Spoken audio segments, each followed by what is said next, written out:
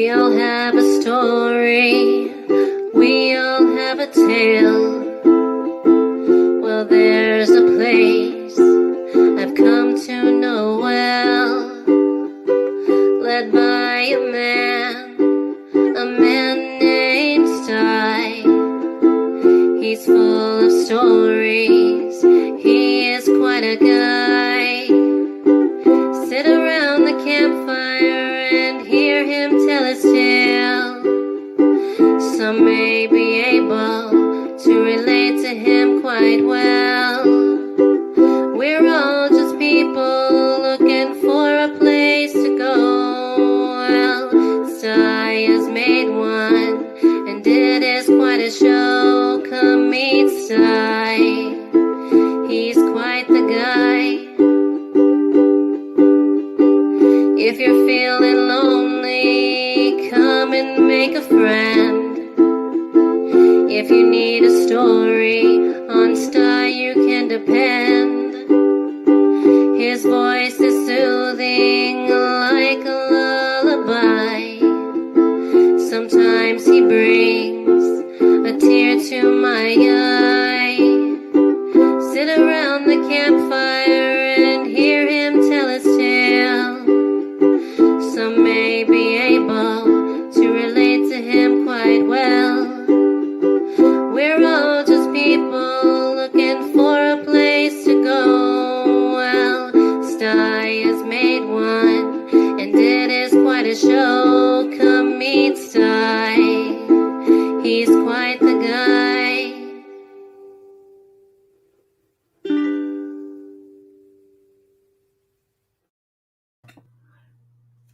Well, happy Sunday, everybody. It's good to see you all. Yeah, we got a good crew starting out for the chat today. We're going to hang out. I don't have anything on my calendar except this stream today, so we'll see how long it goes. It'll at least be 2 hours. I refuse to do less than 2 hours. But we'll see. We'll see where it goes. We'll see where it all goes. I got to shout out folks out in the chat. I said that because Stats was the first one up. And it was great to see you. Great. And there's Metal Music Maniac. I have extra lasagna and garlic bread. Anybody hungry? Yes, sir. Send it this way. I'll take some. Oh, and there's Mad Kiwi saying happy Monday morning. Folks, to all of us. He's a day ahead of us. Who won the lottery yesterday? I always want to say that to somebody that's from New Zealand, that region down there. Who won the races yesterday? I want to go out and make some bets, because they're a day ahead of us. There he is. Say good day, Sty. Yeah, good day to you too. He said he's telling Mad Kiwi it's a bit of a heavy breakfast. But the extra lasagna, garlic bread. Yeah, a little extra heavy. But see, I eat breakfast for dinner. I eat dinner for breakfast. I eat lunch for breakfast or dinner. I just eat. I don't give a shit what it is. Hey, Lori, sweetheart, good to see you. Hi, Sty. Just finished watching one of my videos, and usually I'm still watching when you come on, so I'm here just waiting on you. Well, you don't have to wait anymore, Lori. I'm here. Here we are. And there's Native who's keeping an eye on me. There's my babe, Grammy. Yeah, I watched her driving through town after the roundup out there where she lives in Oregon, and got to watch that for a while. She's live streaming all the time, that girl. Yeah. I don't get to catch too many of them from beginning to end, but boy, I get a good chunk out of them, though. Yeah. Yep, it's great. And there's old Matty J. Matt, and he threw up all the emojis, all the channel emojis. He's been a long time member of the channel. Yes, sir. There's JCT, sweetheart. Awesome. It's great to see you. Hearts right back at you, girl.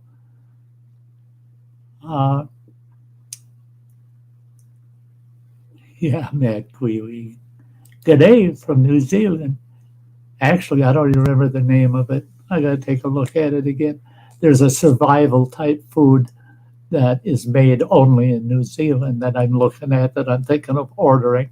Uh, why? Because a single serving is 440 calories just for a single serving. And they come in two serving packages. I think I can get two of those servings down. That's 880 calories in one meal. For this old boy, I need it. I need it. Okay. Uh-huh. Scooting down here. Metal Music says I need more mankini icons. Sorry. The only place I could get a kini of any size that would fit me is the little girls department. You ain't catching me there. Um, yeah, Hamlin won the race last night. You're right there, pal. I knew you knew that. Yeah, the lottery's rigged there, man, Kiwi. They got my name down that just says loser after it. That even if they pull my number, they go, no, draw again. He's a loser. He don't get it. Yeah. Uh, there's Scum TV. Yeah, how you doing, bud? Today I'm doing real well. I got someone in the basement. I already told her how well I was doing. Yeah, I'm doing pretty good. Doing pretty doggone good today. There's Justin Anderson. There's my pal. That's awesome. Good afternoon, bud. Okay. In fact, Justin, 2 days ago, I had this huge craving just for some hash browns, a couple of pancakes, a couple of eggs, and some breakfast sausage. I'm getting it all going. I got it all cooking on the stove in their kitchen there. That's when I realized I'm looking in the pan and I'm going,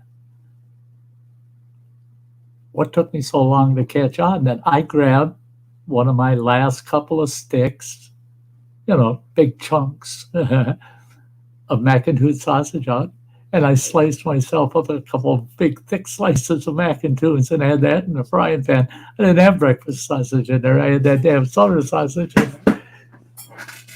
It was a pretty good breakfast. Yeah, pretty damn good breakfast. Yeah. Uh,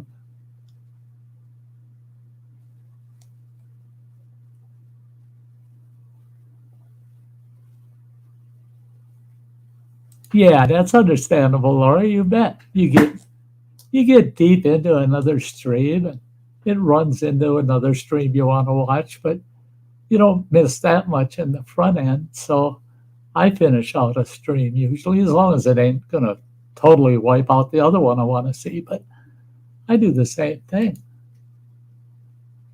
Uh,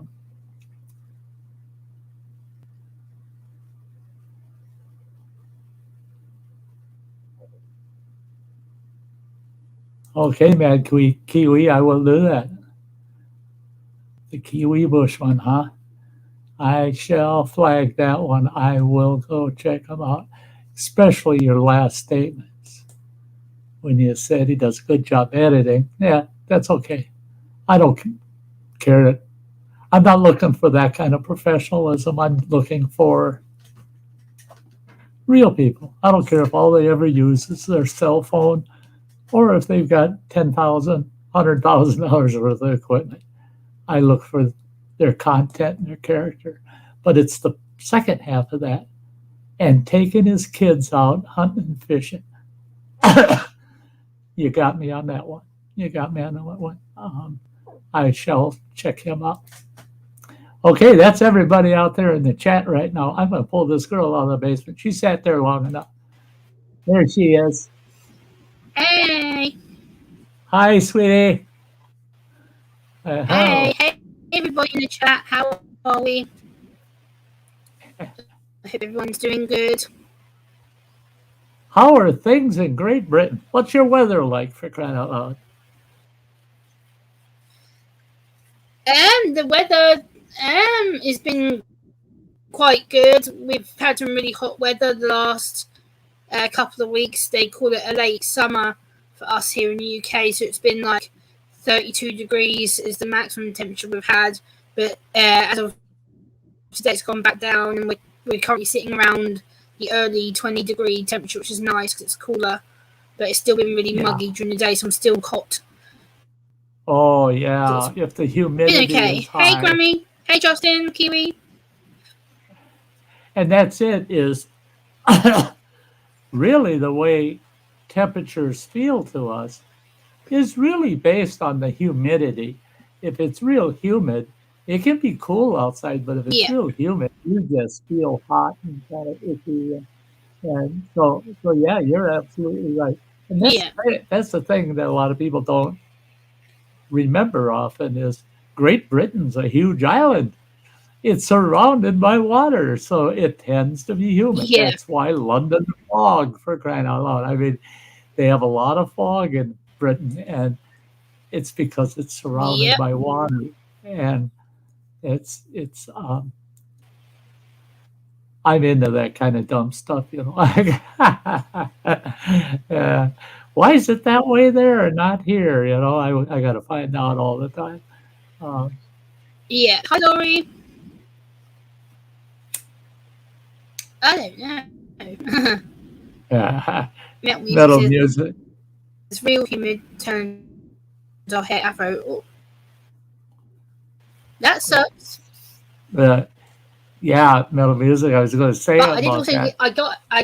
I know a lot of people know me. A lot of people know that I'm addicted to Elvis, so I got a new handbag.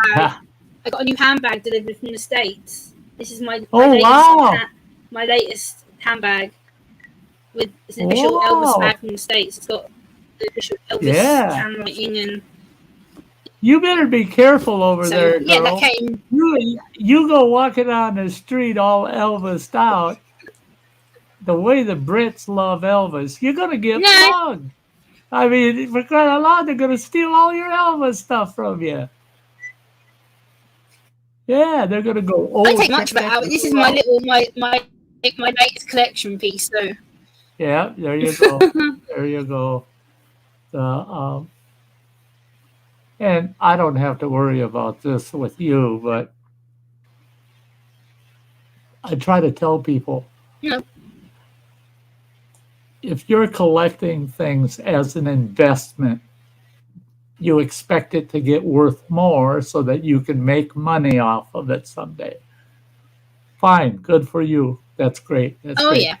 But if you're collecting just because you love that topic, don't ever get rid of it, and don't give up that passion. My ex-wife, I spent thousands of dollars. There was very little available anywhere on the market worldwide of Betty Boop. Anything Betty Boop, she had to own. I mean, I spent almost $500 on a all leather Betty Boop biker's jacket for hundreds and hundreds of dollars. She sold it in a yard sale for $25. Yeah. I bought her every doll of Betty Boop I could find anywhere.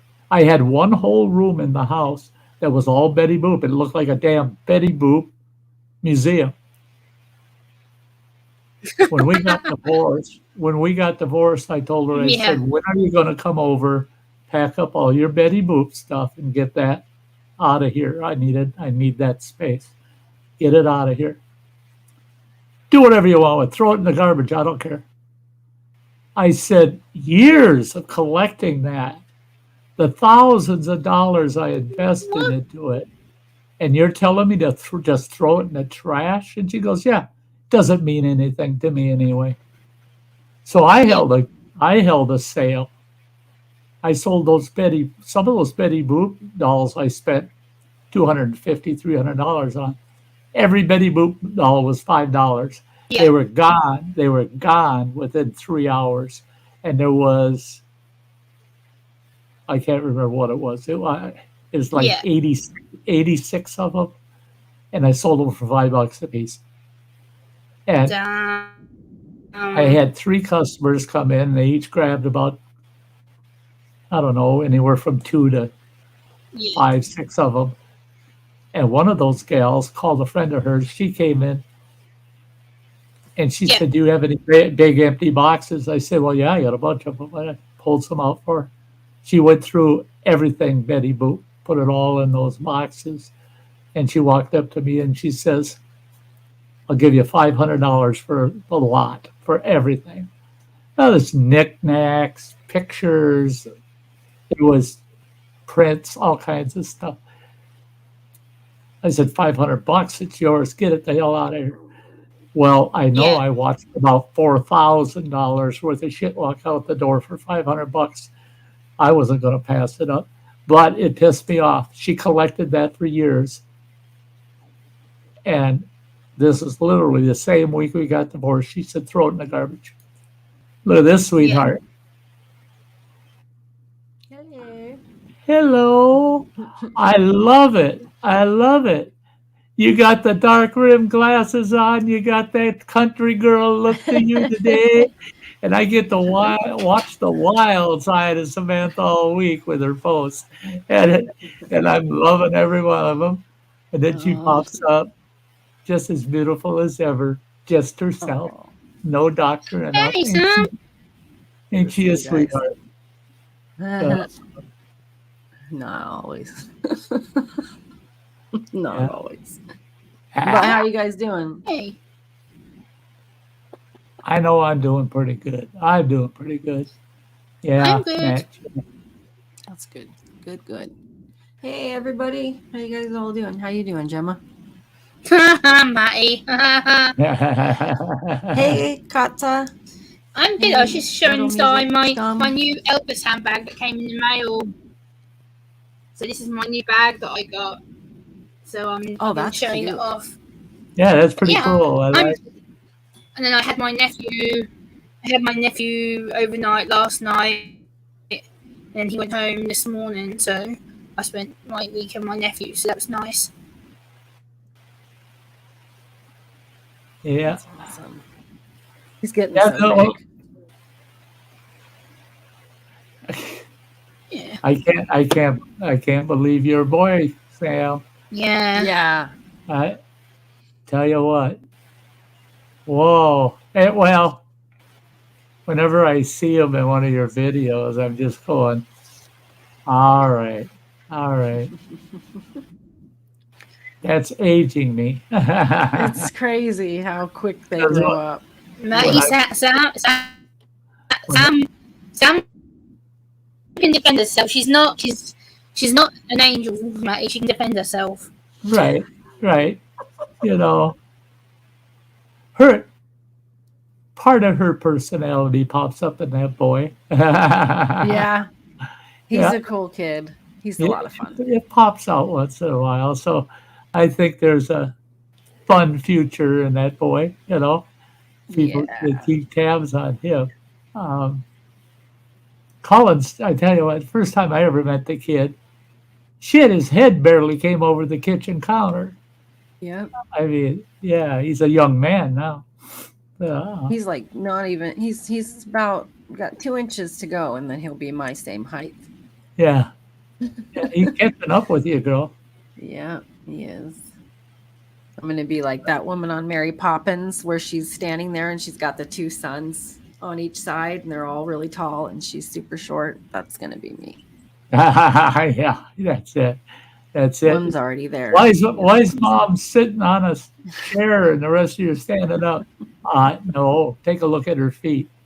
She's standing on a box. Standing on a table. Yeah. Yeah, Matt's saying every time he watches your vids, he says, what kind of shit show are we in for now? I mean, yeah, Matt, I tell you what, that's like saying, yeah, I don't dumpster dive. I go right out to the dump and just dig around in trash piles. That's where all the good shit is. That's what I picture Matt doing. you know. There might be a bottle out there that's still got an ounce in it, you know. You just got to have fun. You know, life's too short, and I like to goof around and make people giggle. Well, So that's what I'm enjoying, girl, about your shorts. That last one with the fucking wild ass hairy chicken. I I laughed my fucking ass off so hard. I'm going, I've seen them chickens, man. My ex-wife tried to get me to buy a bunch of them one time, and I said, fuck that. I don't want to have a whole yard full of them freaky they're chickens. so funny looking, aren't they? They're so cute, though. And, Poof and, heads. and just the reactions to it, you know. Yeah, okay. I'm good with that one, man. That's sweet. I love it. And then you out there stomping on the marigolds. I love that fucker, boy. That's from an Oh, old movie. yes. And I just, oh, fuck. It's like, all right, I guess I'm getting old. I'm just not that goddamn in. creative anymore. That was All so good. That was so, your reaction is just perfect. You inserting yourself into that role was perfect. I loved it, man. I'll stomp the shit out of your flowers. Yeah, yeah, I loved it. I've had problems with neighbors in the past, so it's like, I can put myself in that scenario easily. Yeah. And Gemma left. yeah, I had a neighbor once started ragging on me about, because we had one corner of our property where we had some creeping Charlie growing it. It's getting onto his place. Well, that shit's almost impossible to get rid of. Hey, you gotta first you mow it all down, it's close to the ground. You take a weed whacker right down the dirt. Then you go out there, rototill it all up, try to kill it off, and then you try to plant something that'll come in real strong, so it's harder for the creeping Charlie. So I'm doing my best to get rid of that fucking creeping Charlie, and he kept bitching that he didn't want it destroyed. I like that shit. And I go, what shit? And he goes, that creeping Charlie. I said, I'm surprised a peeping fucking Tom like you likes creeping Charlie. He never talked to me ever again. I wouldn't either. Yeah. I figured he's just an old pervert, you know. So I called him out, you know. I didn't think a peeping Tom like you would like creeping Charlie, you know. Well, he's got me figured out. I'm out. Yeah. I don't want to talk to him no more. Well, that's awesome, Lori. That's super cool. Yeah. Isn't that cool? Yeah. I think she meant for Sty. I'm getting used to figuring out what she's saying. Yeah. Yeah.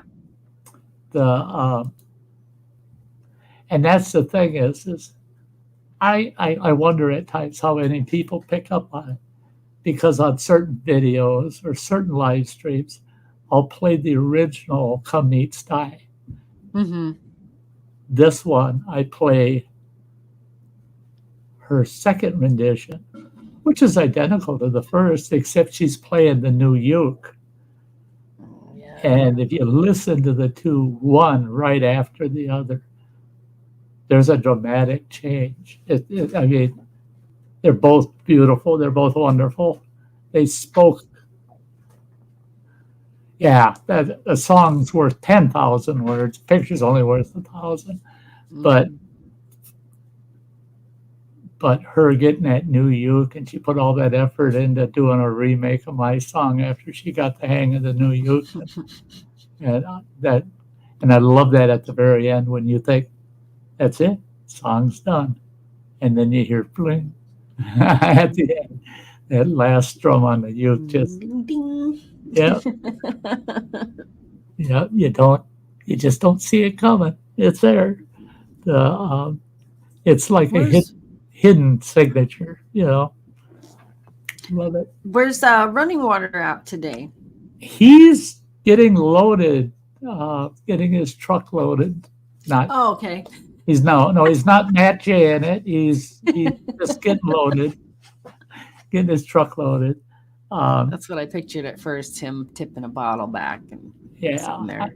he may pop back up if he may pop back up if he gets his load done, but yeah, they kind of screwed things up for him where by the time he got getting his load all squared away and then getting it loaded and everything and tarped and everything, he'll probably not make the stream today. Wow. That goofball went after I took my crash and burn on the stairs 2 weeks ago, which still hasn't frickin' healed up, right? I didn't hear about that. What happened? Oh, you didn't hear about that? No, I've been away. Oh, I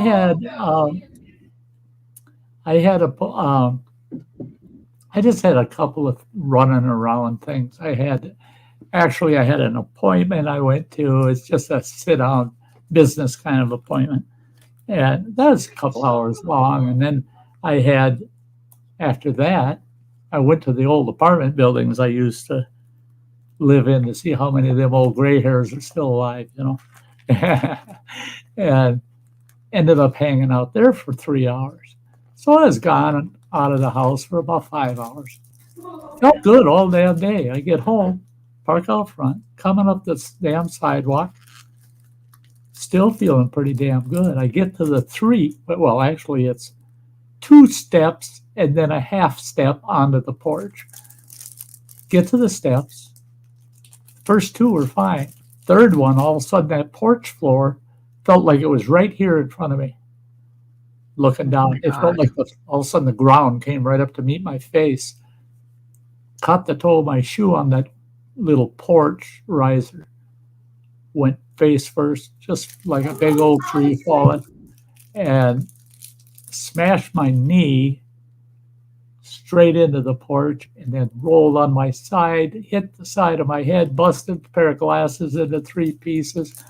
My walking stick went flying off the end of the fucking porch.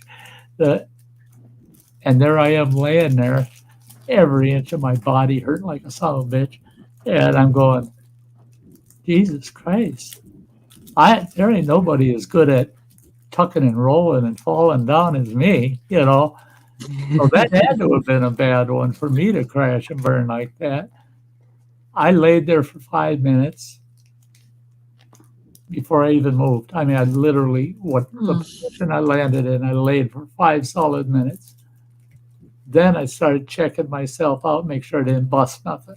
Didn't break a hip, didn't break an arm, didn't break my skull, making damn sure that I didn't bust nothing and try moving around with busted bones, Well, then I laid there for another half hour. It hurt so damn much I couldn't do nothing. I couldn't get to the front door, which was only 6 feet away. I couldn't get to the first chair on the porch, which is 12 feet away, to use that to try to get on my feet. Finally, I said, bite the bullet, you old fart. You have your whole life. So here I am. I got my cell phone. I never told anybody this part of it, but I got my cell phone in my mouth. Bit down on this one, hold on to that. And I'm slowly shimmying down the length of my porch. Got down to that first chair. Took me about 10 minutes to get up into the chair. And then I sat there. And when it hit, because I had just looked at my watch coming up the sidewalk, so I knew what time I fell. It hit an hour. It was an hour from the time I fell until I decided I'm going to try to get out of this chair and get in the damn house. Oh my gosh. Then it took me another 15 minutes to get from that chair to my front door. Took me about 5 minutes just to get the damn key in the damn door. Got in the house, knocked shit all over the place, using everything to hold me up. Got in the living room, plopped on the couch, put the feet of the recliner up, and then I started feeling around for my smokes, because here I'd gone in. Can you imagine me going an hour without a smoke? Sat there and smoked half a pack of cigarettes. Yeah. Then I pulled my pant leg out, took a look, and my knees all tore to shit. And it's healing up good now. Oh Yeah, you got a nice couple chunks out of there. It knocked the skin right out down to the meat there. So, but so I sat there telling myself, well, shit happens. And it seems to happen to me all the time. That's all right. If it don't happen to somebody else, I'll take it. I'll take the hit. Every time you come down hard on that area, though, it just makes you feel like you're going to throw up. Like, oh yeah. Oh God, don't it hurts so bad. It shakes through every bone of your body. Oh yeah. And I ain't got no meat on my bones anymore. It's just skin and bone. That's why the doctor said it dug so deep, did so much damage. It was because there's no padding, Doctor was pissed because I didn't see them until that was on a Friday, I believe, Thursday or Friday. And I didn't see them until Monday. I said, well, I got to see a doctor on Monday anyway. I'll just wait till then. What's the worst thing they're going to do? Cut my leg off, So fuck. I got 2 walkers and shit, I'll buy a goddamn wheelchair if I need one. But I can get around, even 3-legged. So what the hell? I'll wait till Monday. Well, when they saw me on Monday, I got the old finger shaking. Yeah, they should have called the ambulance. You should have. Yeah. I said, I don't want to hear that shit. My daughter did that. I text her while I sat on that couch when I first got in the house. First thing I did, before I even had that smoke I was dying for, I texted my daughter, told her what happened. And I said, you don't even have to respond.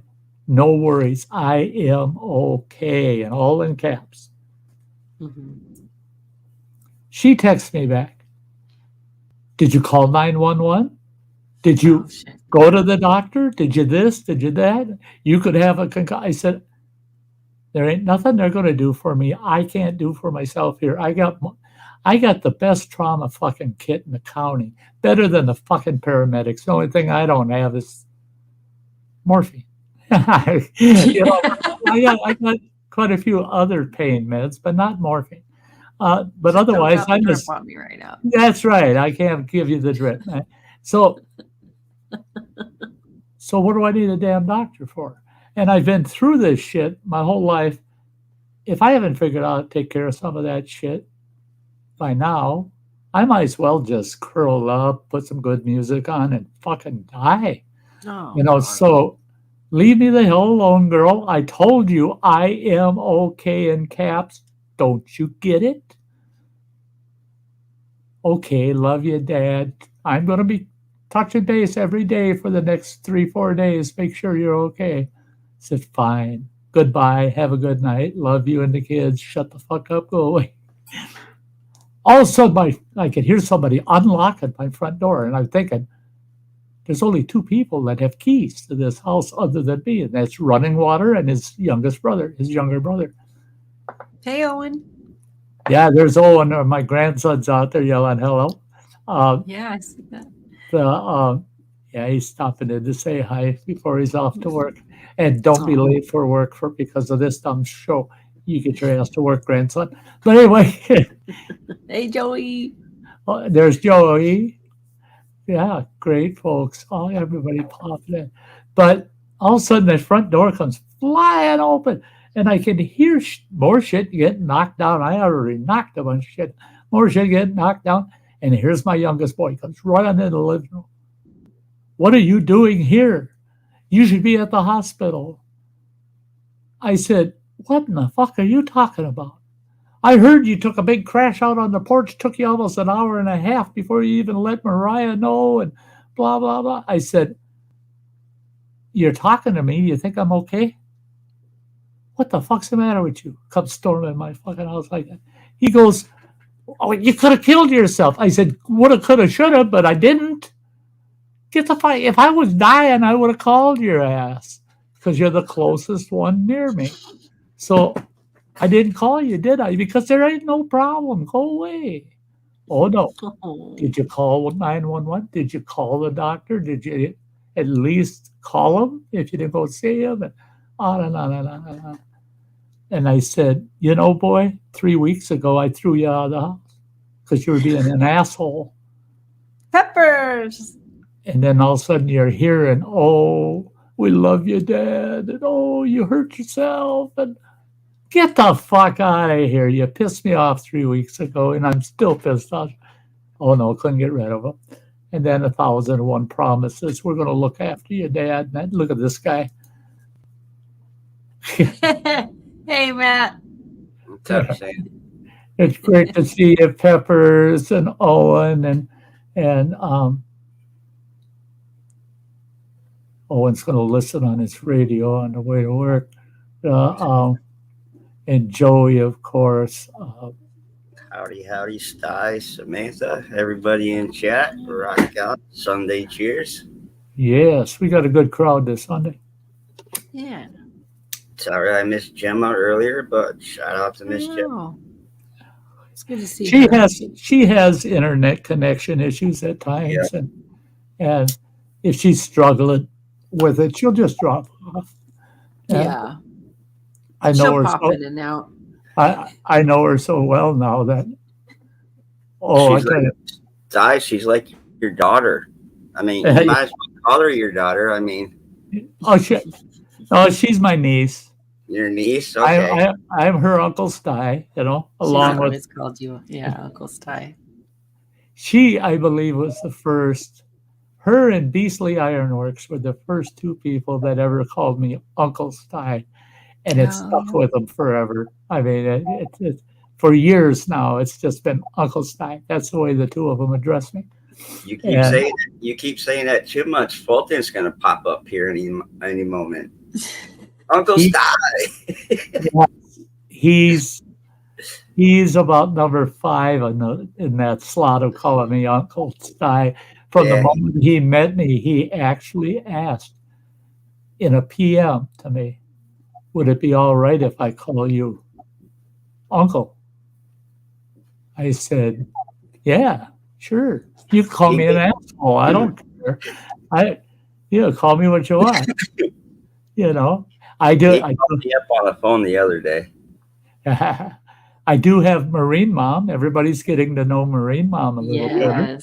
And I've known her since she was a young girl. I've known her for Marine Mom is at least 35 years. I've known her for at least 35 years. And what does she do? She no more than gets on here. She never asked. She just started doing it. And she calls me Papa Sty, Mm-hmm. She was dating Running Water back in those days. And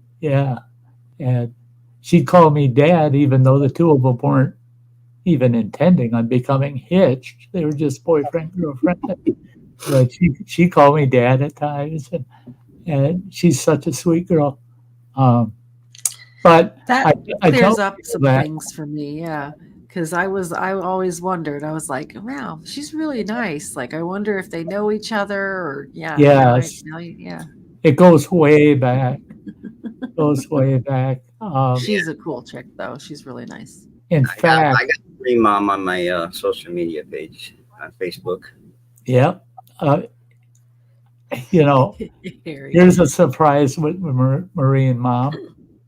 Her father was a county deputy sheriff. It seemed like forever. I knew her dad, Larry, quite well, and didn't know the kids of the family, but I knew their dad. I knew Larry quite well, and I think that's why she relates. Larry and my ages are pretty damn close, and so I'm just another papa in her family, in her lifetime. But Running Water and his sister, Mariah, my oldest girl, asked to use one of my cars to go to the movies one night. And I said, as long as it's just you two, only you two can be in that car. You don't pick any boyfriends or girlfriends up, any buddies, nobody. You don't even pick your fucking grandma up. Only you two are allowed in that fucking car. I didn't tell them why. The biggest reason was I let the insurance fall off that car. I quit paying the insurance on that car. It was uninsured. So if they got in an accident, they're my kids, I'll take the responsibility. But somebody else in the goddamn car, I don't want to have to pay for their injuries or nothing, out of pocket. Well, Mhm. they get in a car wreck. There's 6 people in the car, 4 more than there's supposed to be. And one of them was Marine Mom. She didn't get terribly hurt. She did get injured, but not terribly bad. And at the emergency room, I mean, they hauled 3 or 4 of the kids into the emergency room. The injuries were bad enough. 2 of mine, running water, his neck was giving him trouble and shit. They were afraid he had spinal injury from hitting the steering column and shit. My oldest girl, I never got a picture of it. I should have, because nowadays that would have been viral. It had her perfect profile. And you know what? I took her, they did a teenage shadow profiles. You know how you used to do that when you're a little kid, elementary school. They used the light and then they do an outline of you and they cut it out of black paper and put it on white paper. And that's your shadow. That's you, your profile. Mm-hmm. I found her, they did them just to reminisce of back in first grade kind of thing when she was in high school. And that was in this journal folder thing she had. I pulled that out and I had taken it and held it up to the car windshield. They were identical. The silhouette of her face, her nose, everything was in the glass of the windshield. She planted her face right in the middle of the passenger side of that windshield. And so she was all covered. She was just covered with blood, head to foot. All it was superficial glass cuts everywhere, like cat scratches. Yeah. I thought her mother got a hold of her. But I walked into that emergency room with 2 male nurses, 2 female nurses, and an Ashland County deputy. Well, no, he's a city cop. So I got 5 people, and they got me surrounded, heading towards running water. He's the one driving the car, right? Caused all this. There's bodies laying all over at the scene. If I would have gotten pulled over, I don't know what the ticket would have been, because GM speedometer on my car maxed out at 120. It never came off of that till I sold the car if they fixed it. And it was on the way to that accident to find out what the hell did running water do now. Well, he drove through the side of a house. It was an accident. Get that clear. It wasn't because he was intoxicated or anything like that. It was an accident. It was an equipment failure of the car and the driver. It was a combination of the two. But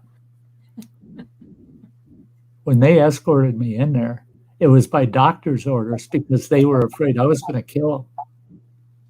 They thought I was going to kill running water. Owen wants to know if that was the Firebird they crashed. No. Oh, no. I wouldn't let him drive the Firebird. No way in hell. You're driving like a 1972 Plymouth Valiant or something like that. Yeah, that was a Valiant. Something like that. It was an old Plymouth. But, oh no, it was a Ford Fairlane. I take that back. I think it was the old Ford Fairlane that he drives through the side of the house. But anyway, Larry, Marine Mom's dad, he's standing there. He came in to the hospital. It's his daughter, for God's sakes, while on duty as a Bayfield County deputy sheriff.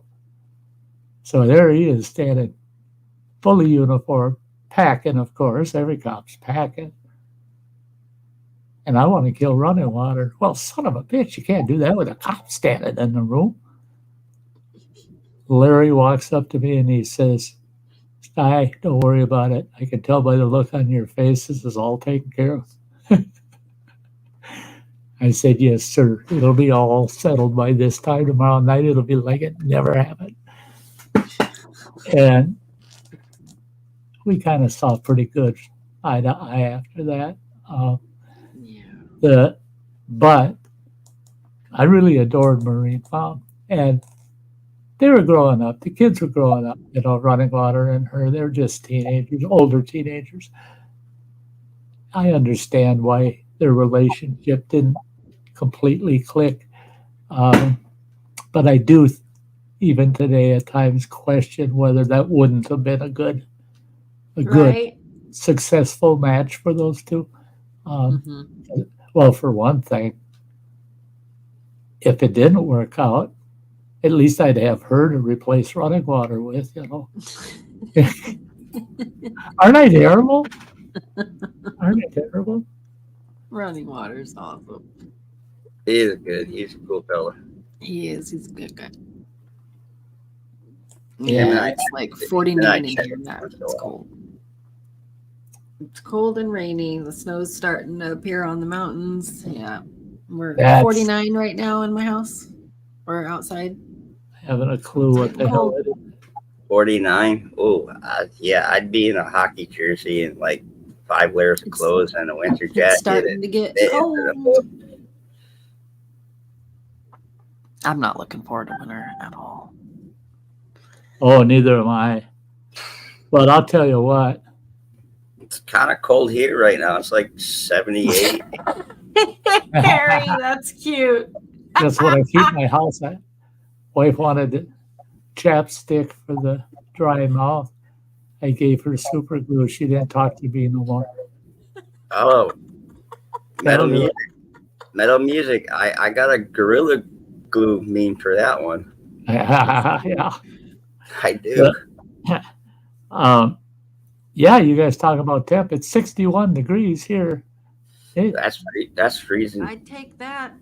Hey, that's warm for me. I I'd take It's about 80 here. I'm comfortable, but I got my window open behind me. It's finally cooled down from like 190 to 100 degrees. So I told Running Water, I said, it's perfect temp for me right now to dress heavy, go out and finish mowing my damn lawn. But I told Running Water for the last 5 Sundays, it's been like this. Upper 60s, low 70s, sunshiny. But the Saturday before that Sunday, it rained for at least half a day or more. So the grass ain't even dry by Sunday morning. The seat on my poor ride mower's got all kinds of cracks in it, so it's soaked. You're going to get a wet ass no matter what. Until about this time, Sunday afternoon. What do I do every Sunday? I live stream. For 5 Sundays in a damn row, it's been this way. Sunday's the perfect day to mow. Guess what it's supposed to do by tomorrow evening? Thunderstorm. Yeah, it's coming. Great.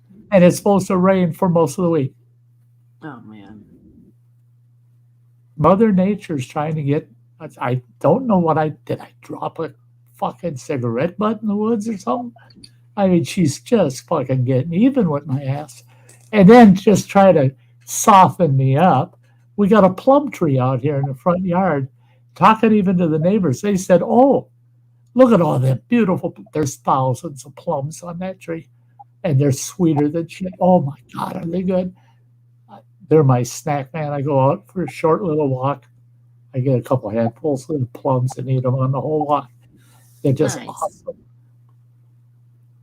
And this isn't to be demeaning or anything, because his buddies, this is what his buddies said, and I'm just repeating it.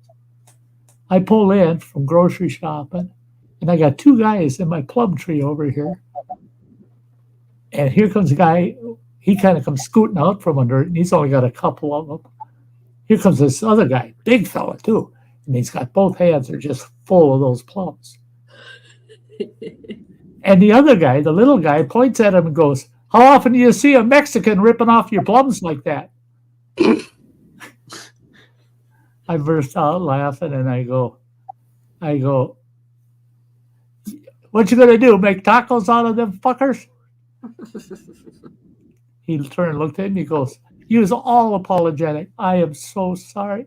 I never tasted fruit so sweet. He said, I saw him. We're walking down the trail, saw him in your yard. I thought, I'll go grab a couple. He won't mind.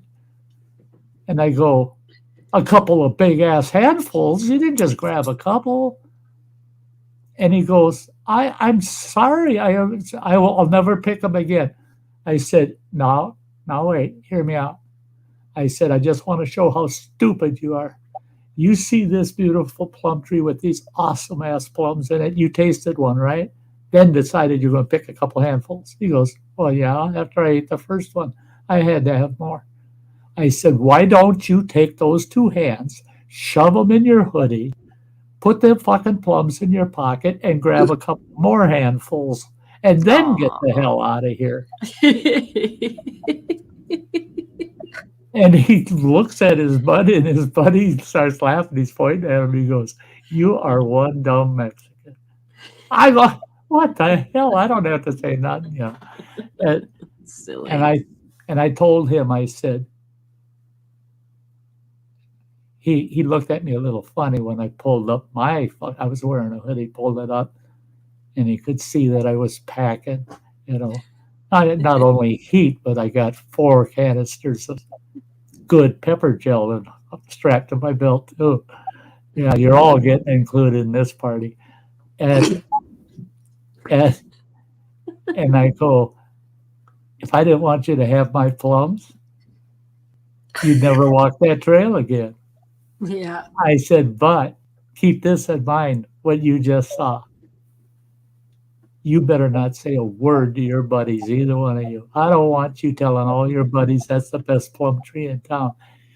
I said, but when the 2 of you or either one of you walk by here on the trail, yeah, I see you hiking a couple times a week past here, help yourself. Go ahead and grab yourself a couple handfuls of plums. You know what? The day after, I saw somebody walk past my living room window. I thought, what the fuck? I go out there, and it's those 2 young guys, and they're picking up the garbage that blew over from the neighbor's house into my yard. They're picking all that garbage up, and they got a Walmart bag. They're stuffing it in.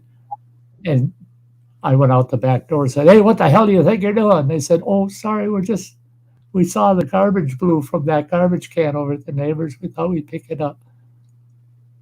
I said, what the hell are you going to do with that? Take it home?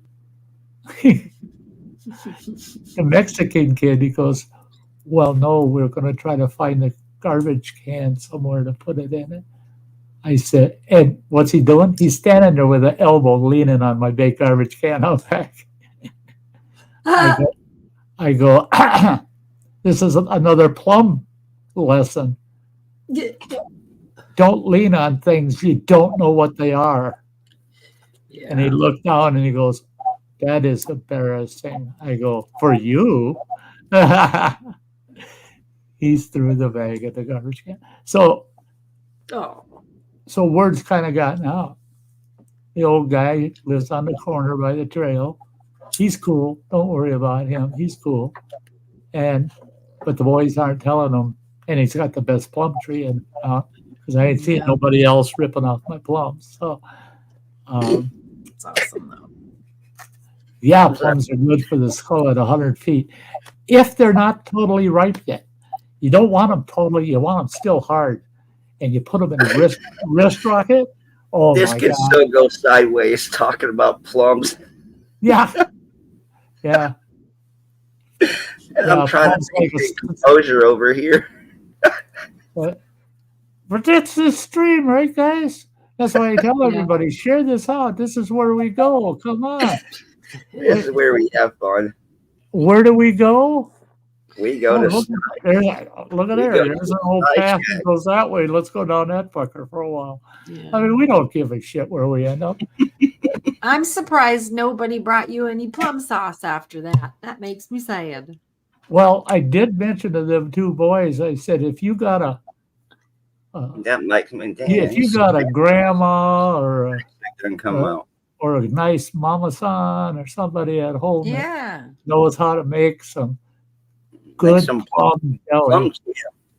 You come on down here with a goddamn bushel basket, help yourself, but you bring me at least 4 pints of plum jelly back. Yeah. My mother used Jam. these plums are like the ones we were growing when I was a little kid. We had 4 of these plum trees when I was growing up, and they are so damn sweet. And the skins are tart, and they're hard. The skin's hard, even when the plum's nice and ripe. All you gotta do is nip it a little bit with your teeth, and the skins peel right off of them, man. Pop it in your mouth. All the fruit comes right off that pit, no problem. You can sit there and eat easily eat 3 a minute, and it's popular. And they're so juicy, so sweet. They make the best jelly you ever had. Yeah, a hell of a lot better than KY jelly, I'm telling you. A lot more flavor, too. Don't taste like fish. Oh, God. Shit. What did I say that shit? Can't believe it. Oh, that's funny. But anyway, now that we turned the lights down on the conversation a little bit. A little? I thought we just amped it up. Oh, come on. It ain't dark yet. As you folks can tell, I might not physically be better, but emotionally, I'm a hell of a lot better. Yeah, I can see your spirits are definitely up. They gotta be. I was telling Jen, the girl down there in the basement before the stream started, she asked how I was doing, how have things actually been going. She wants the nitty gritty. Are you lying to me, or are you actually doing okay? Well, I told her, I said, I feel great. For 3 nights now in a row, I've gotten between 6 and 8 hours of pretty much so uninterrupted sleep. And she goes, well, that's good. I said, I got it mastered. I got it figured out. I got to keep my ass out of that hospital bed. It's so comfortable for a recliner. I mean, God almighty, you sit your back up, you raise your feet up, TV's high on the wall. It says you're like at a movie theater with leg rests, And it's easy to spend 8 hours of the day sitting in that son of a bitch. No, get your ass out of that fucking bed and sit it on the recliner on the couch. It's only half as comfortable, but it puts me in a better posture position. I get up and down more often because my hospital rolling tray, dinner. Yeah. That thing is, I got that filled with all the shit I could ever want. I never have to get up for hours. I just grab that cart, pull it over, it's on there. Well, that cart doesn't work well in front of the recliner on the couch, so I got to get my ass up and go get what I want. Well, I did that for 3 days in a row, and I quit laying on that bed. Now I can take literally a 15-minute nap sitting in the recliner. I'm out for 15 minutes. I wake up, I feel fresh. I'm good for a few hours. But when I feel like shit, next time I doze off, I'm sleeping for 6 to 8. That's when I get my ass off that couch, get into the fucking bed, get it where I want it to sleep. I fall asleep in 5 minutes. I don't wake up for 6 to 8 hours. So I figured out what my body needs to stay alert, to stay active, and still get enough rest. I was getting way too much rest is what I was getting. Not that I get a lot done, but I'm doing something instead of just sitting there comfortable as a jaybird for fucking 8 hours watching YouTube and shit. And so I just changed my habits, and it changed the world. Plus all kinds of things have changed. Nothing tastes good anymore. Nothing tastes good. Except certain things. I've showed these off before, but I get these honey stingers. These honey stingers. They're 150 calories for each one of those little waffle fingers. I mean, and I've got the honey ones, and I've got the salted caramel ones. and I love them. I love them. So I get 300 calories a day just eating 2 of them. And when I go for my chemotherapy, the gal, we call her the snack lady. She comes through, gets you coffee or whatever you want to drink, except for alcoholic drinks. Got it. I told her a bottle of rubbing alcohol and some orange juice would work. Alcoholic drinks are bad for you.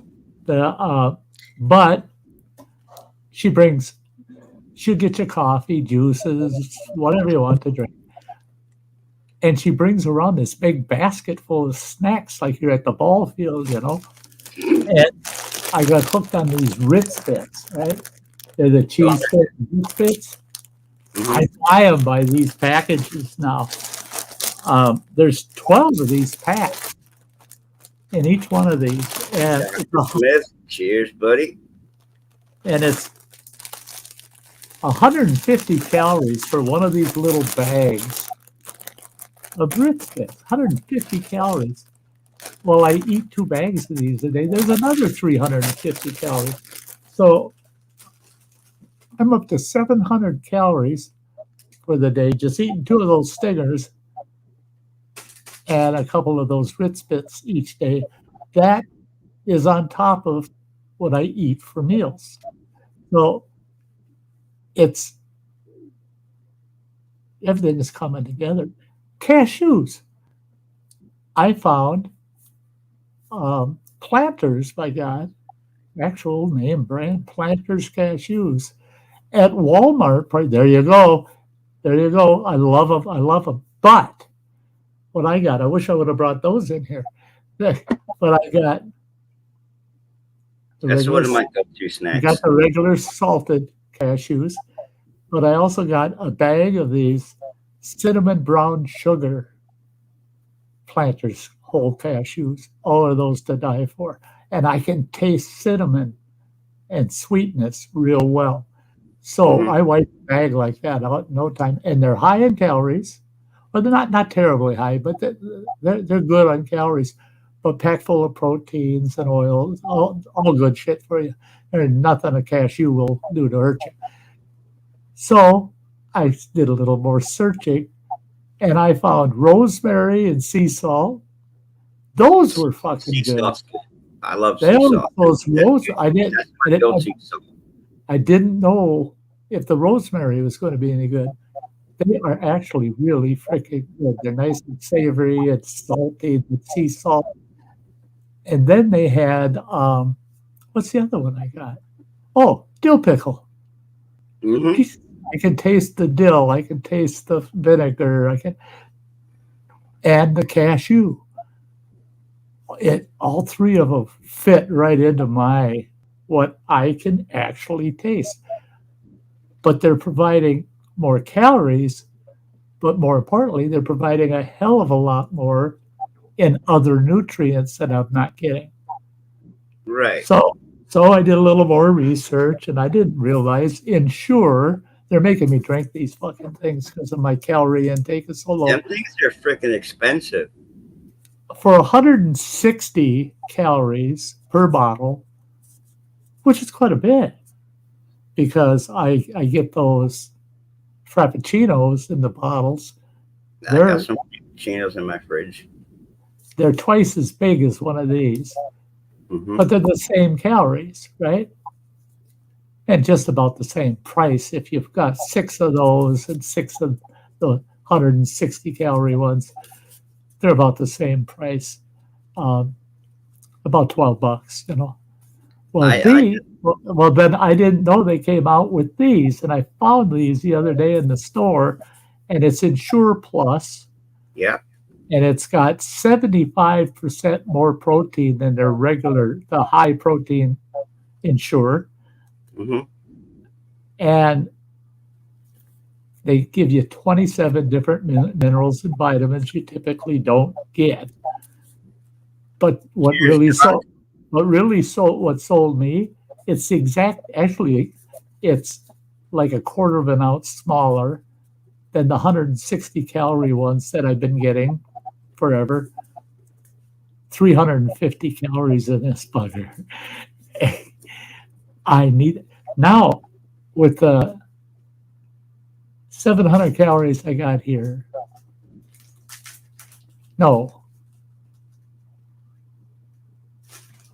Yeah, these are 700 calories there. And one of these, I'm already at over 1,000 calories. So that was my breakfast. Right. And See, I just bought like 6 them frappuccinos, the cold ones from the grocery store, Right. and they're like $4 each. I spent like well, that's it. If you buy the individual bottle, the individual. you're talking $3.95 or something like that a piece. Yeah. And that's the way I was buying them. And then I found online I can order them by the 6-pack, Mhm. and I can get them for like $2.80. They offered me the 4-pack, but my local store doesn't carry the 4-packs. Right, and that's here. Even our Walmart here, they carry the 4-packs, but only in vanilla. Right. Where's the mocha and the goddamn caramel? The mocha, the caramel, and the regular coffee flavored. Right. Oh no, just vanilla in the 4-packs. That was stupid. Mm-hmm. And Dr. Smith, we really know what your protein drink is. Shut up now. we won't be getting darker on here. Come on. No, Doctor knows I mess with him. He messes with me. You're not supposed to lick those. No. Taylor, been watching along since lockdown days via Everything's Fancy. I'll ask the same question I asked him. When will you release a podcast with bedtime stories? You have 1,000 stories perfect for sleep. I tell you what, Cheers, Taylor. That is awesome, Taylor. And in a sense, you are so right that I got 1,000 stories perfect for sleep, because I've had literally 2 viewers that would watch my Sty Story Sundays, and they're from the UK, as their bedtime stories. And they would get on my panels at times, and I'd keep PMing them so they get the notification buzzer, each time, to wake them back up and tell them, get off the panel, go to sleep. Because they're freaking on my panel. They're in bed. They got their pillows all propped up, and they got the laptop in their lap, and they watch my show and fall asleep. So yeah, I could probably put people to sleep. There's other ways to do that. It's called a 30-30 and a box full of rounds and a walk in the backwoods, but I don't like putting people to sleep that way. Well, Sty, you mentioned about your bed and your food tray, and you have to get up, and sorry for the train in the background if it's too loud. See, I got the same problem because my laptop is set right next to my bed, so I'm just sitting here like trying to like type everything, and all you got to do is take a little spin and go crash. So, exactly, I've been there, done that too. Yeah. So, and I've never held that against nobody, but I love playing with them, trying to send them enough messages that wakes them up.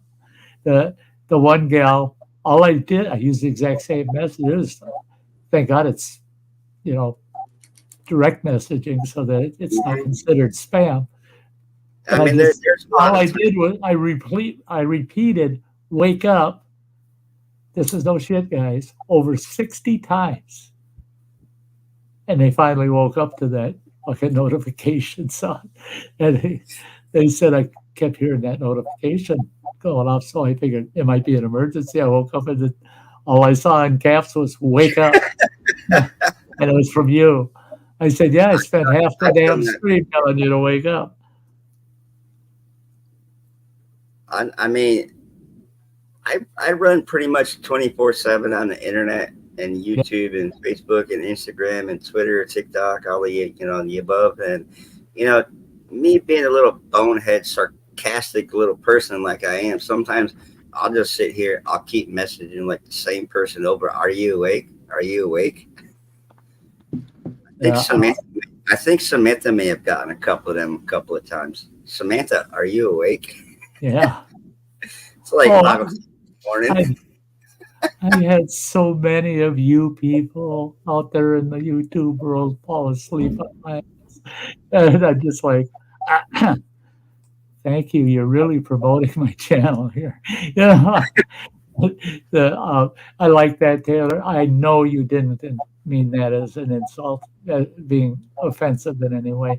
I know that. I understand that. I've had people try to encourage me now with my battle with cancer that my time's short. And they said I should be doing just a nightly, maybe even a half hour, 45-minute, hour, inspirational kind of low, quiet, but soft background music, and just talk about,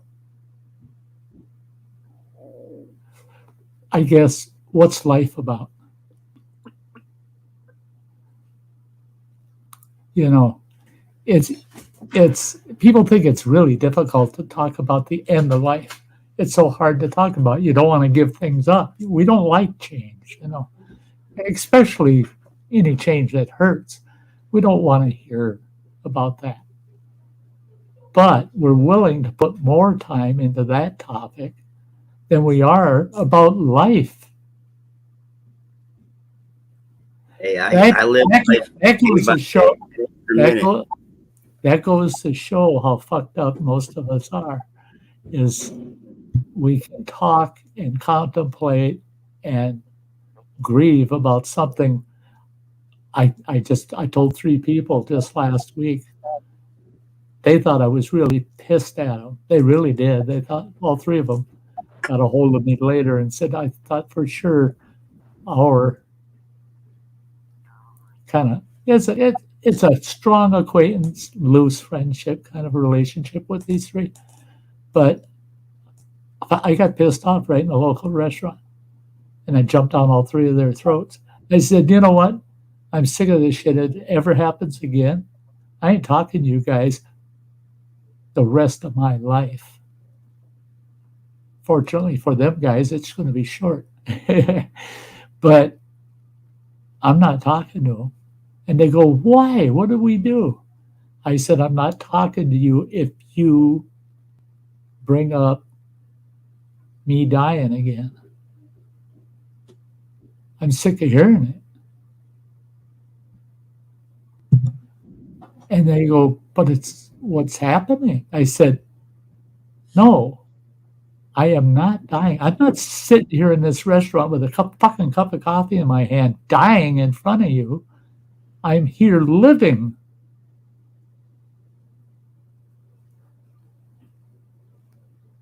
Quit fucking mourning me before I'm gone.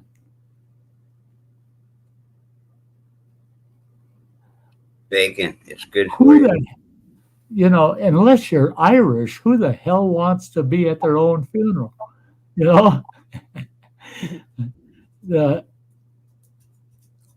And I've learned that over the last year is once the word's out, he's on his way out. That's all your life becomes is death. People aren't going to let you live. They're not going to let you live. They're just going to remind you right up to your last breath that you're dying. Quit. Don't do that to people that know that's coming. Don't do that to them. Instead, put every effort into telling them, I am so glad you're still alive. Mm-hmm. I mean, heck, we're all living borrowed time. I mean, come on now. Yeah. Life is short. Play hard. Yeah. Lori's talking about notifications and missing parts of the stream and stuff. Chuck. Yeah. Cheers, Chuck. Mellow Music says bacon is living. It's a Bacon big is part of living. living. It is a big part. It's so good to see you, Chuck. It's That's awesome because to see you, that's pal. because I just ate a piece of bacon in front of him. That's all, Sty. Well, Well, it's I ate a piece of bacon in front of everybody. So well. That's why I'd love to go literally backcountry camping and hiking with plain old Chuck. I wouldn't worry about bears at all. They smell him from 10 miles away. I mean, they would say, "Oh my God, they even deliver bacon." Yeah, the bears would be thrilled, man. We got bacon walking right through the woods. What the hell?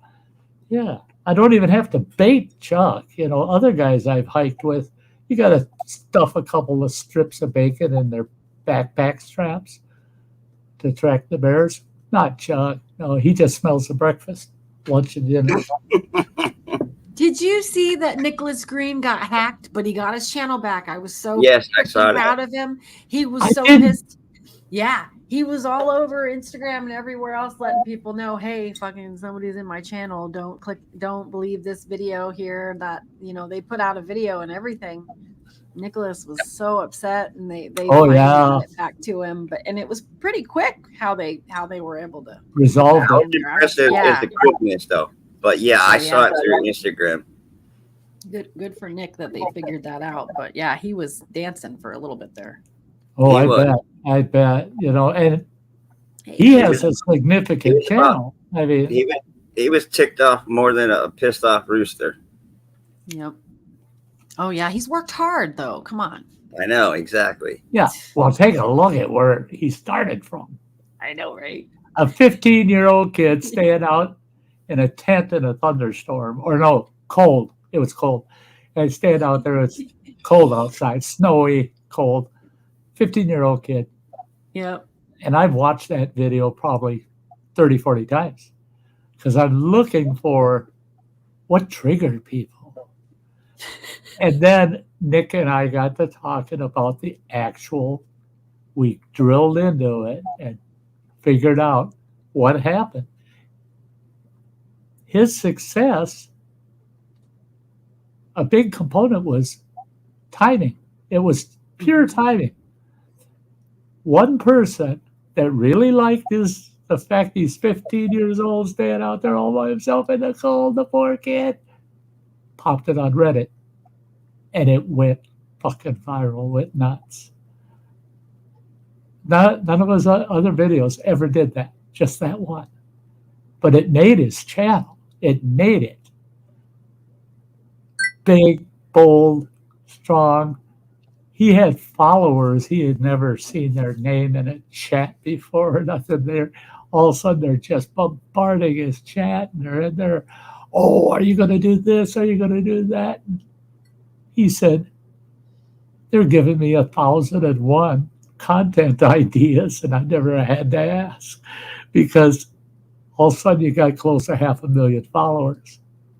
Where the hell did that come from? And so he did the right thing.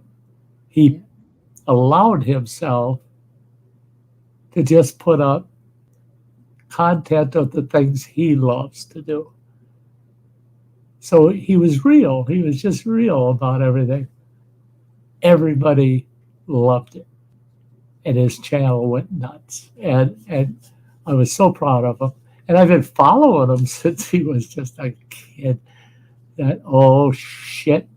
Now don't you Good porn. what was on that plate? That one is bone-in pork chops casserole. The one I posted on my social media pages with the cheddar. Not everybody here is following you on social media. That's why I'm giving you your 15 minutes of fame, you dumb fucker. Come on, tell me what's on that plate. Let me see. Hold on. All right, it started off here. Yeah. Here, Right, I got to solo this up so we can. There we go. You There's got the raw fixins, guys. raw fixin'. You got bacon, bone-in pork chops, 2 chicken thighs, and 3 drumsticks with cream of mushroom soup, cream of chicken, a can of mushrooms, and a can of mixed vegetables. Let's see if I go the right way. There we go. Oh, no, wrong way. That was the other dinner. The other right. What the hell happened now? Oh, wrong button. Give me a second. Good Lord. No. See, I'm not used to doing this in front of the screen. Oh, don't stress out now, pal. Don't, you know. No, I know you're shy on YouTube, but slow down. Yeah, you're okay. Yeah, I'm very shy. All right, let me see this way. I think. There we go. All right, there it is in a casserole pan. The bacon on the top. Boy, you bake your bacon, or do you fry?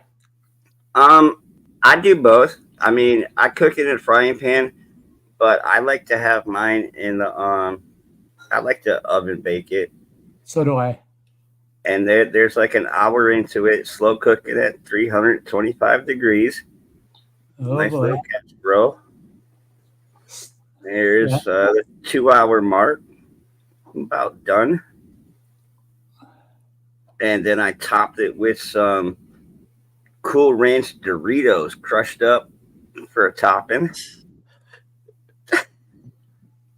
And I threw it back in the oven for about like another 15, 20 minutes. And then we plated it up. What the hell? Do you always have 6 to 8 people over to eat, or what? It's just me, myself, and I, Sty. Well, the 3 of you fucking eat like pigs. I'm telling you. Man, I ain't got. I don't have anything better to do, but to cook. I mean, I usually I try to cook for my elderly neighbors and stuff like that, and bring them a plate. I tell you what, if I lived within 2-3 blocks of you, you'd be my fucking Meals on Wheels. Yeah, bro. I cook for you all day long. I mean, you see if anybody looks at my YouTube channel, I'm usually outside cooking on the grill. See, now that's it here is Matt, you'd love it. If you open my freezer and looked in there, you take a nice big tall stack of TV dinner kind of shit out. All the rest of it is like those fixings you had on the counter. You'd look at that and you go, oh my God, there's bacon wrapped pork loins, there's bacon wrapped chicken breasts, cordon bleus, there's this, that, and everything. There's venison, there's everything. Everything's in there. Why isn't it getting cooked up? It's just me. I got nobody in the neighborhood that'll take that food from me. And I can't throw food away, but I can't eat it all either.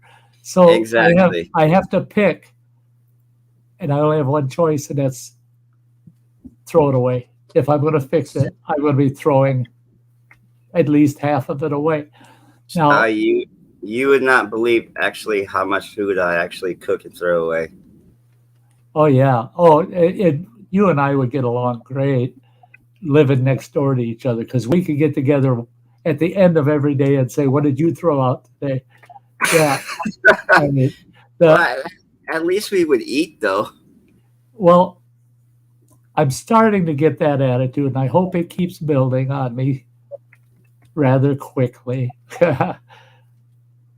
Cook it. Fuck it. If I can't eat it, I can at least have one good meal. Just do it. Don't worry about it. Just go ahead and do it. And throw out what you have to throw out, Yeah, I'm glad you put your channel up there, pal, because he's got great food stuff. He's got other variety content. Yeah, Matt's a catch-all guy. That's why I love his channel. Go to him. And as you can tell, I'm very camera shy. He is. Yeah. Oh, Samantha spits her coffee back out. Samantha knows I'm camera shy. Yeah. He's got to call the neighbors up and say, "Hey, can you turn your fucking front door ring towards my front yard and then give me the video tomorrow?" Because he's so camera shy. he don't even own an actual camera other than what's in his laptop or tablet. I He's so camera shy. I do have my cell phone camera, which is what I shoot my videos when I'm cooking outside on the grill with. If you're not showing us pictures on your cell phone, Well, I mean, I do have multiple devices, but I just don't have a tripod yet. So I gotta hold it in my hand and try to video it, then pause it. All that happy hoopla stuff. Yeah. Oh my Lord. Overnight I just gained 5 subscribers on YouTube. Oh my wow. Oh my wow. Oh my wow. I haven't verbally done this, but I gotta. Woods Runner Val, it is so good to see you out there, man. It is so good to see you out there. He's not only a man of my age, but he's a man of my heart. I mean, that boy loves the outdoors. I truly meet very few people like him in the world that there's nothing he loves more than the outdoors other than being in it. I mean, I've just never seen anybody that is so one with the outdoors. And he's not a woke individual. It's not save every tree, kill a baby. Eat vegan.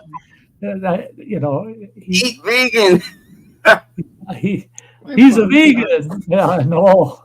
Oh my God. I see him in camp with a couple of buddies and they got all these beautiful freaking trout out on their campfire. I'm going, oh, my mouth's just watering.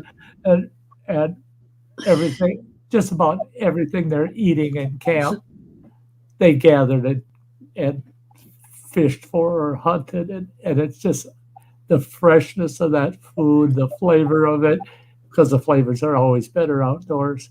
I wish, I see some people's contents and I combine them and think, if I had more life left in me, I'd take an outdoor shift in a sense and do at least a video list, of specific content. And I watch these videos, people from New Zealand, people from China, for God's sakes, I watched one from China, people from the UK all the time trying American food, right? Well, all the food they're trying are snacks, sodas, pop and stuff. It's all junk food they're trying for the first time, most of it. One of my favorites is when these kids from Great Britain are trying biscuits and gravy for the fucking time. And half of them were ready to walk out of there and go beat their grandmas up, It's like, you old bat, why the hell haven't you been making this for us instead of this goddamn shit you feed us? But I think I posted a video of that recently, by the way, Sty. What's that? The UK Brit boys that had sausage, biscuits, and gravy. Yep. I think I put it on my YouTube, maybe IG. I can't remember if I could upload it to IG, but I know it's on Facebook. I've watched it on a half a dozen different channels. Everybody posts it because it's a good favorite. People love it. But what I wanted to do, I wanted to literally, in a sense, humanize and Americanize this whole thing. And I wanted to take a group of people from the city, take major cities, Chicago, Minneapolis, New York, Seattle, take a group of 6, let's say, or 8, break them into teams, and feed them camp food for the very first times in their lives and watch their reactions. I guarantee you, there's a lot of camp food that we eat that they eat in the cities, but it all comes out of a box that's in the freezer or the can in the cupboard. But if they ate it fresh around a campfire, it would blow their socks off and they'd just go, what are we doing wrong? Well, that's an easy answer. You live in the fucking city. That's what you're doing wrong. You know, but we don't want you out here in the country. So you can stay there and keep eating what you eat. Hell, I'll send you campfire food to keep you there in the city. Man, yeah, she looks so sweet when she blushes. I know. The only problem is when you know the what's behind that door. You got to be careful. I love that evil laugh. You got to be careful. Don't ever pick door number 3. Pick door number 1 or 2, but don't you got to be a brave soul. Think she's innocent, but if you really know her, I'm just not an idiot. Sorry, that's true. I love been her around the block too many times. I love her because she can't be bought. She can't be bought. She, people try to tempt her, but that's opening door number 3 is going to come back and haunt them, and they'll wish they had never tried to tempt her to sway from who she is. That ain't happening. That ain't happening. Yeah. Saw your faith sign. I know. Oh, yeah. Limp Bizkit. My last comment, Justin, that was for you, buddy. I did think about putting some Jack Daniels in that casserole, but I decided not to because I know Justin and I, we talk about pork chops. Yeah, if you're just doing a little bit of for the flavor to enhance the flavor. And JD is great for enhancing the flavor of life. I tell you, it works pretty fucking good sometimes. I love cooking with Jack Daniels, barbecue, chicken and barbecue and Jack Daniels. I'm not talking about food. I'm talking about spice and life. I mean, come on. There's certain spices out there that work perfect on life.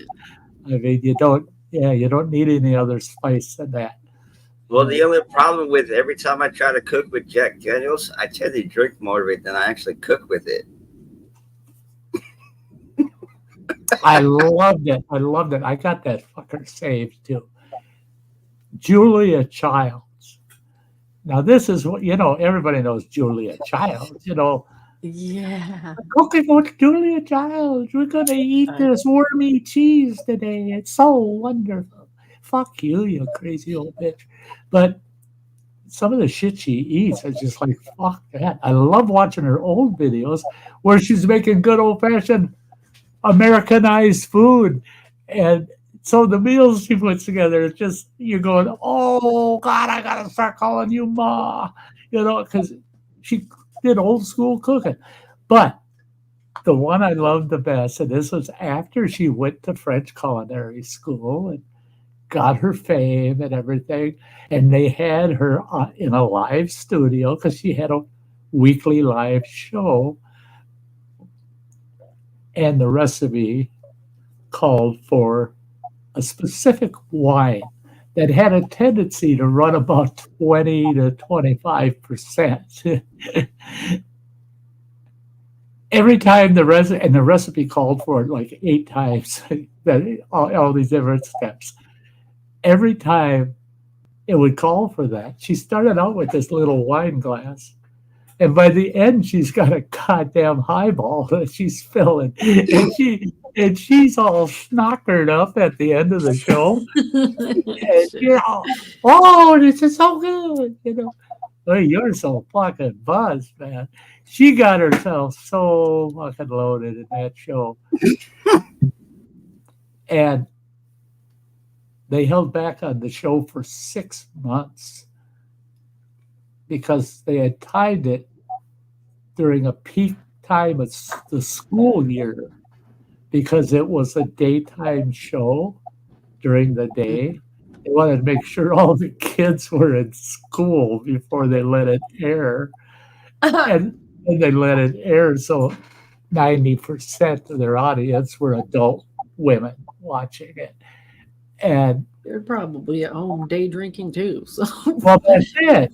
And 90% that were watching it were all closet drunks sitting at home fixing the old man's dinner for when he gets back from the factory, And woohoo by 2 o'clock, And I had a neighbor like that. That woman, I never, literally, she worked at a bank. She What's worked for. Lori talking about? She worked at a attorney's office as a legal secretary. Then she went to work for our city administration, and I knew her for 15 years. I saw her just a few weeks ago, sure as shit, in Walmart, and she's carrying a bottle of Mountain Dew. Why is her Mountain Dew always only half as bright colored as everybody else's? It's because it's 50-50 vodka. oh shit. She's a closet drunk. She always has been. She's loaded from within an hour of waking up. Yeah, there you go. And Mine's actually straight up Mountain Dew, though. well, she's Everybody knows when I drink my vodka, it's straight up. the reason she's cutting Yeah, hers in the yeah. Mountain Dew is because that's her. The Mountain Dew is her cover story that she's a non-drinker. I mean, she had 2 adult kids that believed their mother never drank ever a day in her life. She's never even tasted booze. We can't get her to drink anything. And their Well, adult children, they believe she does not drink. Well, they believe it now because I showed up at the picnic table with a half a Mountain Dew and asked her how much she wanted out of that vodka bottle in the Dew, and I started pouring it. And Sty, you see them? oh my gosh, that's right. I'm not supposed to do that in front of your kids. Sty, Get the cat out of it. you've seen the recent ones where the TikTok videos where the woman with her children in the background and got the old bottle of tequila and filled up with water and says, "Yeah, I just like to go sit out in my front yard and have my neighbors look at me and tip back the bottle of tequila, but it's actually water." Have you seen them? Oh yeah. I think Samantha may have seen them. I mean, Samantha's all over the internet, so I mean. Okay, this one, Lori. Lori is legally blind. She can't read the chat, folks. So we want to talk as clear as possible for her sake. But she says, "I know you put your channel in the chat, but I'm unable to see it. Can you tell me what the name of animal is? I'm confused." The last sentence. Yeah, I'm confused at the animal part because Lori, my channel says Maddie J 919 North Carolina or Carolinas. Well, that's got me fucking more confused. What the fuck are you talking about, Matt? What's that got to do with the name of animal? Yeah, I don't have. Where's that coming from? Yeah, I don't know what the animals was. I think she meant channel. I don't think she meant animal. I think she Okay, wants what the of name of channel is. That's the voice to text thing. Yeah. I have it a lot worse than she does. I understand 99% of what she puts up, but that one had me confused. And I can't use voice to text. It thinks I'm talking in, I don't know. Yeah. I don't know, about 6 different languages. I don't know. But I think she was trying to find my channel. I'm thinking. My channel, Lori, is simply Sty North. STY space NORTH. That's it. That's not the name of my channel. The name of my channel right now was Matt space Maddie J. Maddie J. J. My handle name is Grilling with Maddie J. I'll just throw this up here. So that's I'm all screwed up. There we go. That's my channel email address, by the way. Oh, nice. Down at the bottom of the screen, sty.north@yahoo.com. That's how you can reach me. Only problem is I only look in that email twice a week. So if you post something in there, you send me a message on Give him Monday time. after 11 o'clock at night on a Monday. I guarantee you it probably won't be seen until anytime between Thursday and Sunday. It just, I don't want it that much. You got a 7-day turnaround is what he's trying to say. Yeah, it could be a 7-day or more sometimes. Yeah. I can't remember the last time I actually checked my emails, but because that's one of the nightmares with guilty on that part. With Yahoo is the spam I get is insane. I mean, it's insane. I block just about everything, but I can go 2 days and I'll have 700 emails in 2 days. All of it, except maybe 1 or 2, are just spam. It's just advertising. It's bullshit. It's crap. And yeah. Is Lori asking me to drop my link again? I'm confused. Well, her very last comment here is to me, where it says, where it says that was supposed to say, "Can you give me the name of your channel, please?" And instead of stay, it's voice to text. It always says stay when it should be Sty. It never says Sty. I know the name of your channel. I'm talking about the guy that's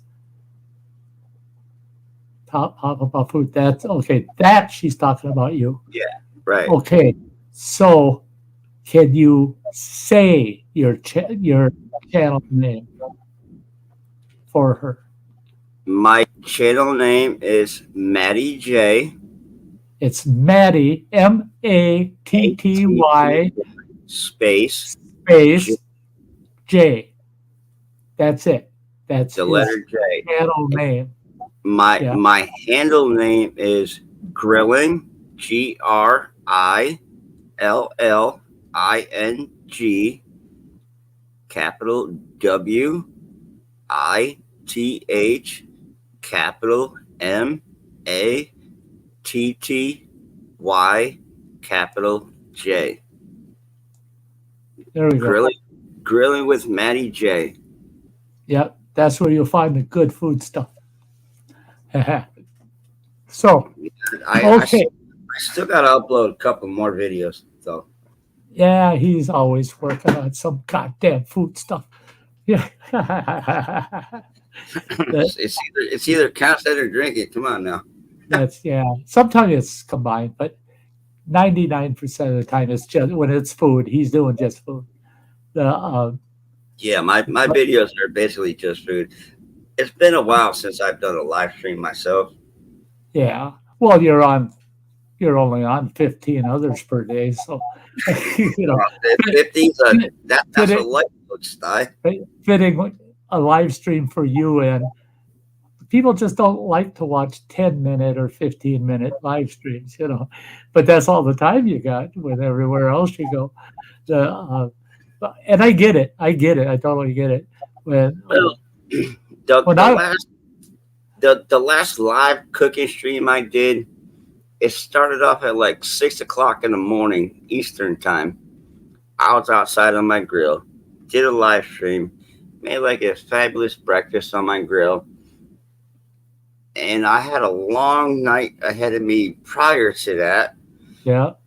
And I'm like, well, heck, you know what? I'm just gonna go outside and live stream and let's go grill and have a couple more, cocktails. And it turned into about like a 6-hour stream, and I couldn't leave public because it went like totally haywire. After the cooking got done, everything went haywire, and I'm like, I can't keep that one up there. I've edited a couple of mine where I've had to cut I need to a edit that. portion out. Where I I had mean, to cut the cooking part was fabulous, but after that, I had one that was about 6 hours long, and I had to cut an hour and 15 minutes out of it because we got so risque that it was. I mean, exactly. it was all bedroom talk. I mean, it got pretty rough. Well, it's bedroom Lori, talk, thank you very locker much. room, ladies' night out, bachelor party. Throw them all together and cram them into an hour and 15 minutes. I had to cut that out of that video, out of that live stream. But the minute I cut that out, they remonetized it, and that live stream actually made some good money for me. So, Right. but Lori's thanking you, and she said you're going to have another subscriber by tomorrow morning. I like that. Thank you, Lori. Thank you very much, Lori. I appreciate it. You're such a sweetie. That's and like and Sty, if I may say, anybody out there watching this right now, I mean, the whole 8 million people. I wish. Please do not subscribe to my channel for sub. Subscribe to my channel because you like the content. That's all I ask. I ask that's what you all do for each other. Go and check each other out. And if somebody has content that fits your need, then subscribe to them. But don't subscribe to them just because you saw them over at the Sty Shack. Right. Subscribe to them because they touched you, because they gave you something you wanted, not because I said, "Oh, you gotta check them out." When I'm saying you gotta check them out, like MT Woods Runner, you gotta check that boy out. There's no getting around it. You gotta check him out because I think 6 out of 10, 3 out of 5. I mean, like me, you're gonna like his content. You're gonna love the guy, and check you're gonna out Sty for his stories. Check out Sty for his stories. Check out Samantha for her goofy, digital creator content. Well, see, that's what I love with Samantha.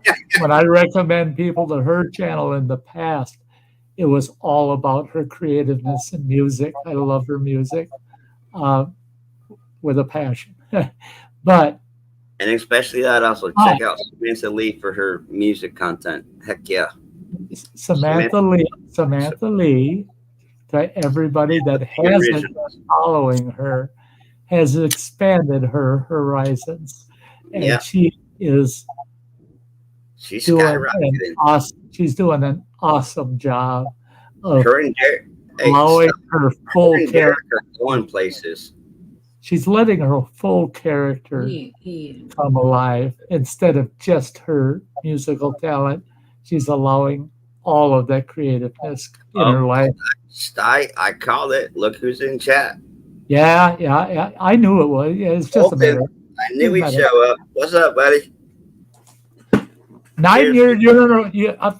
Hey. Well, I gotta get there. He is. He says, "Hello, everyone. Today is me and my girlfriend Caitlin's 9-year anniversary. We've been dating for 9 years, and I first met her in high school when I was 15 years old."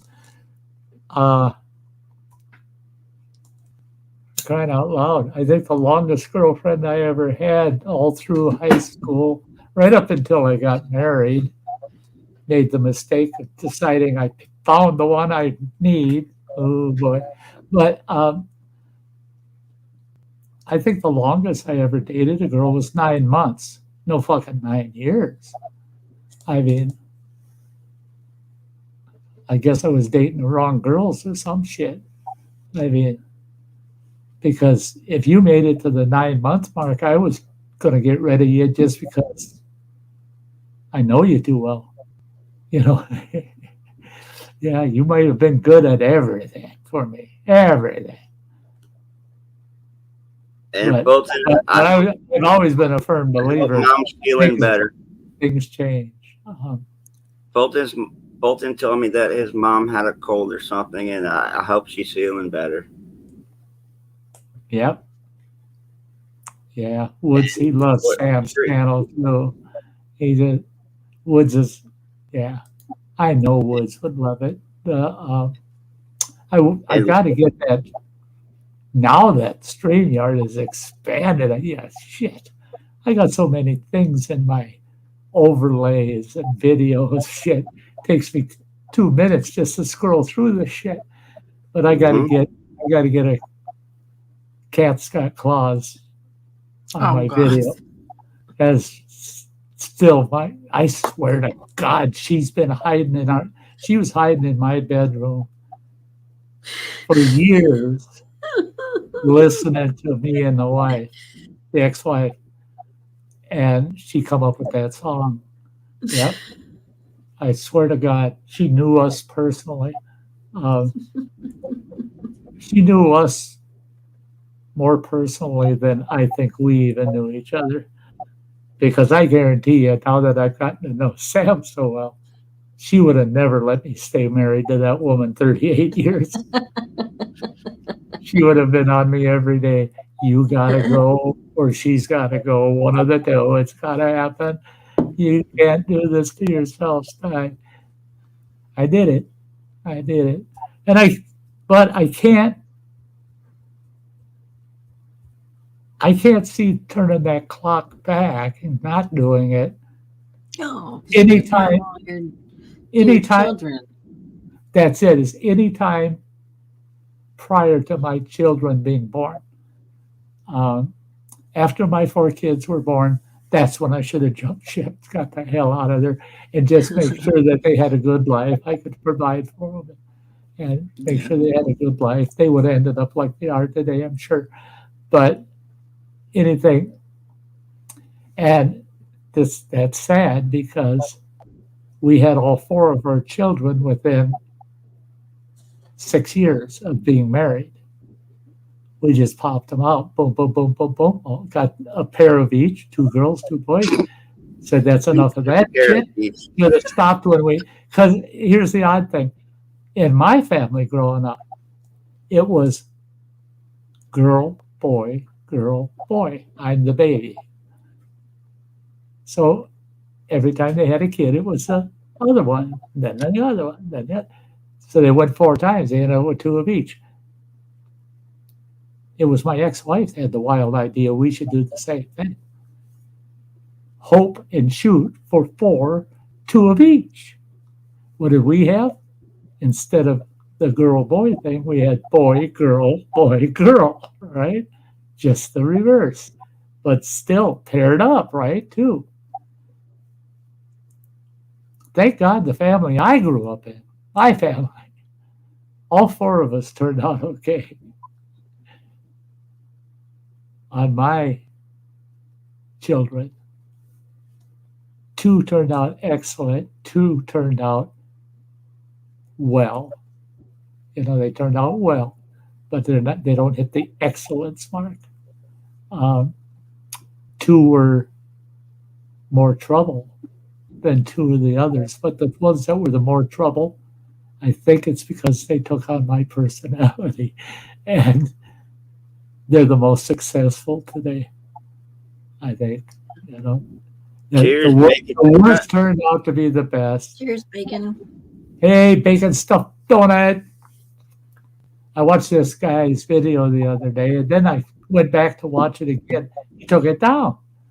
Well, it was good reason he took it down, because he really fucked it up.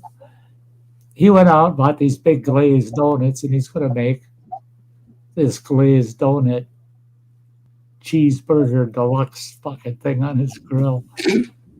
And when he got done with that son of a bitch, these fucking little thin ass, they're not even a 16th of an inch thick. His glazed donuts were as thick as these. Oh no. So really all the glazed, I thought, well, at least the glazed donut, he's not holding the meat and everything else, cheese and everything with his bare hands. He's got something covering it. But then I realized, no, he's got that glazed fucking donut all full of frosting and shit. So no matter what he did, he was a fucking ass mess. And I can't eat, if it's called a burger, it better have some kind of fucking bun. It's got to have some kind of fucking bun. If it ain't got, do you go, young men, do they go walking through town and go, oh, I got to try that girl out. She ain't got no buns. No, bullshit. They go, oh, look at the booty on that, man. I got to try that shit out. They don't, if she ain't got no buns at all, they're just going, oh, I don't know, no. Yeah, that fur burger needs buns. Oh, I did. God damn, I don't know why I said that. Sty, you know darn well nowadays on the internet you gotta show your buns. I ain't got any. I'd have to. They're down the street here somewhere, I'm sure. Because I went out for a walk one day, got home, and I was all sweaty, so I put on a nice fresh pair of sweatpants, and I'm going, oh my god, I lost my ass. Where's my ass? You gotta get the yoga pants from Amazon and like pump them up, like Samantha. I'm not running into the other room. Shut up a minute. I'm not running in the other room to get my cross country off-road bike shorts that only cost me $49 fucking for one pair, but they got the best crotch and ass padding you ever seen in them. The only problem with them is they're designed for when your ass is on something. So I can sit on a chair and a chick can walk up behind me and goes, ooh, man, look at the tight cheeks on that boy. But if I get up and walk across the room, they go, somebody tell that old man you need to change your Depends more than twice a week. Because the fuckers are so heavy, they just sag in the shorts. They just sag in the shorts. $50, and now my ass looks like it's between my knees and my asshole. I mean, if I'm walking, but I look good if I'm sitting down. Samantha and you walk is so blushing right now. Oh my lord! I've never seen Samantha's face this red. Hey, do it. What? Am I getting a little too personal? I mean, No, I was just giggling at what Justin was saying in chat. Yeah. The And Bacon, he's like, I'm into buns, but only my wife. Yeah. The Justin, those are called pork chop buns. I all right. God damn it. This is like a day of free Sty stories going on here because Bacon Stuff Donut says, take notes, youngsters. He's a Bible of experience. Yes. Get this now. A buddy of mine, old school buddy of mine, there's about 8 years difference between him and his brother. And we're sitting around out in the backyard drinking beers, getting a little buzzed up. Here comes his little brother, and he comes and he's sitting with us, older guys. We went hunting that morning, so it was just hanging out for the afternoon, going to barbecue some squirrels we shot that day. Well, different topics come up, and one of them brought up this topic of when I stole the dump truck. And I went tooling around town with the son of a bitch, and the cops never stopped me. I don't know why. It must have been that yellow light going on the roof. They must have thought he's official. He's got his fucking light on or something. I don't know. They never stopped me. I drove around half the night with that big fucking dump truck. Then I took it back to the yard where I stole it from, and I drove it around out in the woods for about 2 hours. I mean, I was knocking down trees that big around. Boom, boom, boom, boom. Yeah, it was a blast driving this big old dump truck. And I had a buddy with me. And we're talking about how I could get away with that shit all the time. And his brother, his older brother, of course, is saying, oh, you had to grow up with Sty. That son of a bitch, he got into so much trouble he never got caught for. Guess what? 2 days later, headlines in the Minneapolis Star and Tribune newspaper. 16-year-old boy steals county dump truck,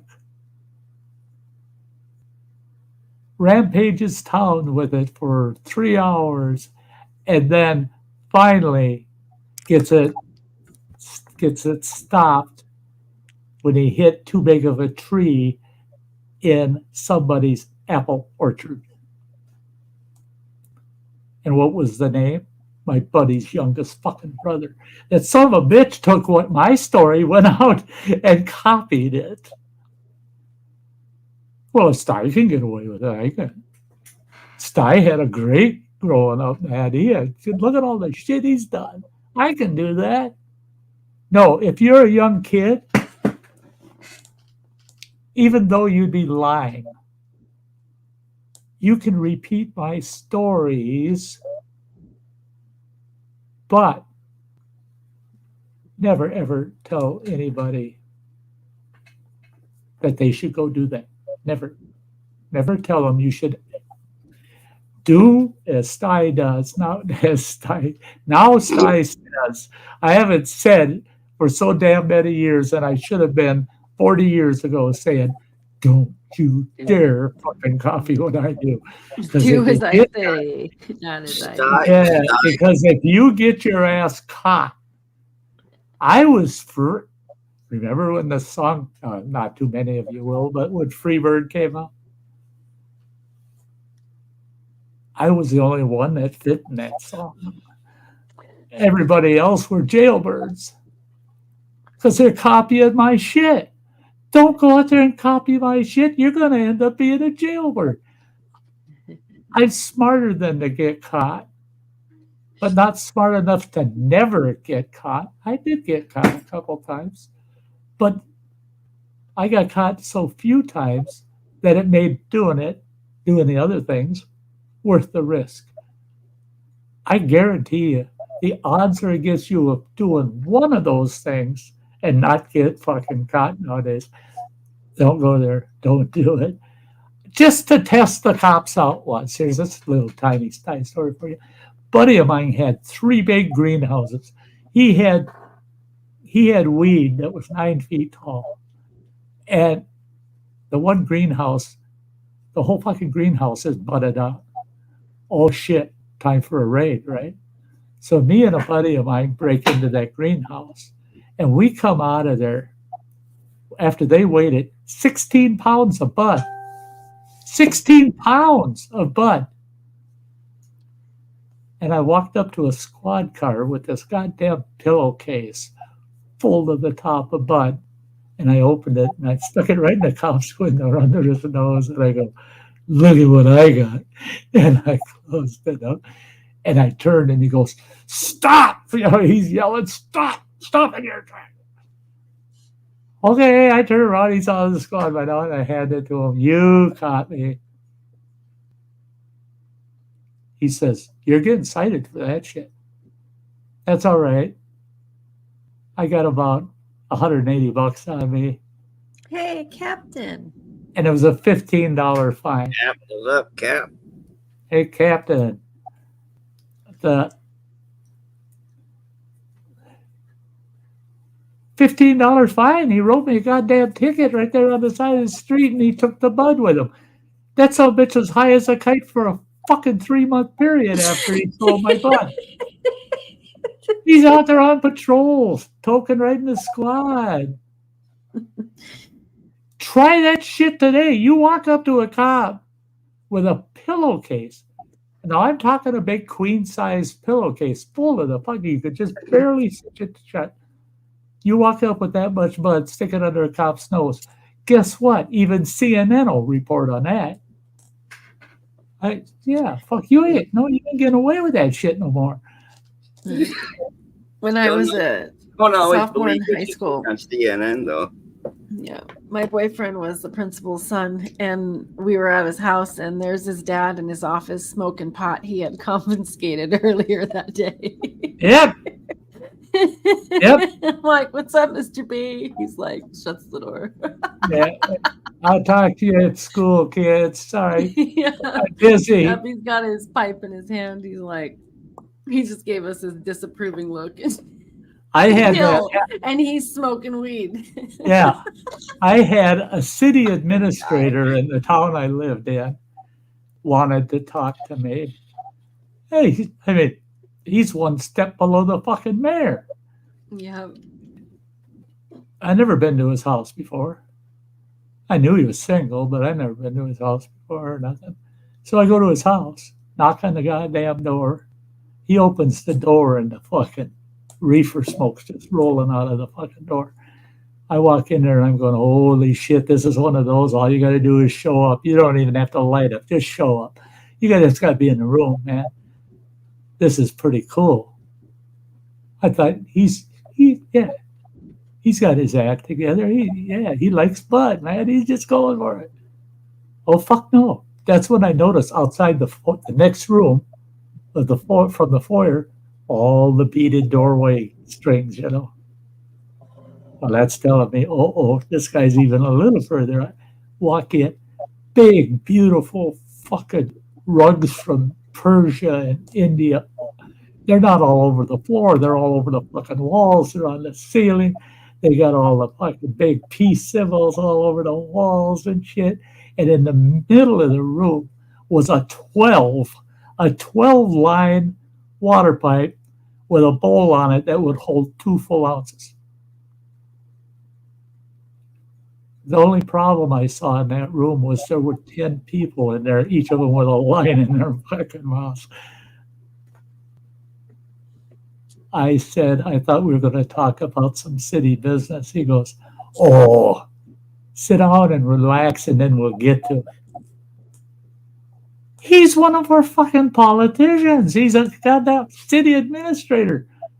And he had that's the first place I ever did peyote. Was at his house. He's an elected official. And I told him, I said, man, the cops ever bust this joint? He goes, oh, they won't have a fucking job. I managed the budget. I said, what the fuck? It was a whole different world, guys. It was a whole different world. Now, get this. How many times have you sat in a nice, dark room that's got about 8 pounds of incense going, and it's got 30 pounds of weed? If you collect it from everybody, you'd have 30 pounds. Everybody's sitting around talking, smoking, joking. And that's 24 hours a day at that person's house. That person gets to the crash stage, they just crash where they want. You didn't have couches. You had 500 fucking pillows in one room. I mean, that's how we ended up with some very severe potheads back in the day. Yeah. Sure, the THC content was low, but they're smoking a quarter of a pound, a half pound a day. I mean, yeah, you know, they got to stack their THC back then compared to now. You can just get it cranked up. You know, there's species out there that are high enough. You'd have to smoke a quarter of a pound or more back in those days to even come close. But you don't see those type of dens anymore. I went to one.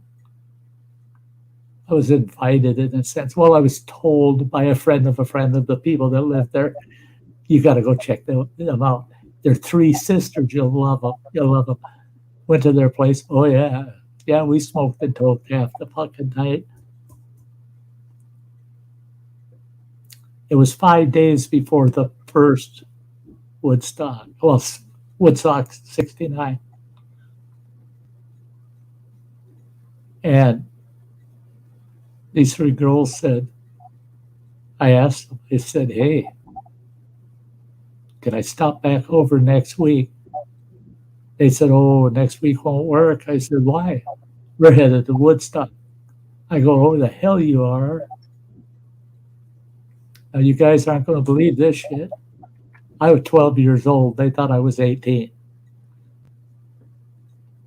12 fucking years old. And I had more of a beard than I got right now today. At 12. Plus, I sat there and smoked weed with them all night. And I was the only one that could get up and get to the kitchen and grab us all snacks anymore. But back when I did do the lettuce, it was always a rule of thumb. I don't know. Me and my ex girl, it's like about like high school. Every time I did the lettuce, we'd go to the grocery store, food shopping.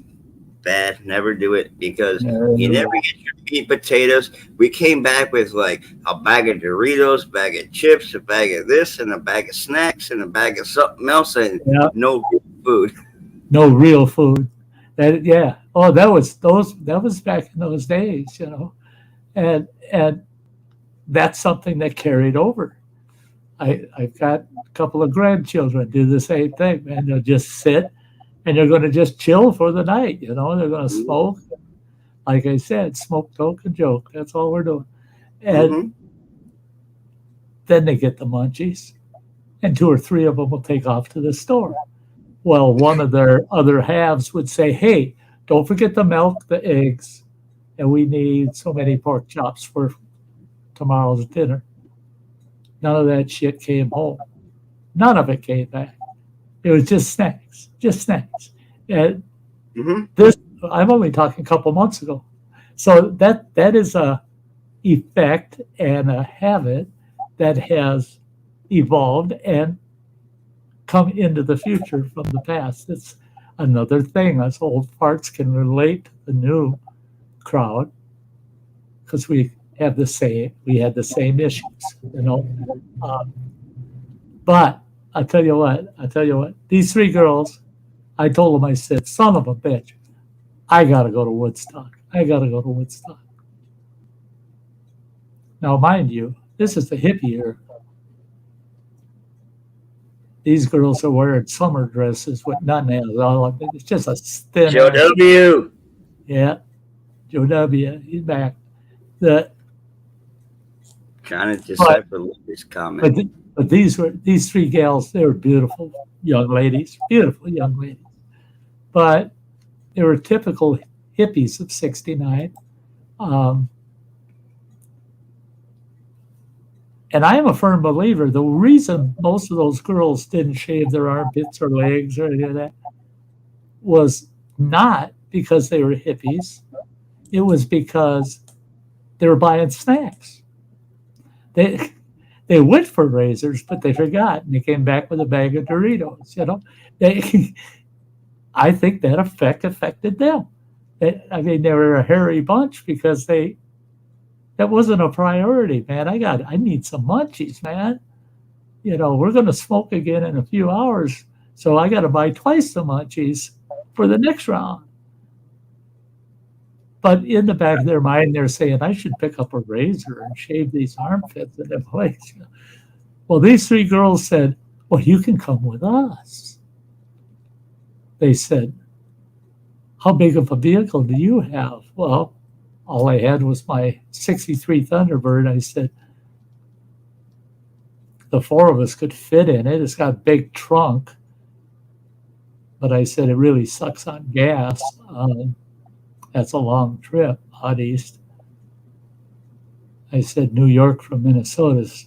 Yeah, we're going to need a bigger gas budget. And they said, well, then we'll take our van. I said, well, if you got a van, let's take the van. So we agreed to meet up 2 days later. That'll give us 3 days. Get there, get in and stay for the show, Well, I showed up.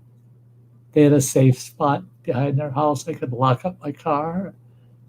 I parked. I had never seen their van. And when I walked around the front of the house, there's a van. And it's a killer fucking 1969 hippie van. It's actually a 1967 Volkswagen pop-up top on it. All flowers, peace symbols, everything painted brighter than shit. Stand out like a sore fucking thumb. Well, they told me, they said, well, if you don't mind, we'll let you drive. Okay, let me drive. Well, back at that time, the state of Ohio, if you got caught with weed or anything? First thing I want to know is how old are you? Because at that time, if you weren't 18 years or older, they didn't even charge you. They just took your shit away from you. Well, when they stopped us, they ran my Minnesota driver's license. And something weird came back. So they did a little more digging and came back through the census what my actual date of birth was. When they found out I was fucking just going to be, I'm 12, I'm going to be turning 13. They said, we're taking all your shit and you're walking.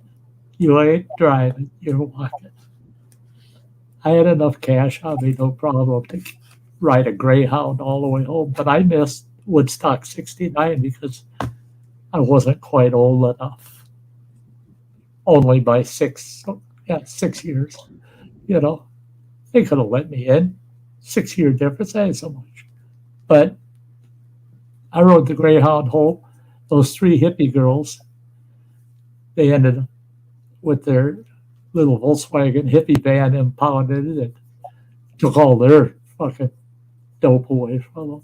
Problem was, is 2 of the girls had postage stamps on them, When you're lacing postage stamps with LSD, that'll get you 6 months in jail at least. So what did I do? One of the girls, she gave me her house keys. She said, there, when you get back, go check on our house. When you go back to get your car and shit. I said, okay, I'll do that. I said, but you got to stay in close touch. And I told them, I'll be at your house at this time every day. And it was always at like 6 or 8 o'clock, between 6 and 8 o'clock in the evening, every day. That's when you call me. I got back to Minnesota, went right to their house, and I wired in the phone line. I disconnected the one in their living room, ran that phone line into the one girl's bedroom, because that fucker was almost soundproof. Because by 6 o'clock, I'd have 15 people packed in their place, and we're just having a goddamn hell of a good party. And I stayed in touch. This gal's the girl in charge. And when she told me they're letting the 2 of us out in 2 days, and we'll be home within 3. All right, my buddy's going to clean this fucking place up, get that phone line hooked back up, get the fuck out of here. We got to use their house for almost 4 months. At some big party spot. We didn't trash place or nothing, but it was a panic trying to get it clean for them, because they were smart little girls, those young girls, pretty smart, those 3 sisters.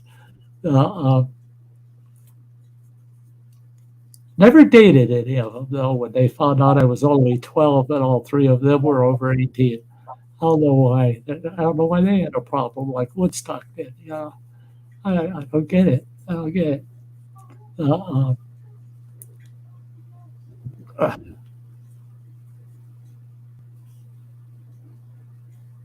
had a girl at the Walmart last night. I had to run over there last minute, a couple of things, so I don't have to go there for a week. And I get a big bottle of Vaseline. I anticipated this shit. I got this big bottle of Vaseline. Well, I need it for that scabbed up knee. Keep those scabs, boys, so they come off without a lot of scarring and shit. How do you use Astroglide? So what did I do? Right there in the Walmart, I'm looking around. Now, this is 10 o'clock last night. I go when there's basically nobody else around. I stand there in the pharmaceuticals looking around. Nobody. I popped the lid off that container. Did you know those things don't have a seal on them or nothing? You open them and there's the Vaseline. I checked 3 or 4 of them. Yep, they got no safety seal or nothing because petroleum jelly doesn't maintain bacteria or viruses or any of that shit. you don't have to worry about it, getting contaminated. So I'm looking at that jar and I'm looking around, reaching in my coat pocket. I go, aha, I got about 6 Kleenex in my coat pocket. This will work good. I popped that lid off, took my thumb and shoved my thumb down there and did a little swirl like that, pulled it out, wiped it off on a Kleenex, and stuck that in my pocket, put the lid back on. Now I got about 6 or 8 items I'm getting. I decide I'm going to use their regular checkout line because there's nobody in them. So I go to this gal. She's ringing that shit up. Well, it's all snacks and shit. Like, now I got to buy my M&Ms, my little bags of M&Ms. It's all shit like this, except for this big-ass Vaseline bottle. Big-ass Vaseline bottle right smack in the middle of all these snacks. The only thing in there that's not a snack is that Vaseline bottle. The minute she picks that, she picked it up with 2 fingers, and she's trying to scan it. Then she looks at me, and it's got that right away. It's got that dirty look on her face that you're up to no good, you old fart. You dirty old man. And I go, what's the matter? Having me. I got to get going, buddy. Oh, hey, we'll see you, sweetie. Yeah. I appreciate you having me up. It was good to see you. Anytime we'll you can again come soon. Yes. You got the key. You got that open door. Of course. Love you so much. Love you too. We'll talk to you soon. All right. Bye, Bye everyone. Much love, Samantha. But just to add to this girl's misery of having to touch that Vaseline bottle, that container, I go, well, I hope nobody tampered with it. I pop the lid off, and I'm looking at it, and I go, oh no. Can I run back real quick and find one that's not like this? And she goes, what's wrong with it? And I showed it to her. And it's got that big, deep hole from my thumb. And I swirled that through until it was nice, big, round, deep hole in that. And I don't think I was going to use this for chapped lips, but I don't think I will. I want to go get a different bottle. Well, she got on the horn and made one of the other employees go grab one for me. And she actually said over the PA, pull the cover and check it to see if it's been messed with. But the look on her face when I showed her that hole in that Vaseline was fucking priceless. It was priceless. It was like some old dirty sucker stuck his tool in there, right here in the Walmart. Yeah. Well, hey, Sty, you're talking about Walmart. It may or may not have happened. I mean, some crazy stuff goes on at Walmart. Oh yeah. Oh yeah. But like I said, at least there wasn't a pubic hair in it. Chemo took care of that problem. I mean, it's like me going through. I got beard hairs. I could fake. Toy aisle, just like pressing every button of every toy that makes noise. Oh, that too! Isn't that fun? You go down that toy aisle and you look for buttons. You just start pushing them and keep going until you get to the end, and then get the fuck out of there. Get about 3 aisles away and just listen to that aisle all buzzed up. I love that shit, especially if they got anything that rattles or rings. Or else go to the alarm clocks and like set them off like every 5 minutes. Yeah. So it goes on for a half an hour in that department. Yeah. Love it. I like the ladies' underwear department. That's the funnest. When you got an old guy sitting there and you're looking at all these underwear, and you'll have some young woman. You make sure there's a couple of young gals around. Gives you a better odds somebody's got the guts to say something. And you'll have one say, sir, are you looking for something particular? And I'll always go, well, yes, but I can figure it out. And I'll grab the biggest pair I see, and I'll take them off, and I'll stretch them fuckers out about 3 feet, and I'll go, yeah, those will fit her. Yeah. And holy shit, I've had some women almost on the floor laughing. Almost on the floor laughing. And hell no, I'm not there to buy no fucking ladies' underwear. I look at the bras and they had, I don't even know. It was a quadruple something. But the Something. goddamn cups were so big. I think you could put 2 muskmelons in each one. But I'm out there, I take it off of its hanger, I'm stretching the bitch like this between the cups and the holding the back strap, and stretching it. This lady goes, "Sir, what are you doing?" I said, "I'm going to buy me one of these double barrel slingshots. They're pretty awesome. It's almost as good as a shotgun instead of a shotgun. I got a double barrel slingshot." And they look at you like, that fucker's nuts. I'd probably go into Walmart, grab whatever size bra needed, and then go to the toilet paper aisle and just start like slinging toilet paper like aisles away, like incoming.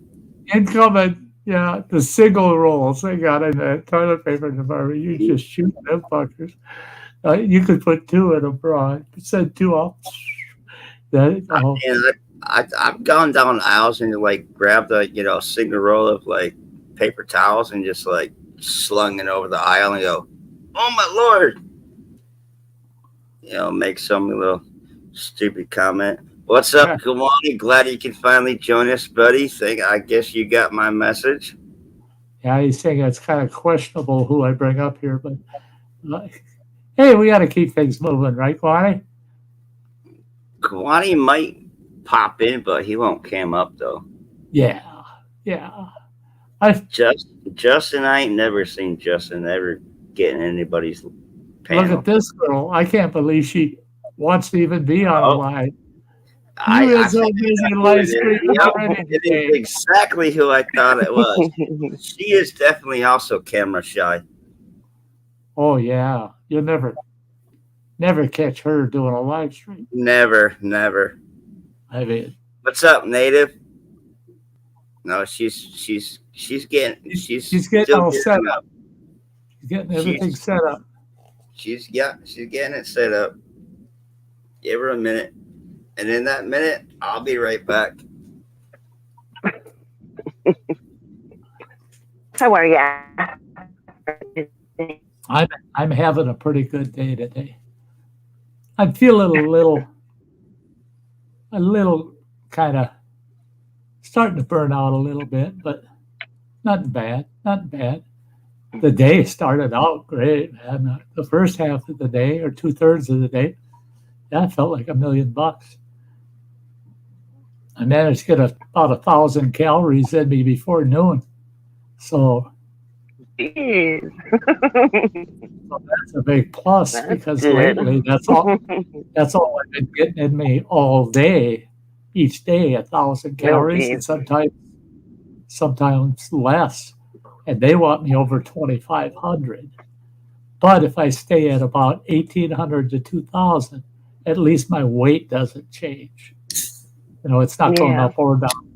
So I got to get at least 1,800, but haven't been able to. And today I'm better than halfway there. So after dinner tonight, I bet that somebody at Amazon's pissing themselves because have you ever seen those meals? They're called completes.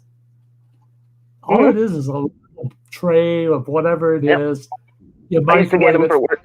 Yeah, I used to buy them for work. 1 minute. Doesn't matter what you get. It's 1 minute, and they're not too bad. They actually do have some flavor to them. Well, I got to looking at those and the calories in them, and I'm thinking, boy, if I have that and this and this, I'll hit almost 1,000 calories. And I need that main dish. Well, I ordered 6 cases of them goddamn things. all different types. I got Swedish meatballs, the spaghetti with meat sauce, the beef stroganoff. I got the turkey with dressing, the chicken dressing. It came to $124 for 6 cases of it.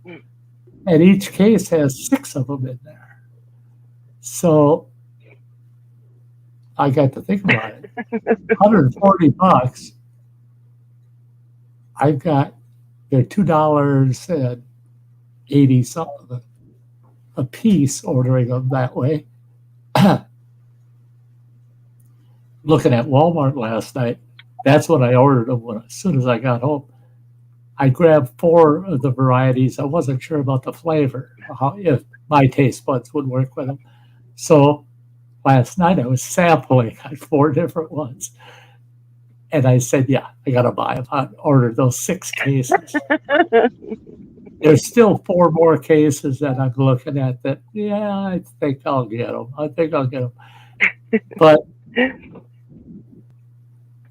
But it works out that less than $3 for a meal for me. And it only takes a minute. I can be playing on PlayStation and go, time to eat. Go in there. Yep. Time you cook it, you got a minute and a half tied up in the whole process. All you do is peel the top off, throw it away, grab a fork, stir it up, sit down and eat. Yep. Doesn't even interrupt my goddamn game. And so that was my answer last night. But I got to thinking about, okay, so I spent about $140. Or no, wait a minute, it was 124 K2 for the 6 of them. And it's all $2 a piece. But I got to think about $124. Sty, is it okay And if I got send you a link? Sneak in whose link? Is it okay if I send Gawani a link to live stream, your live stream? Gawani's yeah. good. Yeah, you can. I can keep Okay. talking. Otherwise, I'd have to go pull them up off my list and send it to them. Yeah. Go ahead. Go ahead. Okay, I figured I wanted to ask first. That's all. Our familiars, pal. Don't worry about it. Don't worry about it. I gave you a wrench for a reason, buddy. All right. But I'll tell you what. I figured it out. It'll cost me about $200 a month in meals if I eat them goddamn things. And there's such a huge variety of them. So I won't get bored, Last month, I spent $394 for a single guy that eats a fourth of whatever any other single guy eats. And it cost me almost $400 in groceries. I'm cutting that down to $200 by half. You're fucking right. But somebody at Walmart's going, Dang. holy shit. Right? How many kids do they have in that fucking family? If I spend $200 at the grocery store, it's like way too much food for me for the entire month. I can go to the store. In fact, I did go last month where it came to $221. Nothing extra in there other than food, just food. $221. Yeah. And I had 9 bags, Walmart bags of food. So they're averaging a little over $20 a bag. And I was real particular, made sure there was food that would stretch and last and blah, blah, blah. But it only lasted me about 2 weeks. I still had to go back to the store twice in that month to get more groceries. So, and I was generic. Still costs you a fucking arm and a leg. And I go to the meat department and I'll see chicken. You get a couple chicken breasts and they want $12 for them. For 2 chicken breasts. And they're not that damn big. And then there's a different brand. Oh, those are a little better. They're only $10.95. And then all of a sudden you look and there's like 3-4 brands. and they're all from $10 to $16 for 2 chicken breasts. And then there's one brand. It's not great value or nothing. It's just some off brand. 2 chicken breasts, $4.95. What is wrong with those 2 chicken? There's something wrong with those 2 chicken breasts. Right? Or else there's something really wrong with the pricing of these other ones. So which is it? Which is it? And I tried the cheap ones. I made it like a bacon ranch chicken pasta salad with those chicken breasts. And those chicken breasts were tender, juicy, awesome. But why the fuck did they have price? Leave it to Justin to come up with a pretty much comment. We were laughing our asses off over Tamsies. Tamsies, that comes from Tamsies. We had such a conversation that night. We were laughing our asses off over nipples. What had nipples, what didn't have nipples, all kinds of shit. My tummy hurt so bad the next day. That's not good though. That's not good. You go in there and you're buying chicken breasts with nipples. and you get a pair with nipples. Hey, nothing wrong with a And nice they happen to be the cheapest. Oh, that's what happens when they retire. Oh no. Breast meat is good, no doubt. I'm keeping not all breast meat is good. Not all. Yeah, some are got a little fatty. If I told this one gal. She said, "Oh, I bet you'd love to just cuddle up and play and kiss my nipples." She said. I said, "I might be interested if you put a pair of socks on them and wore sandals at least." I said, "Otherwise, that's one dragging all over that dirty ground. I don't want them to have things." There's Claudia. There he is. What's up, buddy? Yeah, just at prosthetics, hopefully. Prosthetics. I watch shorts all the time. If I'm Cheers, bored, buddy. don't know what else to do, I'll watch on TikTok and I'll just watch the shorts, or I'll go to the YouTube shorts, and it never fails. 2 to 6 hours. I'll be watching shorts and I'll realize, holy shit, I can't believe I watched all those. But Sty, you want another one of them I could understand. There was no volume. You couldn't hear shit. You could hear background noises and stuff, but nobody's saying nothing. All it is a guy videoing a pair of prosthetic boobs that are laying out in the hallway. Yes, I saw that. I posted that one. At his apartment building. Did you post that one? Yes, I did. I saw that and I'm going, how can you like or dislike that? And what the fuck kind of comment can you leave to that? Oh, I found a couple of tits outside my front door, or I mean, it's the day the nipples attacked or something. I don't know. What the hell? I wanted to comment so bad, but I couldn't come up with anything that my comments that I was thinking of made less sense than that goddamn little 1 minute video. And it never moved, just those 2 boobs laying out in the hallway. Yeah. And all it did was make me think of my ass, that's out there somewhere. And both ass cheeks are just laying in somebody's front yard, Well, did you see the reel that I posted about the guy that it was a blind reaction? The guy that had like UPS or something, like ship him some products, and he got 2 little young German shepherds, and the dogs. You can do it. You can do it. Tug of war with a giant little monster stick. You can do it. Go on. Come on. Really? Are the dogs doing that out in the front yard? Yeah, they tore it like up and down, and dog ran off. It's on my Facebook page.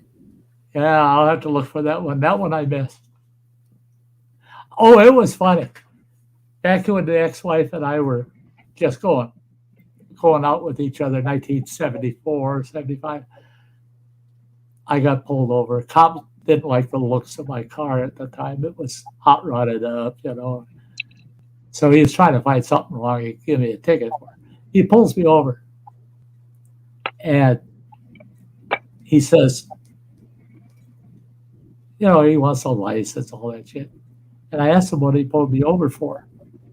He said, well, that's when he realized right in front of us, maybe 50 yards away, there's a truck that got broadsided by a car that came off an exit ramp. And they had pulled over there. And he said, you were following too close to that truck involved in that accident. I said, oh, no, I wasn't. I was 20 fucking car paces behind it at least. I said, I saw everything. I saw that car come off the ramp and hit them, and they both pulled over. So I figured them and the cops could deal with it. Well, the cop, we're standing in front of my car talking about this. My ex-wife's out sitting on the concrete barrier they had. It's in Minneapolis. And here comes that truck driver. He comes down, and he told the officer, that lady that hit me, she swears up and down. It's okay, Kwani. It's okay. And hit her. I mean, Matt's up here. That she didn't hit me. Yeah, I know.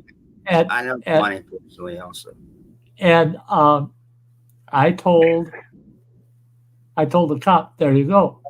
See, he just described what happened exactly the way I did, so I saw it.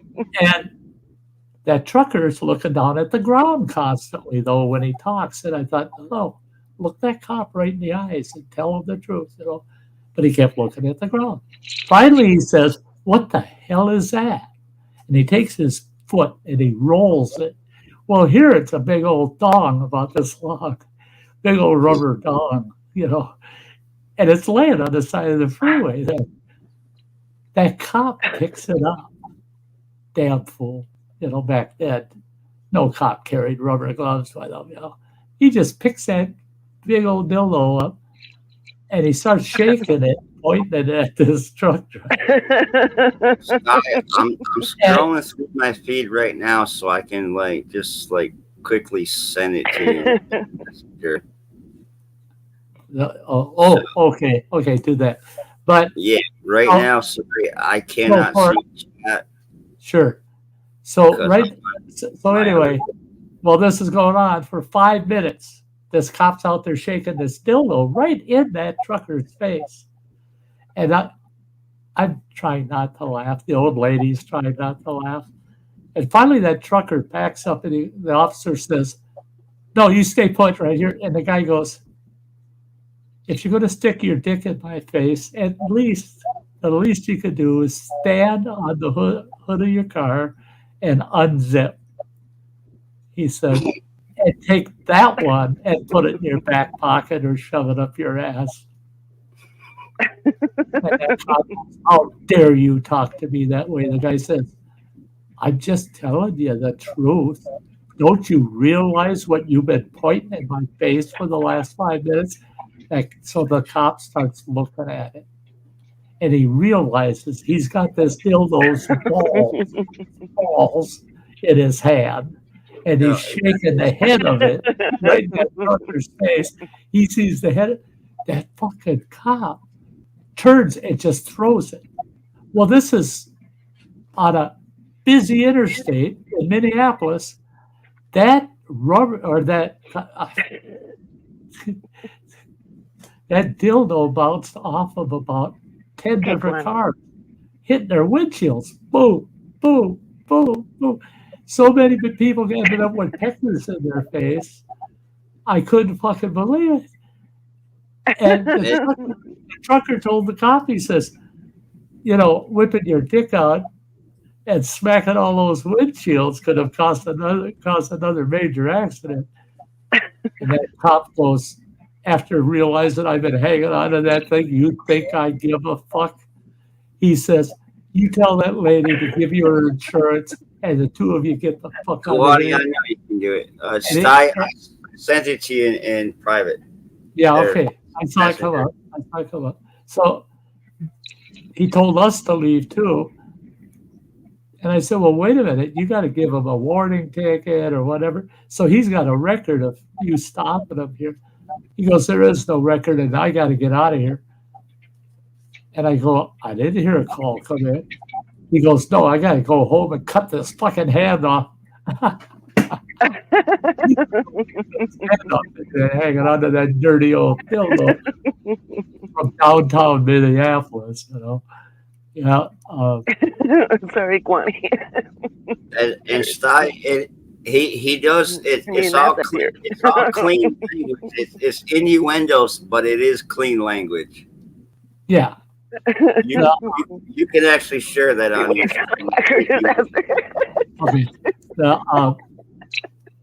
Yeah, Justin, there's a good title. If I could have videoed that, that would have been perfect, man. The freeway tallywhacker disaster.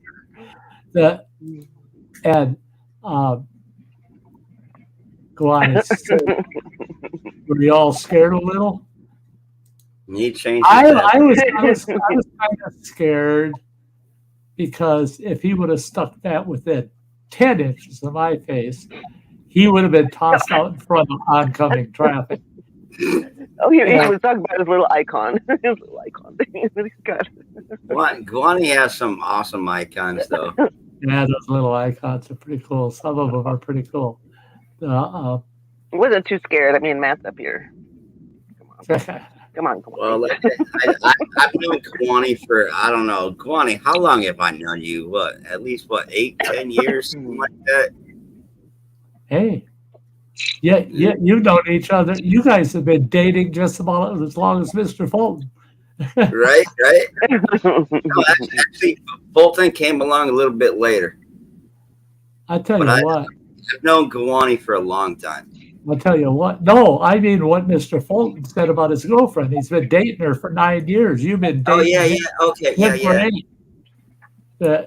I can't believe Mr. Fulton's been dating that girl for 9 years. I thought it was. I kind of wish I had done that with my ex. Just dated her for 38 years. The only problem is I would have left her about 38 times. So.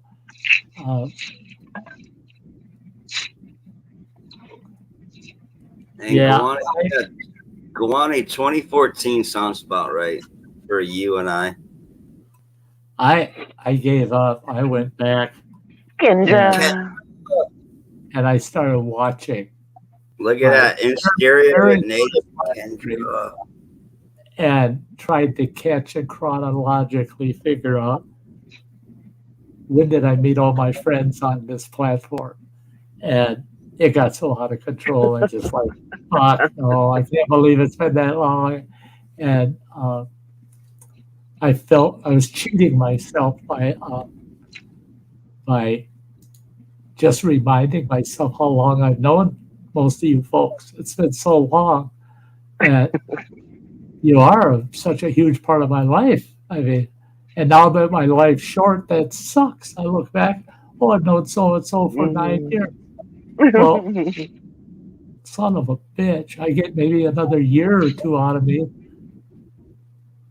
That ain't fair, man. That ain't Way fair. back when Andy K was up there. Oh my God, Andy those K. days. Those days wild. Andy He'll come and I in had, once in a great while. Great while. He doesn't come and visit me. And I still today don't know what caused that.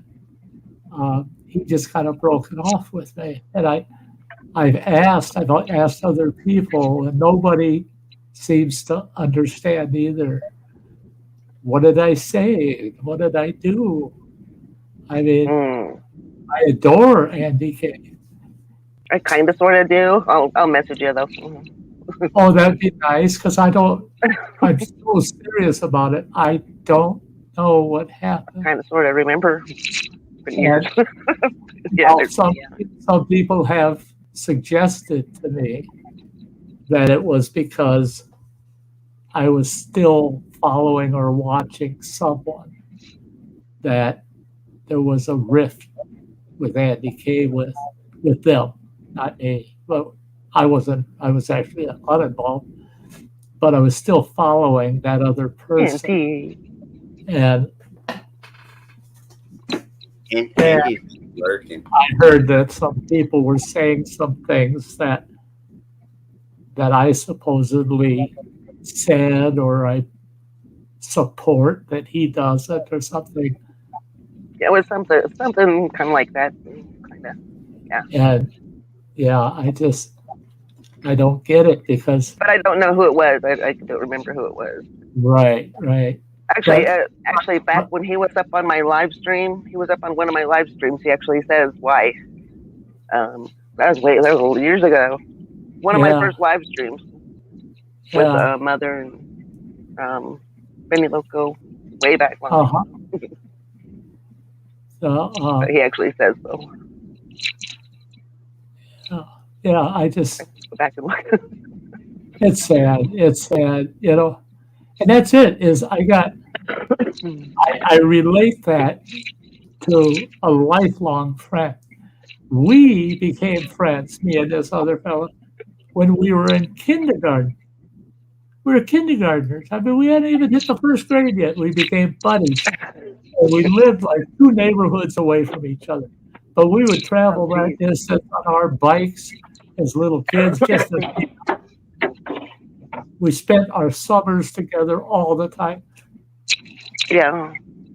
All the way up to my divorce from my ex-wife. Well, I was friends with his wife for only 5 years less than I was friends with him. No, I was friends with him all but 5 years of my life. And all of a sudden he cut me off, blocked me on all of his social media, everything. I was so blocked I couldn't contact him.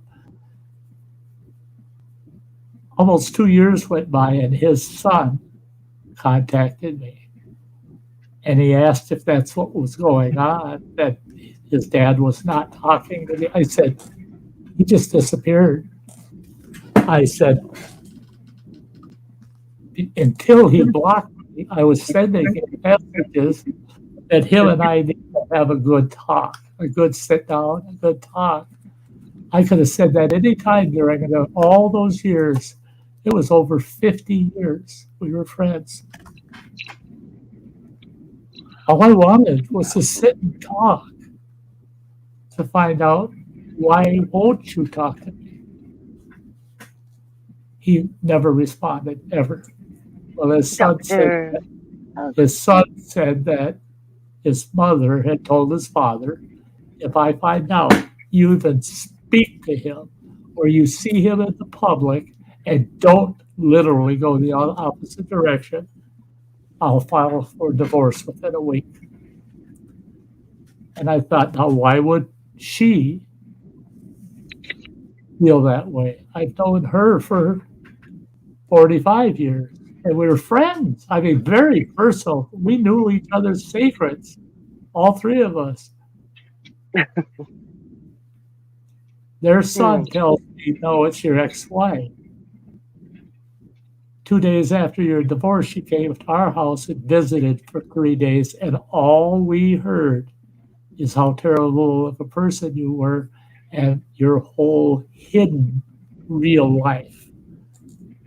How mean you are, how abusive you are. All of these things. And I go, oh, shit.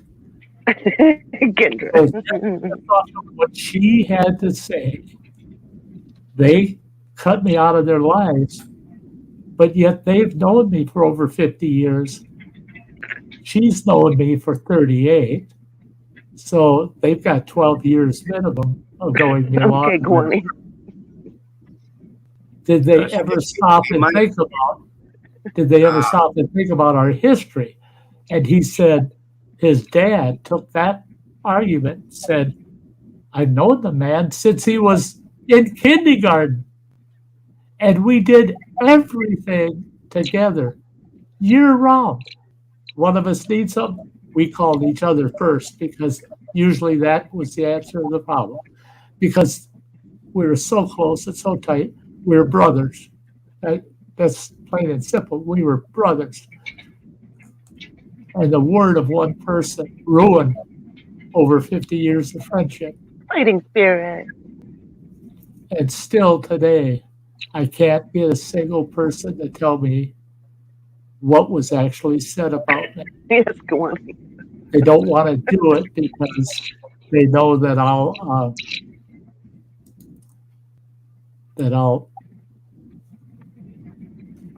just tell them my side, or I'll tell them that ain't even worth talking about. That's made up bullshit, and I don't go there. I don't try to defend myself against bullshit.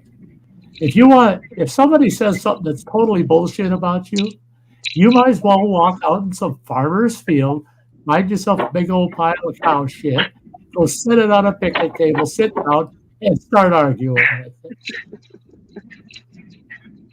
That's all it is. It's bullshit. So why even go there? You haven't known me for years and you can't smell that bullshit? Well, then there's nothing to talk about. So it kind of pisses me off. I only got a couple of situations like that in my life. And those people, I know it got back to this kid's dad, my best friend for life. I told that kid, he says, I've never seen you guys even get truly mad at each other, ever get where you're downright mad at the other one. I've never even seen that. And he's 45 years old, and he's been involved in our relationship, family relationships. And him and his dad and I would take the kid running water with us and do shit together all the time. And he said, I tried telling both of them, that's all. She's telling you bullshit. Well, they're going to cut him off. Hit their own son. No, you can't even bring him up. You're not allowed to even talk about it. Well, he told me flat out that he's never seen his mother so seriously against me. And I said, I wish I knew why. I wish I knew what I did. You can't even accept what you did. You can't even say you're sorry for what you did if you don't fucking know what you did. And he told me, he said, you lost my dad, you lost my mom. He says, I'll be your buddy for history is making. Kawani came up. Yeah. He uncovered the camera a bit there. Maybe if I get fighting spirit off of there, there we can see the top of the head. There. Yeah, I come on. I could take that so many different ways right now. It's too early for that. Yeah. I don't want the top of your head. Don't be showing us. Yeah, maybe he's just giving us a tip. Yeah, I was gonna say that next. Just a tip. Just a tip. Yeah. Just a tip. I told the gal at a truck stop when I was driving over the road. She goes, she didn't look under the plate, of course.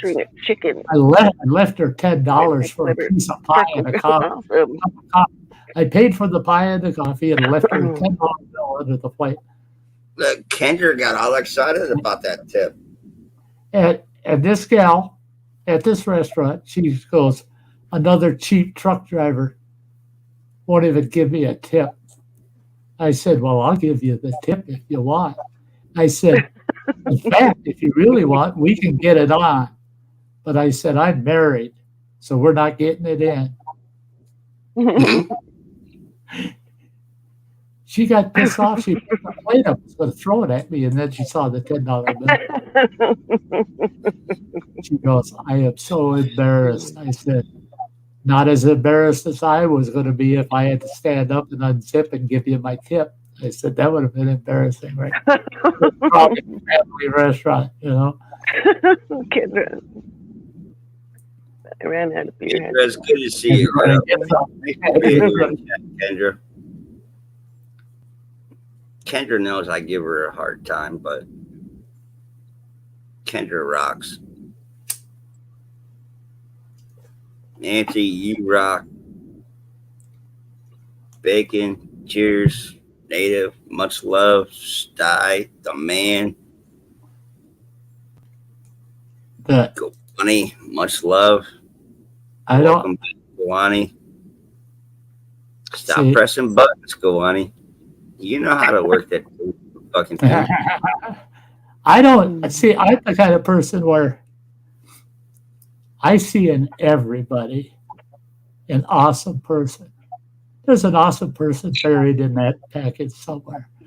I've had some of the biggest jerk assholes in the world, and nobody else would take the time of day for these suckers.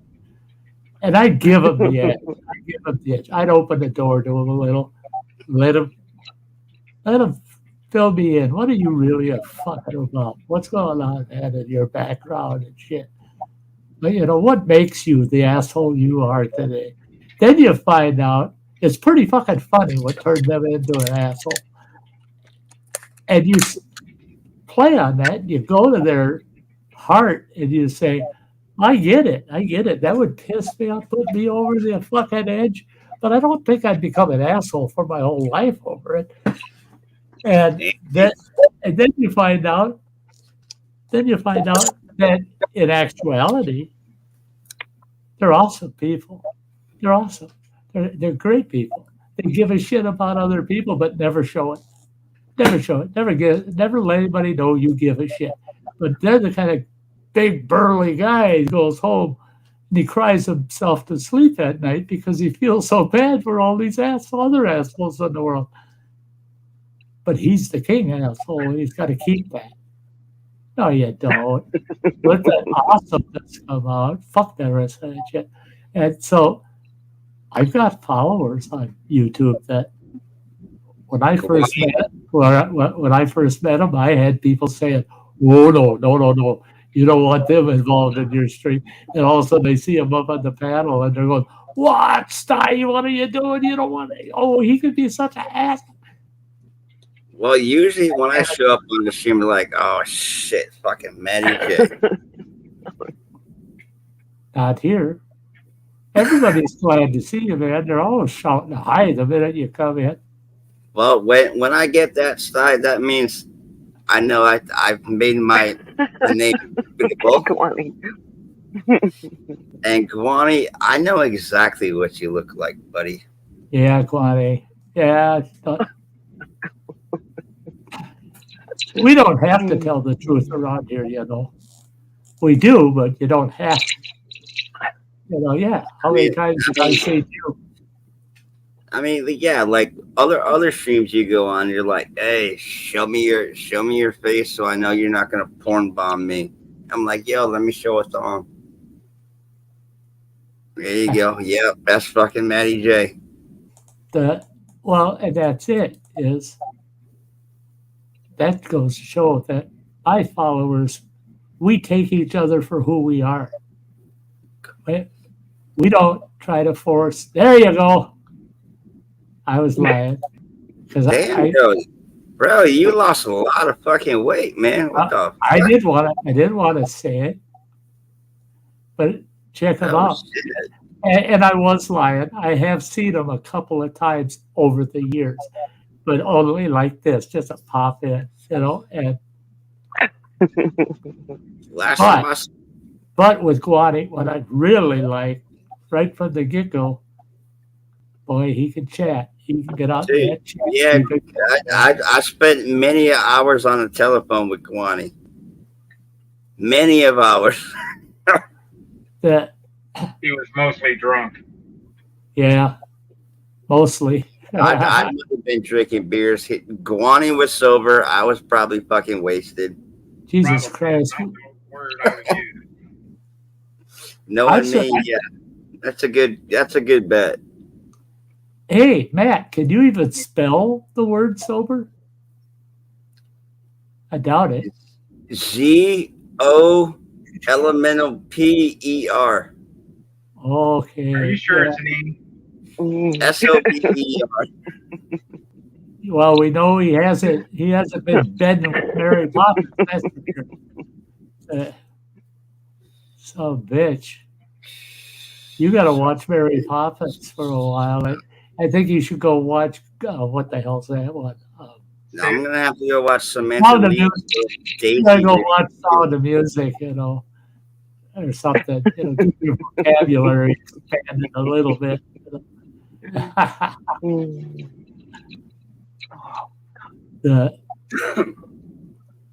But that's, I've had people say to me, but Sty, you're always telling people, just be honest about shit. Just tell it the way it is. But sometimes it makes a person kind of look bad to do that. I said, but to who? If someone's looking on you badly because you told the truth, then why should you give a shit about them? Why should you even care about them? I've had people lie to me, flat out lie to me, and I've laughed my ass off over it. Because they know goddamn well I'm going to catch them in that fucking lie. And I'll call them out on it. And so they do it to themselves, and they can find the humor in it because our two personalities might clash, but they have a lot more in common than they don't have in common. And okay, I scared enough people away. You didn't scare nobody away. You didn't scare nobody. Viewers went from 10 to 7. You still got 7 billion. We lost 3. Oh, that count always fluctuates.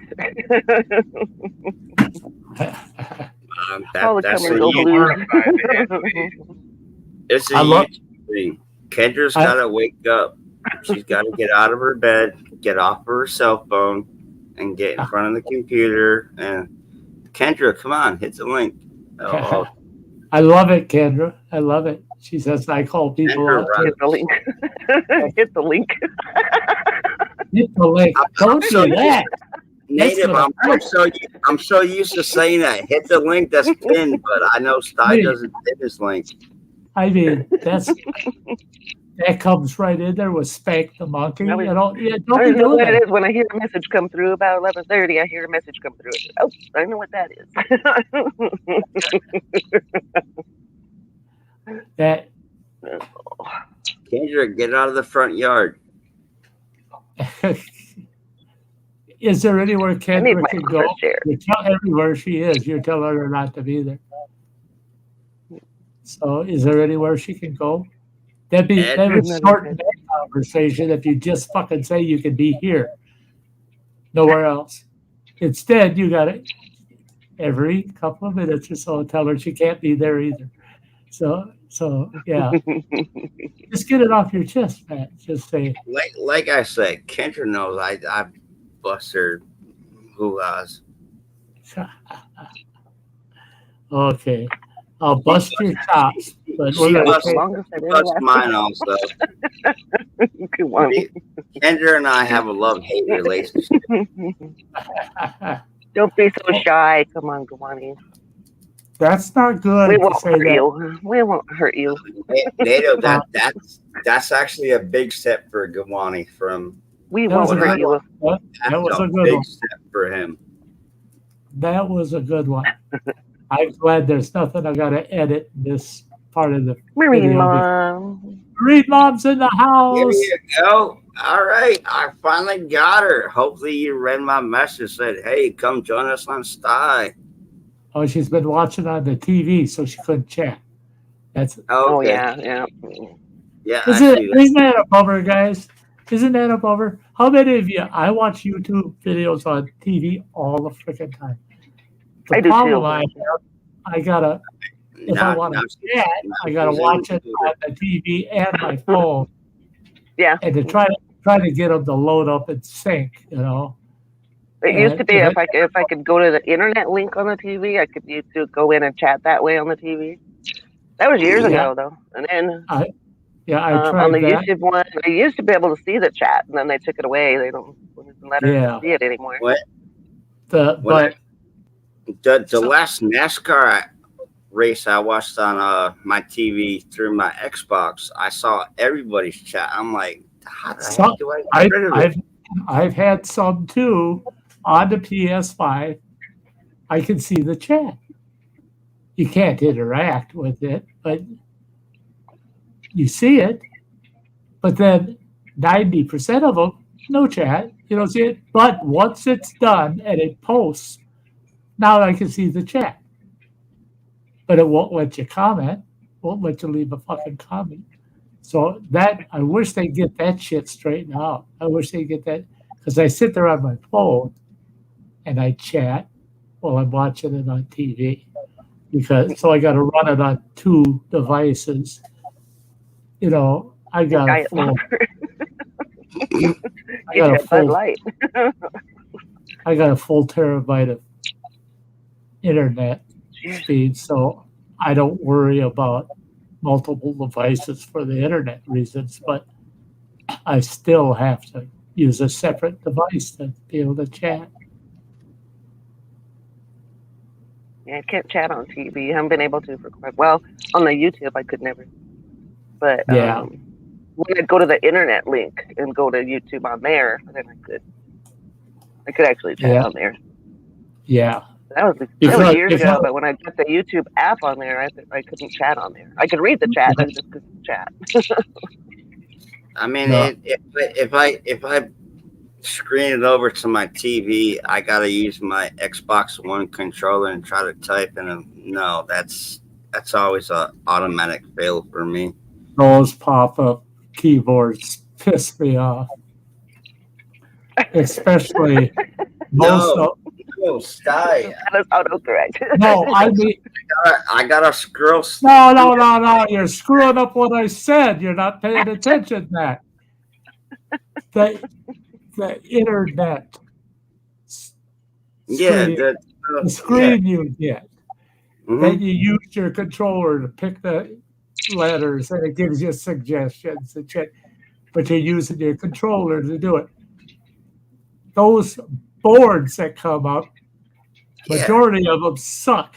I want them to wrap around because there's so often that you'll hit a letter at the beginning or end of a string of letters, and all you got to do is wrap around. There's your next letter. But oh no, you got to go down the string to hit that next letter. So you're scrolling all over that fucking page constantly just to write a comment. Make it user friendly, for Christ's sakes.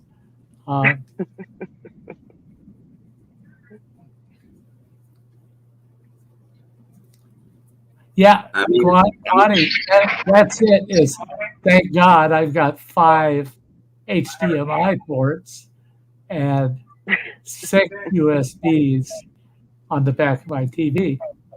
However, like watching YouTube on PS5, you don't get the chat at all. So there's nothing to type because you don't even get the chat to be able to leave a comment. So yeah, but on certain applications, just plug a keyboard into your TV. Yeah. Done that several times on certain platforms. Yeah.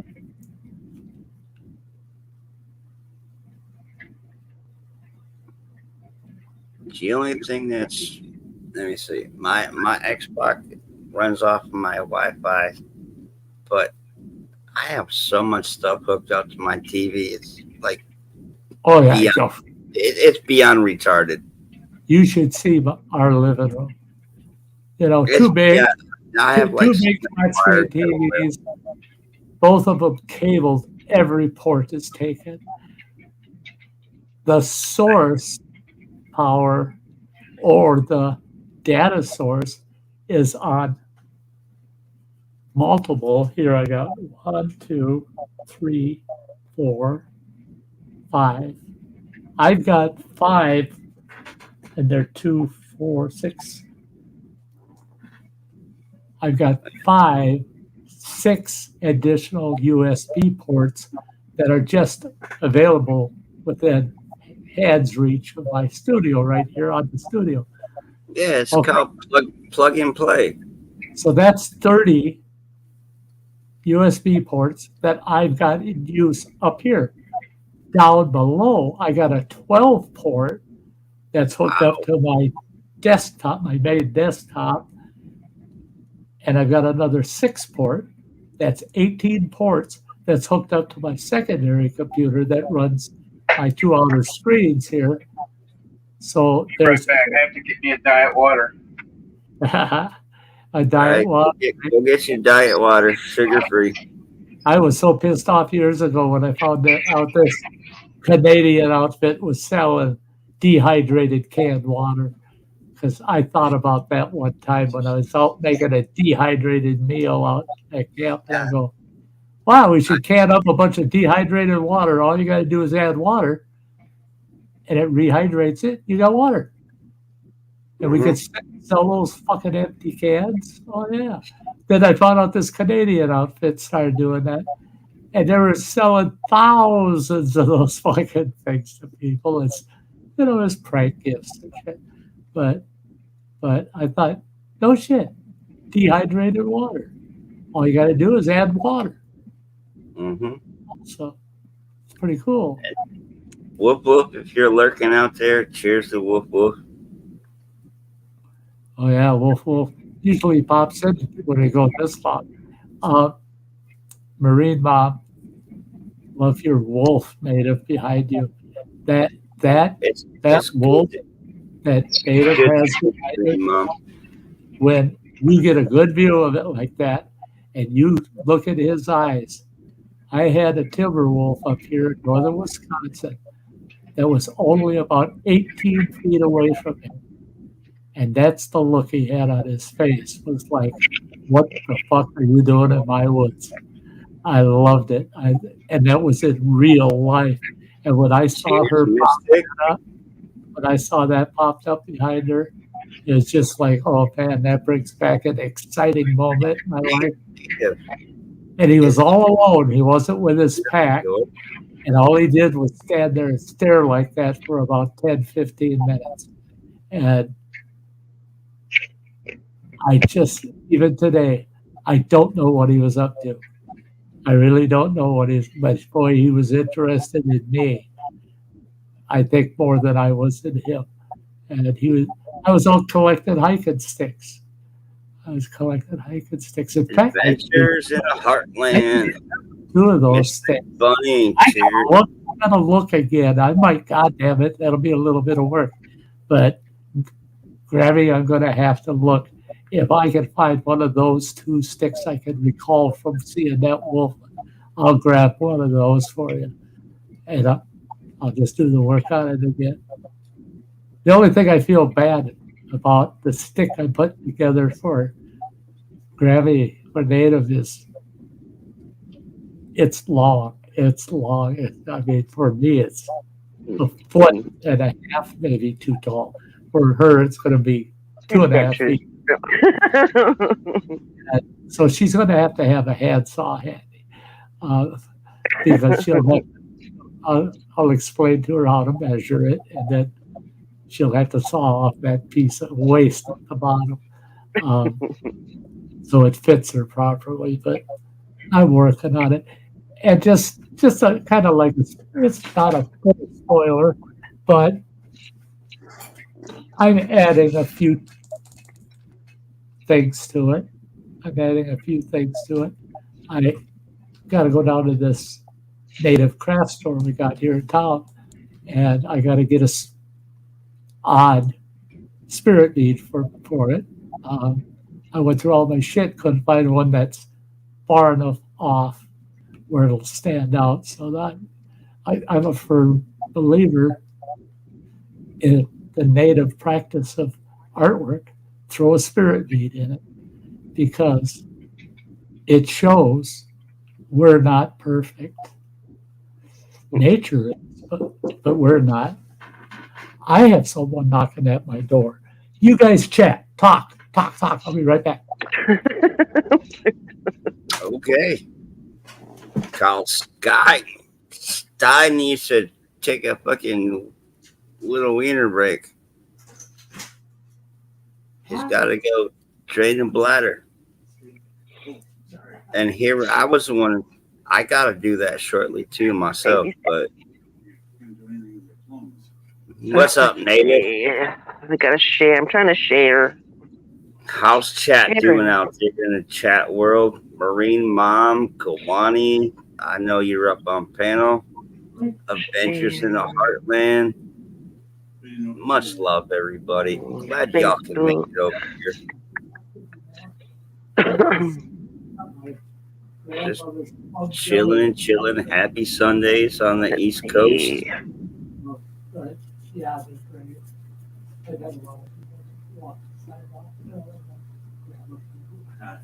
And Kawani, yeah, when you came up, you do have a little bit of a echo. I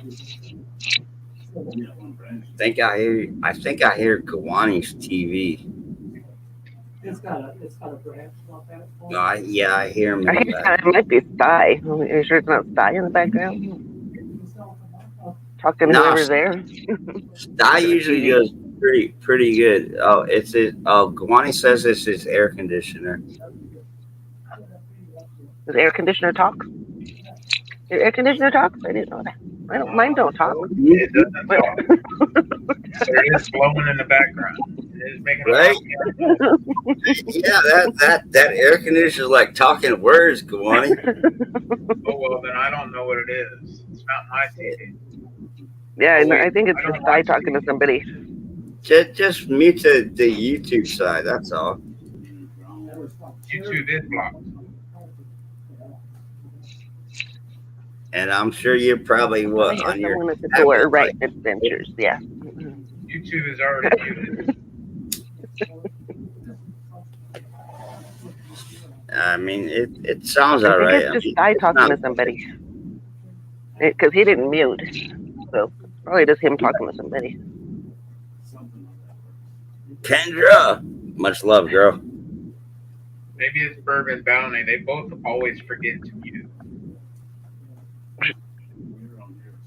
Well, come on. You know the tricks in the trade. Come on, you're pretty I almost said commuter, and I meant computer.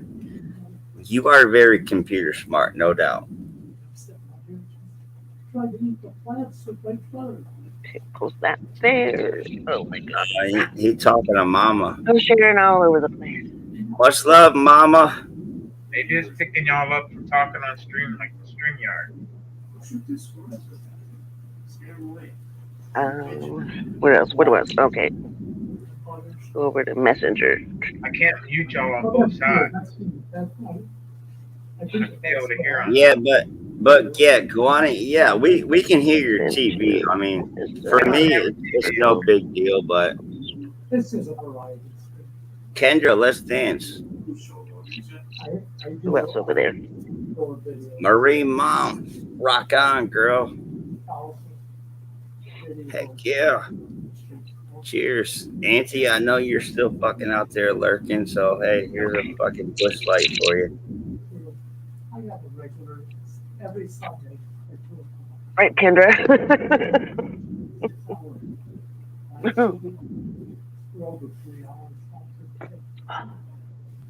Nah, Kendra likes to step on Cow, my is feet. there a storm coming in? I think I got a storm coming in.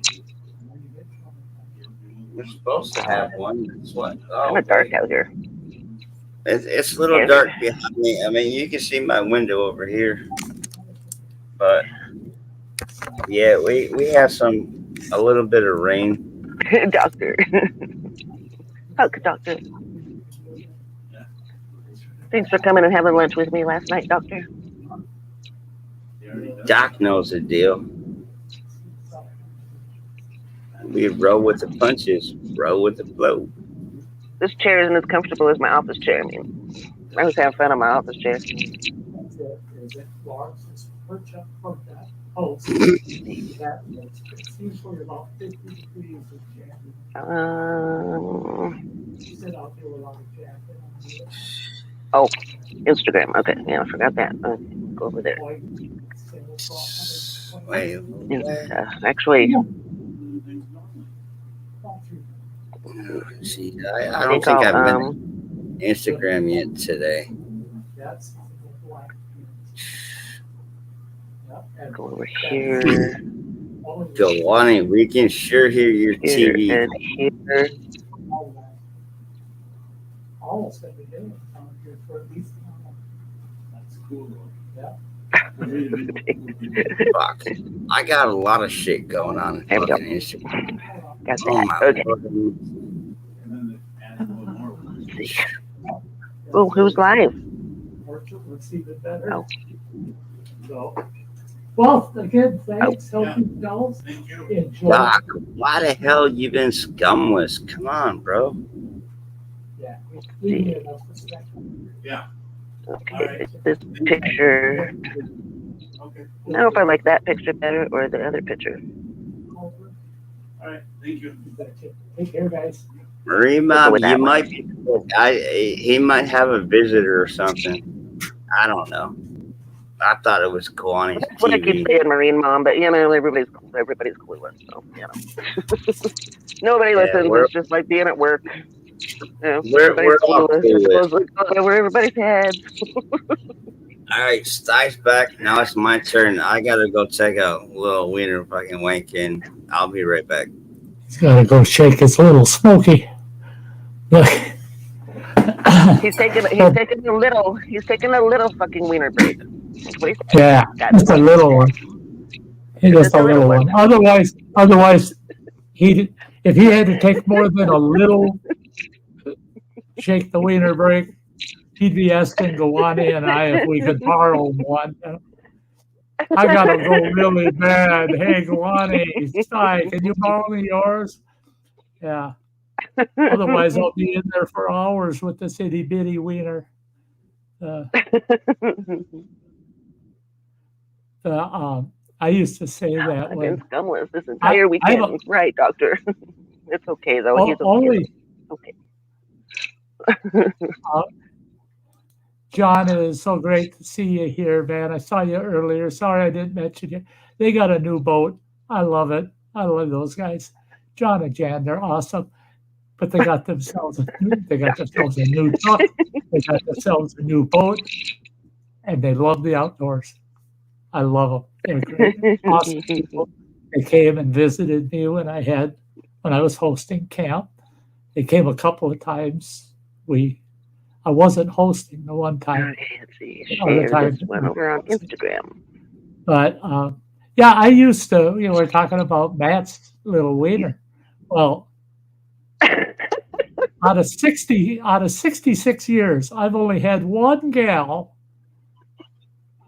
tell me I had a small wiener. I told her, I said, out of all the gals I've been with in my life, which I'm not proud of, I've never had one say that. I said, you must have been around. You must have been around. That just means that she was a little extra. She was a little bit extra loose there. I'm sorry, but if you own a Volkswagen, you don't have to rent a pole barn for a garage. You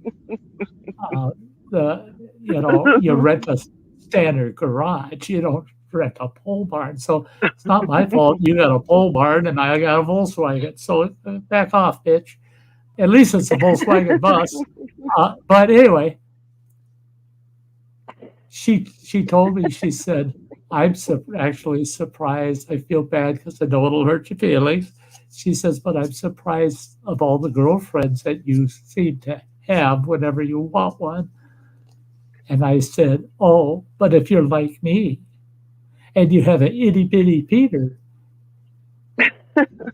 that just means whatever girl you pick, you got to love her a little bit sweeter. That's all. Yeah, if you can't love her a little bit sweeter to make that little bitty Peter actually stand out, it's your fault. Virgil, hey, there's my brother. And women are right when they say size matters. They are right. But what they're talking about, and men don't realize it, they're talking about your fucking ego. They're talking about your fucking ego. Exactly. Size Hey, Virgil. matters. Ouch. If your It's my brother, ego, Sty. Who, Virgil? Virgil's my real brother, yes. Wow. Hey, Virgil. I shared the link. I shared out everywhere. Awesome. It's good to see you, Virgil. You're lucky. You're lucky. Well, I'm just as lucky, man. She's family to me.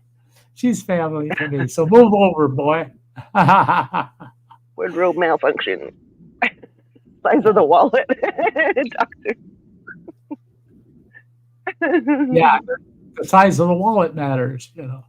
But yeah, sometimes that helps. Men automatically. Actually, it's never mattered. Maybe that's my problem. It's never mattered. So that might be my problem. Well, with men, automatically when they hear size, they think you're talking about that, you know. It goes right to that. Well, yeah. Oh, that's what they're talking about. But you know, I've been to Burger King or McDonald's and said, supersize me. I get home and I drink that big old fucking soda they give me. Boy, do I have to piss like a Russian racehorse. I go in and I go, I told them to supersize me. What the fuck? And they don't cheated. supersize you? They cheated. They supersized me.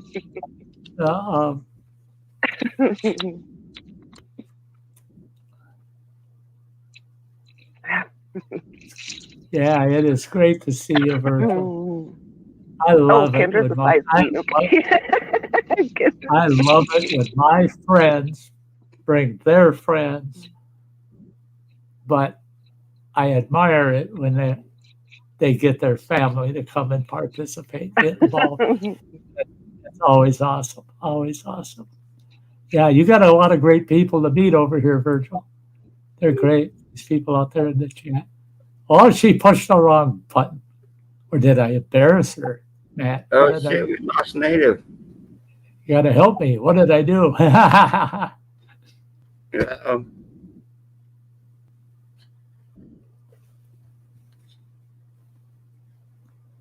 She's back.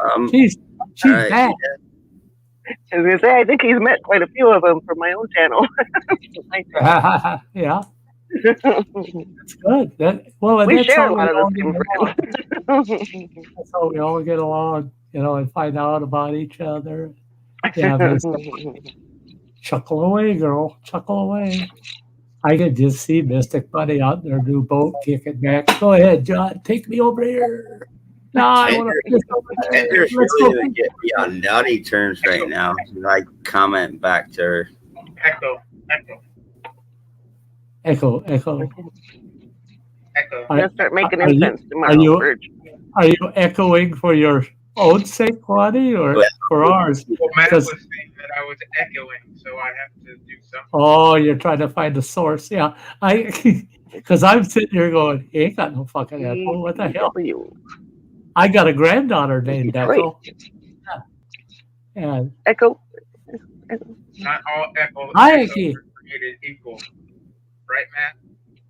No, right now you sound fucking pretty cool, dude. Yeah, you sounded good. You sound good. I mean, it sounds like you're like talking like 5 feet away from your microphone, but other than that, everything's A-okay. Yeah, you can tell there's distance. Echo. Yeah. No, I'm about 3 feet, Echo. Oh, that's good. Yeah. I think Echo is getting it. Yeah. I better not say it. Oh my God. Too early for that. It's never too early for that. Well, I agree, but this is a half family show. gonna fit Like- our message. Oh, this is I This like is- that semis. this show is Walt Disney. I like the full thing, not the semi. This show, just so people know how clean to keep it, this show is Walt Disney's 2020 or 3023. 1,000 years from now. Something like that, Sty. Yeah. I pushed it way out there because I don't want to get into controversy. You know, I could have said Disney yesterday. Camping. Yeah. What's up, Oh, DGW? I am jealous. I want to go camping. Yeah, do you see that? It's weird that you have a granddaughter named Echo there, Sty. Thank you. My daughter named her kids quite differently, and Now, I is got it a your daughter named Echo or your granddaughter? granddaughter. Of my grandkids, she's the one that really named them uniquely. Some of them. She's got 11 And kids. you also know somebody named Echo. But yeah, she named, I know exactly who Guani's talking about. so she named one of her one granddaughter Echo. She named another one Blossom. Blossom is an ancient name. I mean, I looked it up, and it's like in the bottom 10 American influenced names that are used today in today's culture is the name Blossom. It's rarely used. But my daughter picked Blossom. And then my youngest granddaughter, Combat the left-handed cigarettes is to wash it down with some diet water. yeah. She named my last granddaughter, my youngest granddaughter, named her Fawn. And when she goes, "What do you think of what we named your granddaughter?" And I said, I didn't even know what it was at the time. I said, "Well, what is it?" And she goes, "It's Fawn." And all I said was, "Oh dear." And then I didn't say nothing. She just sat there on the phone, didn't know how to respond or anything. Well, yeah. You named her Fawn. Oh dear. What else could be said? I mean, yeah. But we're unusual in our family. My kids, my oldest boy, Running Water, and my youngest daughter, Amanda, those two truly stuck to it. I don't know if my oldest daughter with 11 kids has stuck to it with every kid. Not yet. I don't know. I will. I'm going to find out. But on my side of the family, my father and I both had two middle names. So we passed that on. All four of our children have two middle names. My children named their children with two middle names. And so and it's funny because the government, every time they want you to fill something out, they want your middle name or middle initial. And you tell them, well, I have two. Oh, well, no, it's only wants one. Give us the first one. Well, that's not my legal name. It's right on my goddamn birth certificate. But you want me to put down part of my name, not my whole name. Yep. Only want the first middle name, not your second. Okay. I haven't had the opportunity yet to fight that in court. It wasn't me. You got the wrong person. Here's my full legal name. Here's the birth certificate to go with it. You're charging the wrong person. Yeah. Be kind of fun. Yeah.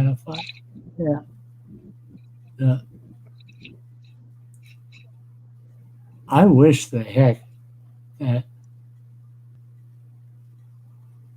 Oh, you updated, didn't you, girl?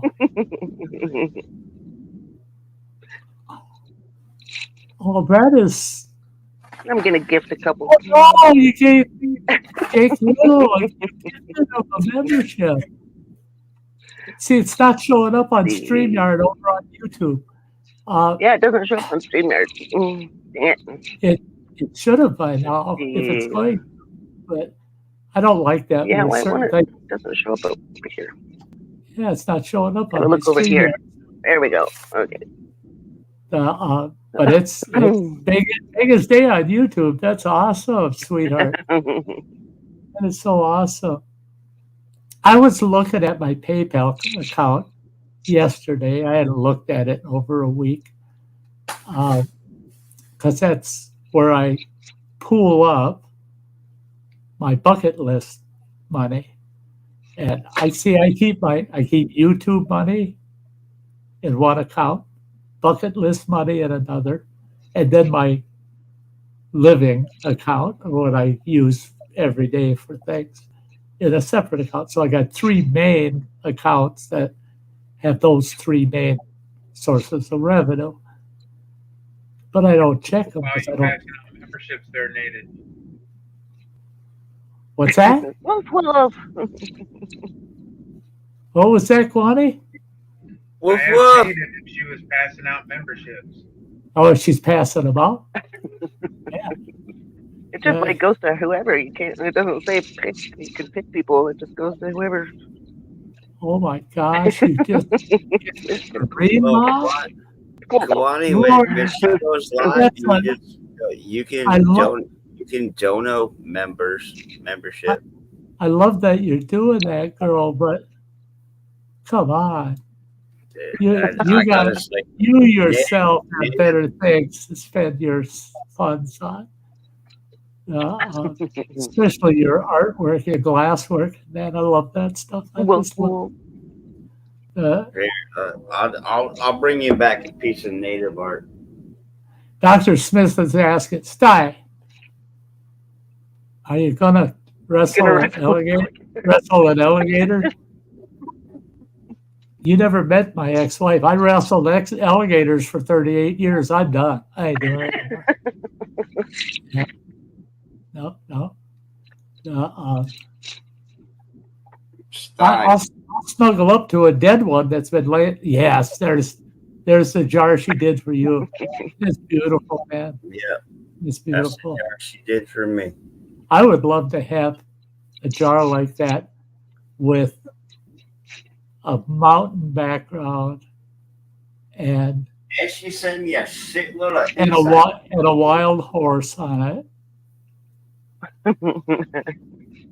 It could have just those two things, and I'd be fucking doing backflips. There, I'd wrestle an alligator for that. I'd do that for $1. An alligator. Yeah. But yeah, but she can't do anything for me like that until I get her hike and stick to her. I got all my supplies all set up and the tools and everything, and I tentatively picked the stick and I had to drill a hole in it and do a little extra finish work on it. And now I'm getting into the nitty-gritty part, but now today I decided I got 2 sticks I got to search for. And if one of those I feel suits her well, I'll grab one of those because that's where I stood in eye-to-eye contact with a timber wolf for almost 15 minutes.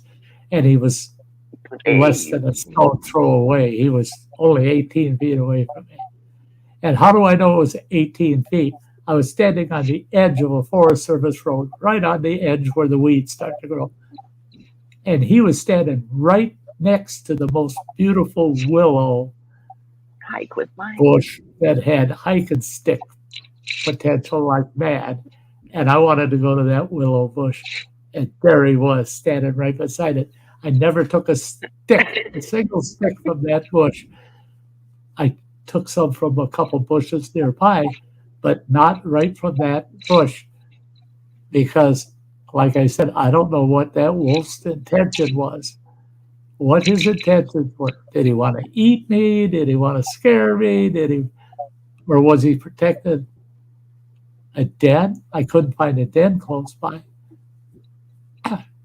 I think he was standing guard of that willow. I think he knew what I was up to. I think he knew what I was up to, and it was leave this one alone. Seek no further is what he was saying. And so, yeah, but I harvested about 4 nice willow sticks close by, and another half a dozen nice hard maple ones from the same spot, but didn't touch that bush. I mean, I walked up that bush and walked all the way around that about 6 or 8 times. I never once touched it, never touched that bush. I didn't see how solid the limbs were. Nope, don't touch it. Just look at it. Try to figure out why he was standing guard of that bush. Never could figure it out. All I could chalk it up to is Mother Nature said he can help himself to anything, but that one, don't touch that bush. I guess I felt like Adam. I'm glad I didn't have Eve with me. She would have cut the fucker down to the ground. You know? Oh, there's my apple. Until I get a bushel of apples. Yeah. Finding good willow sticks up here can be tough sometimes. And I need a Sty sticker before you lose them all, before you get rid of them all. a what? A Sty sticker. Another I got sticker. them. I got them. If you got one. They're coming with your The one stick. that was with Shadow, the expedition. Yeah. That's gone now. I Although I Sammy don't- still has one on. don't have a Sty sticker yet. Yeah, I got a few. Matt, you haven't gotten one yet? No, I have not gotten a Sty sticker yet. I mean, I'll I'm Jesus gonna start Christ. with another water bottle. mine too. Yeah. Now, Waiting Matt, for a Sty now, sticker Matt. for 2 years. This one's Sty, Buddy, you don't have one? buddy. No, You I never sent me don't. one. I don't. All right. I got a room full of Is assholes. that- You guys know where to find me. What the fuck? You're telling me this now? I know goddamn well you requested them a couple years ago. What No, the I fuck? It was a couple years ago, to be honest. No, it's been at least. It's been at I, least- I know you have my home address somewhere in your little. Well, you goddamn right I do. I Unless was you, actually a member back then, remember? No, yes. I've always been a member of Sty. You never got your membership letter? No, I never got a membership letter either. Oh, you fuckers. Wow. Two guys. Wow, that, you guys. two guys that never hesitate to get that check. Yak. After You get a t-shirt. after a month from that point until they received it, why weren't they on there? Where's my letter? Where's my stickers? Where's my letter? Where's my stickers? I've had people that I wanted to stick their sticker up their ass. And I passed it off as just old age. I just thought you forgot. I didn't. Yeah, I got to go in there and look at that list. God damn it, that'll piss me off. If I see that checked off on my list and it got mailed, now I'm pissed at the post office because I've got a list. Anytime somebody asks, anytime somebody, the minute they email me their address, they go on that list. I mean, I think the only thing I've received from any of y'all, that was from Travis, and he sent me a pound of beef jerky. That's a good score right there. I love some jerky. Sty, I Dad just made some sent, beef jerky. Sty, and I that's the sent only you thing my I Addy received in from, PM. okay. Now, are you talking Travis from Destination Great Lakes? Groovy. Oh, Oh, Groovy Love Groovy. Squirrel. Yeah, Groovy Lava Squirrel. Yeah. His Oh, dad shit. made me- That's back when you asked me for stickers, for Christ's sakes. Absolutely. I'm still waiting. That jerky would have gone bad by now. What the fuck? I didn't let the jerky All right. stand still. All right, you guys, you're gonna get your fucking stickers. No if says you're going to get, it'll be belated, but you're going to get your channel letter. Yeah, fuck. I believe I Oh, sent you my email, my home address. I think I gave it all to you. I know you. I got your home address because if I recall right, Lonnie, you were one. What you sent me, you sent it all in one line, your address, and it didn't have commas in it. So I asked you, I can go back could and you look. send? I think I said, could you send it to me the way it should look on the envelope? And you did. But same with Matt. I mean, I got his address, and look at that, showing out her goddamn membership. See, that's what happens when you hang on to that membership long enough. Yeah, she got the goddamn hoodie with the. Is that a hoodie or a t-shirt? It's got the big Sty North. Yeah, it's a hoodie. I may have deleted it. That's an old email, but I didn't. I got it on my list. I know I got it. Owen's back. Did you make it to work, Owen? Yeah. What are you doing back? I thought you were going to work. Yeah. He says, I'm back. And then he's going, howdy, everyone. That makes me think he ain't going back to work, even if he did make it to work. Howdy, everyone. I'm here to hang. Owen, are you playing hooky today? See, now, Owen, he's the proud papa of one of my great grandbabies. Actually, the last great grandbaby that I've gotten. And they named their son Atlas. He's holding the world on his shoulders. And I'll tell you what, that little stud is going to be Atlas will fit him when he grows up. Something tells me that boy's going to be one hard as nails, stocky. He might, poor kid, might end up short like his dad, but I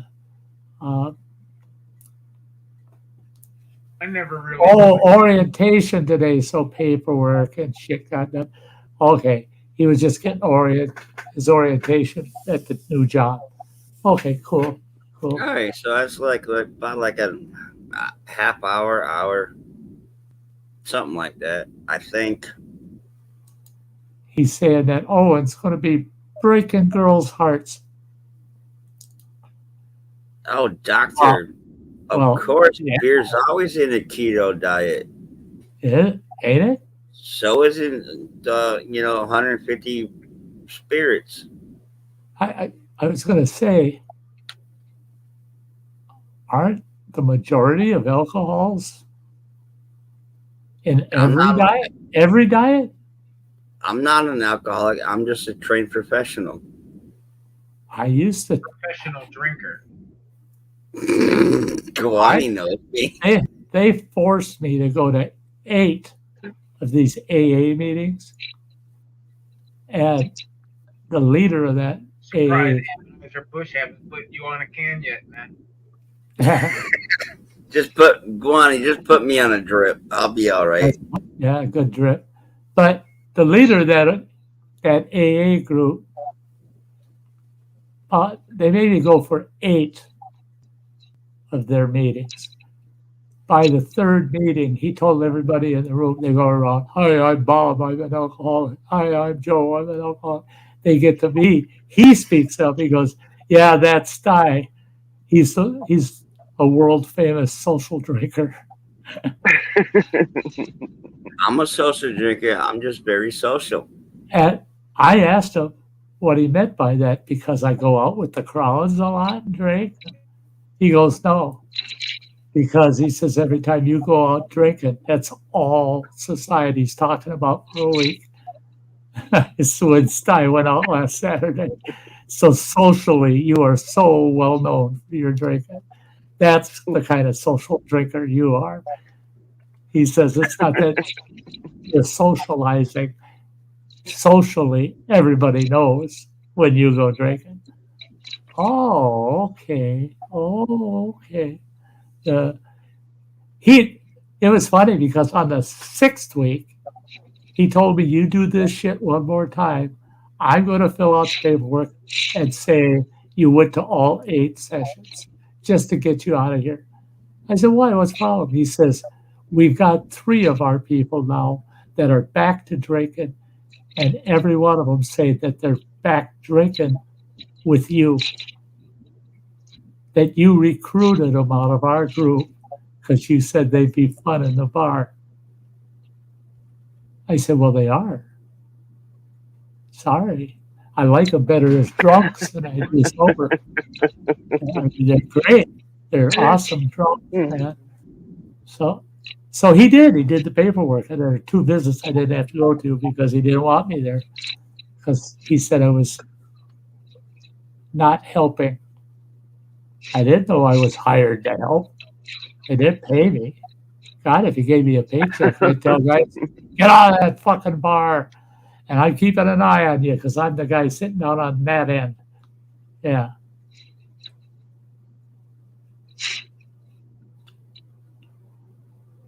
That's it. That's it. They didn't even, you know, Matt, our meetings, I asked them too. I said, well, the least you could fucking do, you make all this coffee and all you got is half and half creamer. Where's the fucking Irish cream, man? Exactly. And he says, that's alcohol. I said, oh, for Christ's sake, you have to drink 6 pots of coffee to get loaded. I want some flavor in my coffee. I want Irish cream. So he went out. The next meeting, he had these little cup things with Irish cream flavored creamer. I poured that shit in there, tried to drink. He said, that tastes like shit. That ain't no Irish cream. I said, exactly, the Irish cream in a coffee. I know what you're talking about. oh shit. Or the bagel. Bailey's. The Bailey. Bailey's ain't cheap either. And I'll tell you what, running water would buy me Magnum bottles. They're that big. They're that fucking big. And they're that fucking tall. He'd buy me a Magnum bottle because that's what I went through a Magnum bottle about every 2.5 weeks in my coffee. I'd have 4 cups of coffee every morning, and every cup of coffee was half full of coffee, half full of Bailey's. And I got through every day perfect. It was the vodka I drank the rest of the day that fucked me up. That Bailey's didn't do nothing. Yeah.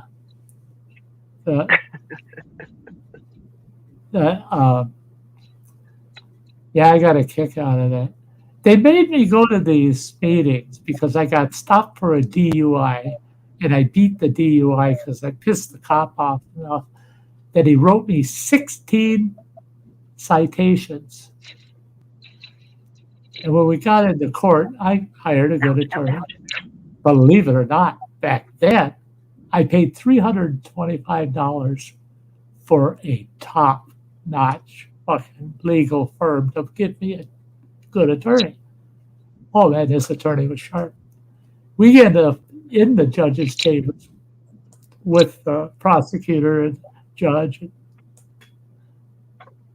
The judge told the prosecutor, you're not allowed, I'm not going to allow you to charge him with a DUI. And he said, but he was over the limit. Judge says, you need to learn to write a citation, not 16 of them. Because the second citation you gave him was this. You gave him drunk and disorderly as a second citation. He said, well, if he's drunk and he's being disorderly because he's drunk.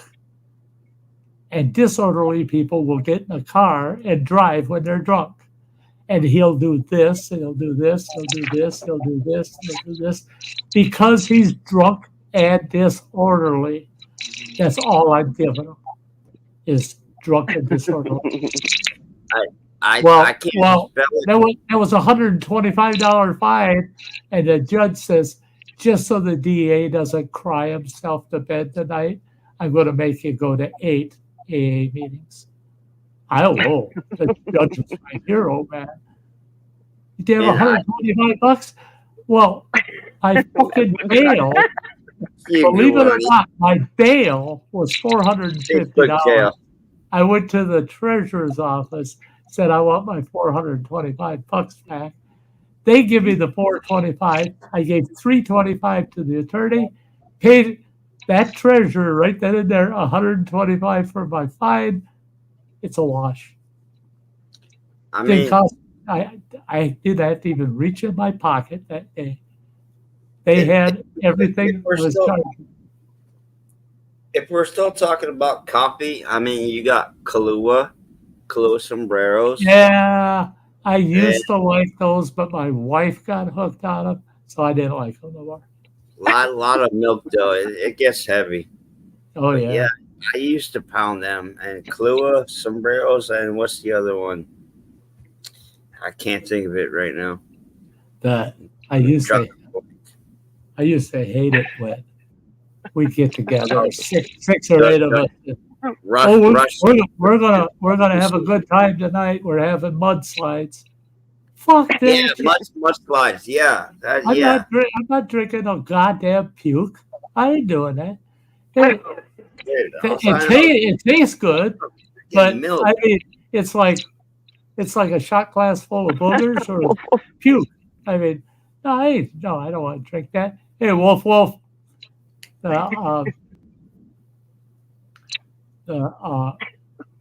yuck. Mudslides no way. Coffee yuck. Beer, bourbon, and whiskey better. I'll tell you what, though, don't get me going on fuzzy navels because you got to get one person just prepping them for me. I have the fucking fuzzy navels now, and there ain't a gal in the room that's got a fuzzy navel by the end of that night. Because I'm drinking them out of their belly buttons next, man. I'm waiting for Sty to start getting on Sex on the Beach. Oh, Sex on the Beach. That is so overrated. I mean, son of a bitch. Let's just fucking have a beer. I mean, come on. You don't have to make a drink for that shit. You just fucking have a beer, you know. For me, it's just funny that the way they name these drinks, you know. Yeah. Some of them you really wonder. That's like I'll tell you what. It's your fault, Matt, bringing this one up. Flaming Blue Jesus. How many people out there have drank a Flaming Blue Jesus? Okay. I don't even know what the fucking base alcohol was anymore, brandy or something. And then they pour some really high proof Everclear on top. They let it on fire. And it's a blue flame. You can see it playing as day. It's a blue flame. Blow on it just a little bit and the flame disappears. You don't see it, but it's still there. Well, I'm in a bar and the ex pissed me off, so I'm sitting in the bar and I'm drinking whatever I'm drinking. I think I was drinking a lot of gin gimlets that night, and which I love. I love gin gimlets, but I like my gin. But anyway, I'm drinking gin gimlets, and this gal on the bar ordered me the Flaming Blue Jesus. I thought, well, that's cool. Yeah. Well, I learned that night. Don't blow them out. Don't blow them out. Just put your hand over it. Pound it. Pound it. Well, don't drink it until that fucking flame's out. Don't fucking go there. I lit my ass and a fourth of that big fucking bar on fire. I got that shot glass up there and it burnt my fucking nose. I mean, it burnt the fucker. And I'm drinking it and I go, wow! Fucking flames come out of my fucking mouth. My goddamn mustache was on fire. My eyelash gone. And I realized the whole fucking 16 fucking bar is glowing blue. And the bartender's running for a fucking fire extinguisher. Didn't stop me from drinking them the rest of the night, but that's when I learned. Just put your hand over the top of it, right down to the top of the glass. It stuffs it up. So I blew on it, and what I did was I ended up blowing a bunch of Everclear out on the bar. Then there was still plenty of Everclear that it lit me up. And when I breathed out, it lit the bar apart. Well, I didn't quit drinking them, though. I kept drinking them. But I looked at that girl at the end of the bar, and I told her, "You started this shit with the first one." And I said, "Who the fuck named that Jesus?" That is like sucking on the devil's asshole. That is like sucking on the devil's asshole. That is nothing to do with Jesus whatsoever. I guarantee it. Now, you know darn well as I do, you can put Everclear in your gas tank and still run your Oh yeah. Oh yeah. Everclear will run in it. fucking high octane right there. Any combustion in That there. ain't broken until It's he actually- falls off the edge of the earth. And Kwani knows fucking moonshine and stuff. So yeah, I mean, You can still hold No. on to that blade of grass. Tell you the only problem with Everclear in a combustion engine, if you're going to run just pure Everclear in the fucker, you don't care about your engine. You're going to blow that bitch up. If it's a small Foresight. well, I've blown a couple of them up with straight Everclear. Playing around, just trying to get the most of it. We used to make diesels out of the little fucking Briggs, Briggs custom diesel. horse strokers, and we'd make a diesel out of them. And we had this one little town we lived in. If I remember right, we had Virgil, much love. Virgil, What? much love and cheers. Hurry back if you can. You bet. I love you, Virgil. Bet. That's awesome, Virgil. And you're leaving to spend time with family. We keep You we do keep just it that. cracking. You do just that, man. I'll be I don't starting want incense people- tomorrow. Amy, Pizza's ready to Native, go in. I got two cinnamon. Pizza's ready to go in the oven. Native, you do incense, don't you? Yeah, I was gonna start some tomorrow on my stream tomorrow. I'm going to have to chat with you and figure out a way to get some incense from you. I need something Yeah. Anytime. that's soft and subtle. It can't be over fragranced because of the kilo. The triggers I get. Yeah. Something that's kind of soft and subtle that I can tell it's in the air. I can tell it's there. We had a couple of decent burners. I got one. I got to do some digging for that one. I love it. The bitch is Egyptian musk. hot. They might still have some Egyptian musk left. That's really nice. And soft. I've got one where it's a chick it's about 12, 14 inches tall, and she's nude, standing by a pool, and even the stick incense works in it. I load that bitch up, light my incense, and the smoke comes out of her nipples and fills that pool of water. It is so cool. It is so cool. I love it. I love it. The only problem is if I don't feed her the right incense, I got to make sure to have a nice mat. I have a mat under her. He likes it on the bottom anyway, but otherwise she stains whatever she's sitting on. Yeah, I got a couple of good dragon incense burners.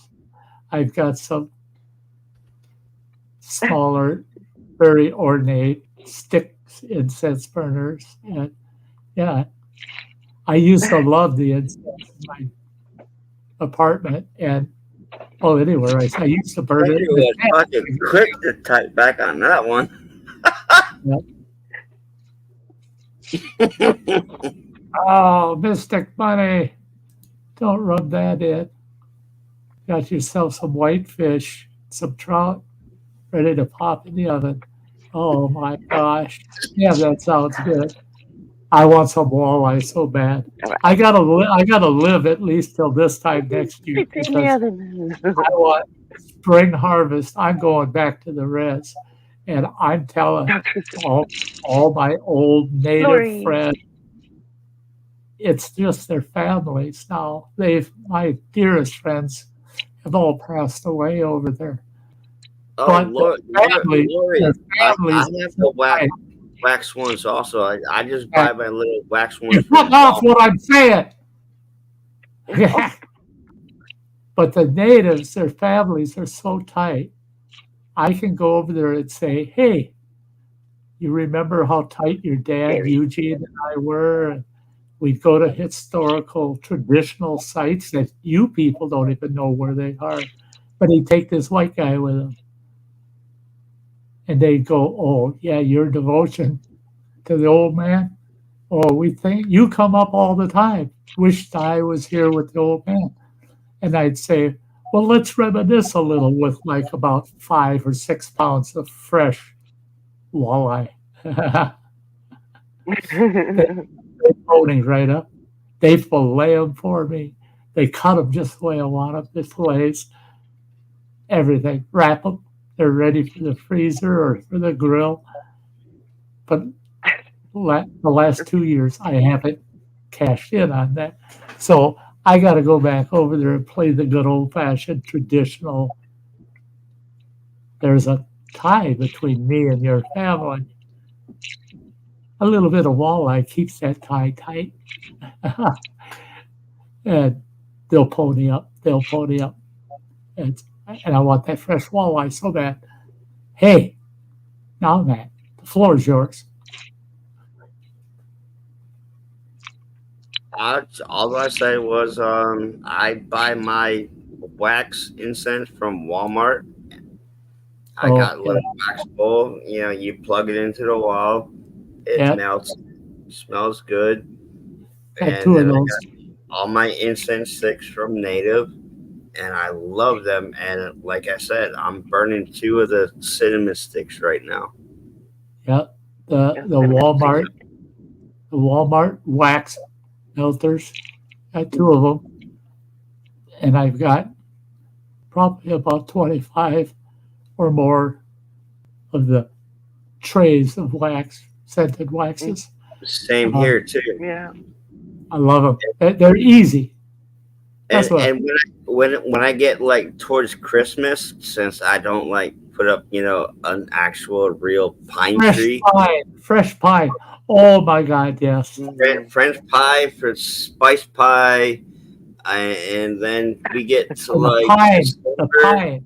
Christmas tree. I'll burn the well, not burn, but I'll melt the get some pine needle pine in there.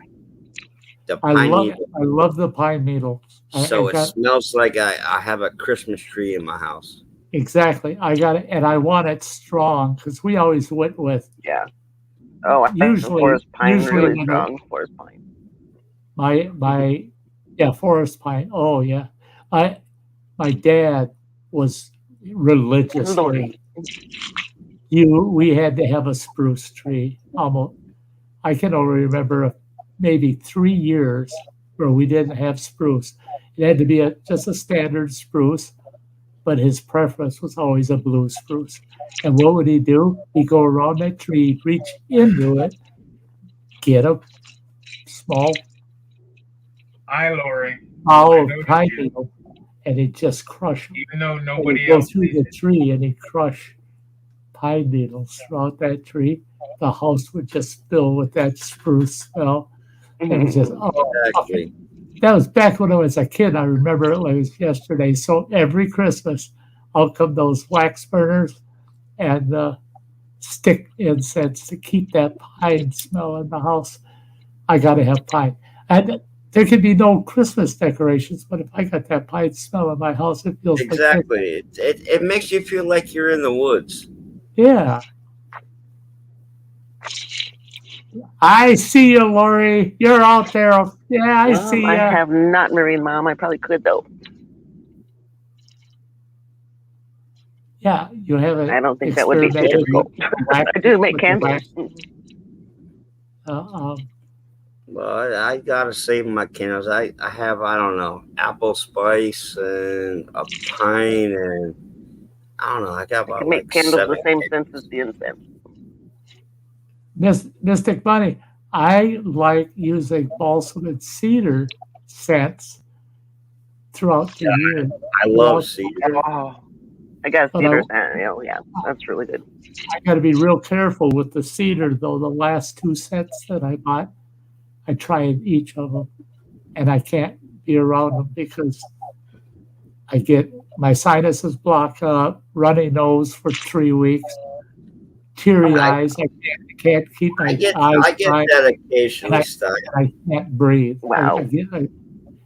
But Yeah, if I take the cedar, dripping wet. I found this one. What the hell was it called? It was weird. That's why I got it. I got it online. It's called Old Stump, and it just had an earthy odor to it. Like you found an old stump out in the woods and you broke it open and you could smell that organic earthiness. Yeah. If I take one of the cedar blocks and one of those old stumps and put them together in the burner, it mellowed the cedar down enough where I could smell the cedar. I could smell the old stump too, but I could smell the cedar, and I didn't have the reactions. But I ran out of that old stump, and now I can't find it. I can't find it anymore. So that was a bummer. I'll have to experiment because I love the smell of cedar. I just love it. When I was a kid, right up until I was about 4 years old, my mother had told me she'd find that I had escaped out of my crib at about a year old. That what a good idea, Lori. I'd escaped, and she knew right where to find me. I was in the cedar chest at the foot of her and my dad's bed. She just lifted the lid there. There's the fucking kid. I loved the smell of the cedar so much that I'd sleep in the big ass. God, that thing was long. It was a king size bed width, and it was deep and tall. And she'd have only certain bedding in there. And I loved it when she'd take that bedding out and put it on the bed in their bedroom. It would, the smell of that cedar would go right through the house. And they get to sleep in that fucker, right? Well, I slept in the trunk. Well, my dad got nervous about that shit. He says, that kid's sleeping in that trunk. If there's ever a fucking fire, you ever seen cedar go up? He says, no, that kid's toast. He can't be sleeping in there. Well, him and my mom came up with the wild idea, let's make a room with cedar in it that he can sleep in. Well, they had a big closet. They had like 3 closets in their bedroom. They had this one medium size. It was a large medium sized closet. And they moved the shit out of that closet into the other 2 closets and put a sleeping bag in there, pillow, and all that shit. After my dad went in it, and the whole closet was done in unfinished cedar. Oh my God. It was like you just took a chainsaw, cut out a big notch out of a cedar tree and crawled in. It was, the smells were so good. And I slept in that fucker until I was about 9, 10 years old. So about 5 years, 5 or 6 years, I slept in their fucking closet. I had a nice bedroom in that cedar closet, but it got me out of the trunk. And so they were happy. I was happy. They were happy. Cedar will do that.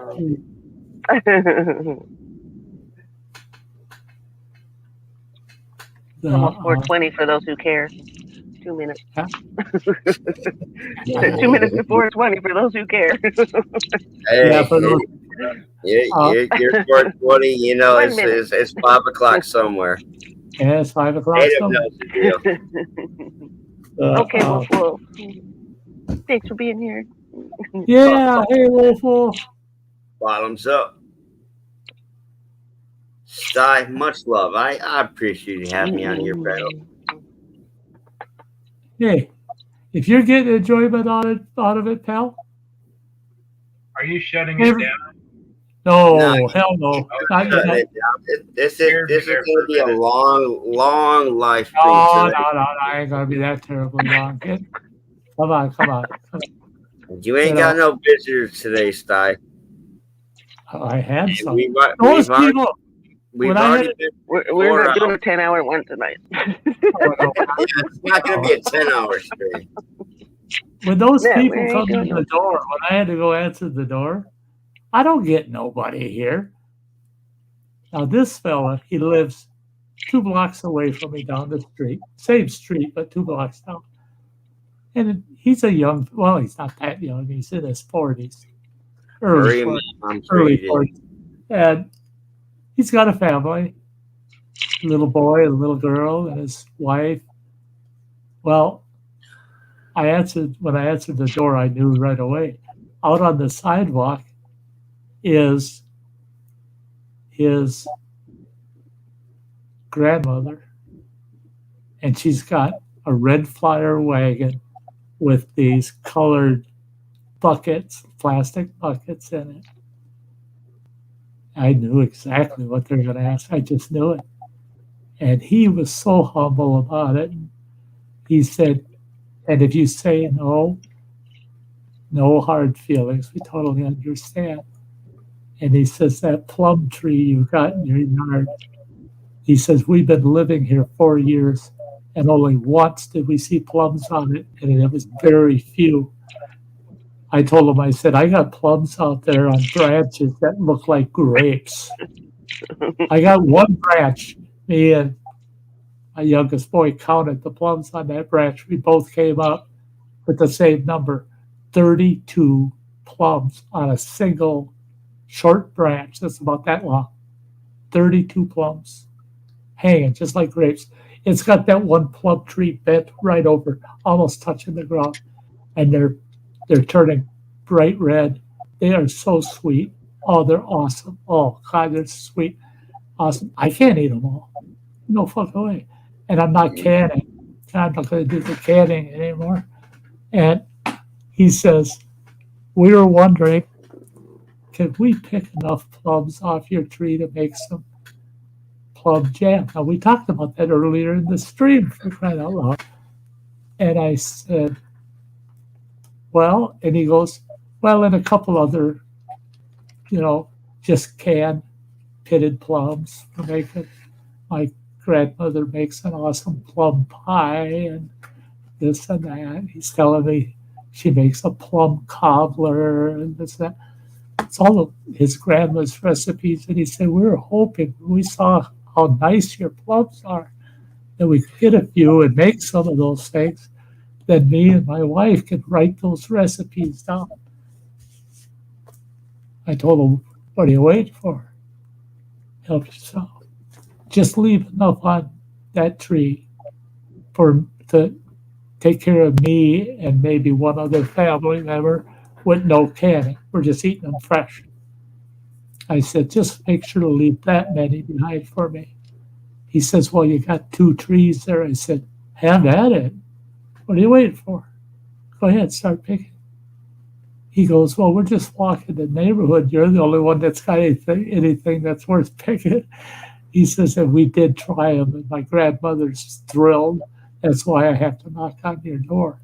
Well, I know him because he worked with my youngest son for about 6 years. The 2 of them worked together. Plus, he's a local stock car racer. He's one of our local stock car racers. He's always got a stock car out front of his garage out here. And I go down and hang out while he's working on it and shit. We're not close friends. We're just close acquaintances, with some common interests. And I said, I'm just glad you got the balls to come up to my door, knock on the door, and ask instead of just taking. I wouldn't. He says, other than us sampling one, we wouldn't have touched another plum unless we had your permission. I said, like I said, what are you waiting for, Pick? He says, no, it'll probably be tomorrow, maybe the day after. I said, pick until you got what you need. Just leave me enough to snack on. his grandmother's out there on the sidewalk. I wish I could have drug a camera with me. She's out there actually jumping up and down, physically jumping up and down, clapping her hands quiet and staring at that plum tree. And I said, anybody That's else shows cool. up, anybody else shows up, tries to pick those plums or eat any of them, you tell them, bullshit, those plums are yours and mine now. You should have seen the look on that boy's face. He had the biggest smile on his face. Here he's a hardcore stuck car racer, gotta be the tough dude in the neighborhood. And he's loving these plums, man. So as they're walking down the sidewalk, when I finally told him goodbye, I told him I was live streaming, and he kept saying, "You need to get back to your audience." I said, "I got great people on the panel. They're keeping them busy." I said, "No, don't worry about it." But when they left, as I was coming in the door, I looked over my shoulder back out there. There's the grandmother out there, and she's got this tiny little bucket about the size of a cottage cheese container, and she's picking plums and filling that, and she puts it in the wagon. Off they go. She picked enough for them to sit and snack on at the house, and off they went. I thought, there you go. How many people in the world say, "Stay away from my fucking plum tree," and then never eat them, they never can them, they don't know nothing. But they'll tell you right. to stay away from their plum tree. Yep. I'm not that kind of person. No, sir. If you're a good community member and you respect your neighbors, even though you don't have a personal kind of relationship with them, friendship, but they treat you so respectfully, why in the hell would you not say yes? I mean, that felt pretty good right in the middle of the stream. We talked about the plums earlier. The way my mother and grandmother would make plum jelly, and they show up. That man has only knocked on my door twice since I've lived here, and I've lived here 2 years now.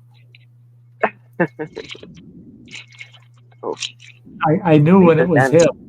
When I opened the door and saw it was him, I knew it was nothing critical. It wasn't an emergency or nothing. He just had an honest question for me. So I was wide open. "What's up? What do you need?" "Plums." "Well, I got plums. There they are. They're yours and mine." Cool. Yeah. We share the plums. But as I thought about it, after I got back in, we've been chatting and been thinking a little about it. What did I accomplish? Years from now. You accomplished everything, Sty. Years from now, it might be his kids or his wife or something saying, "Damn, I wish we could get some of that plum jelly, you know." Fucking Giovanni. Don't tell me that Biden fell off his bike again. I tell you what, if Biden came knock on my door and said, "I fell off my bike," I tell him right down the street down there, I can take care of that shit. You'll never fall off again. Right down the street down here. It's big. I can't believe you put a little kid on it. It's big, but it's not an adult size. It is a kid's. But it's a big tricycle, and it's just sitting out there. It's sitting there for 2 fucking years. Nobody's touched it.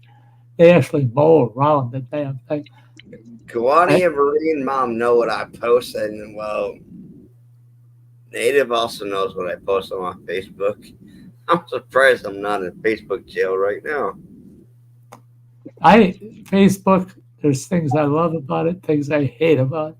One of the things I hate about it is I was doing that today, looking at people's posts. Now, I hadn't been on there for 3 days. Why am I getting all of these posts that are over a week old? I've noticed the same thing. But I'm not getting I don't know. this week's shit. So I go into their channels then. I go right to their homepage. Well, they got all kinds of shit they posted. But none of it's recommended. All the old shit. It's like, I want to see the new shit. And it pisses me off. You follow my page, I'll probably sell you some new shit. I mean, that's the way I roll on my social media pages. Although for me, it's hard to keep up with TikTok, though.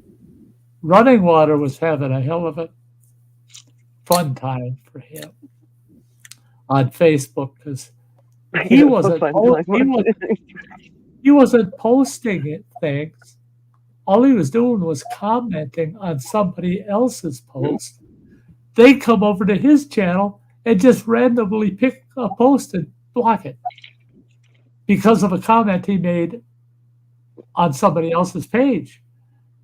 But what he'd do is he was looking for controversial posts, intentionally. Well, that's usually the stuff that I post. And Kwame, I know exactly what you're talking about because he doesn't.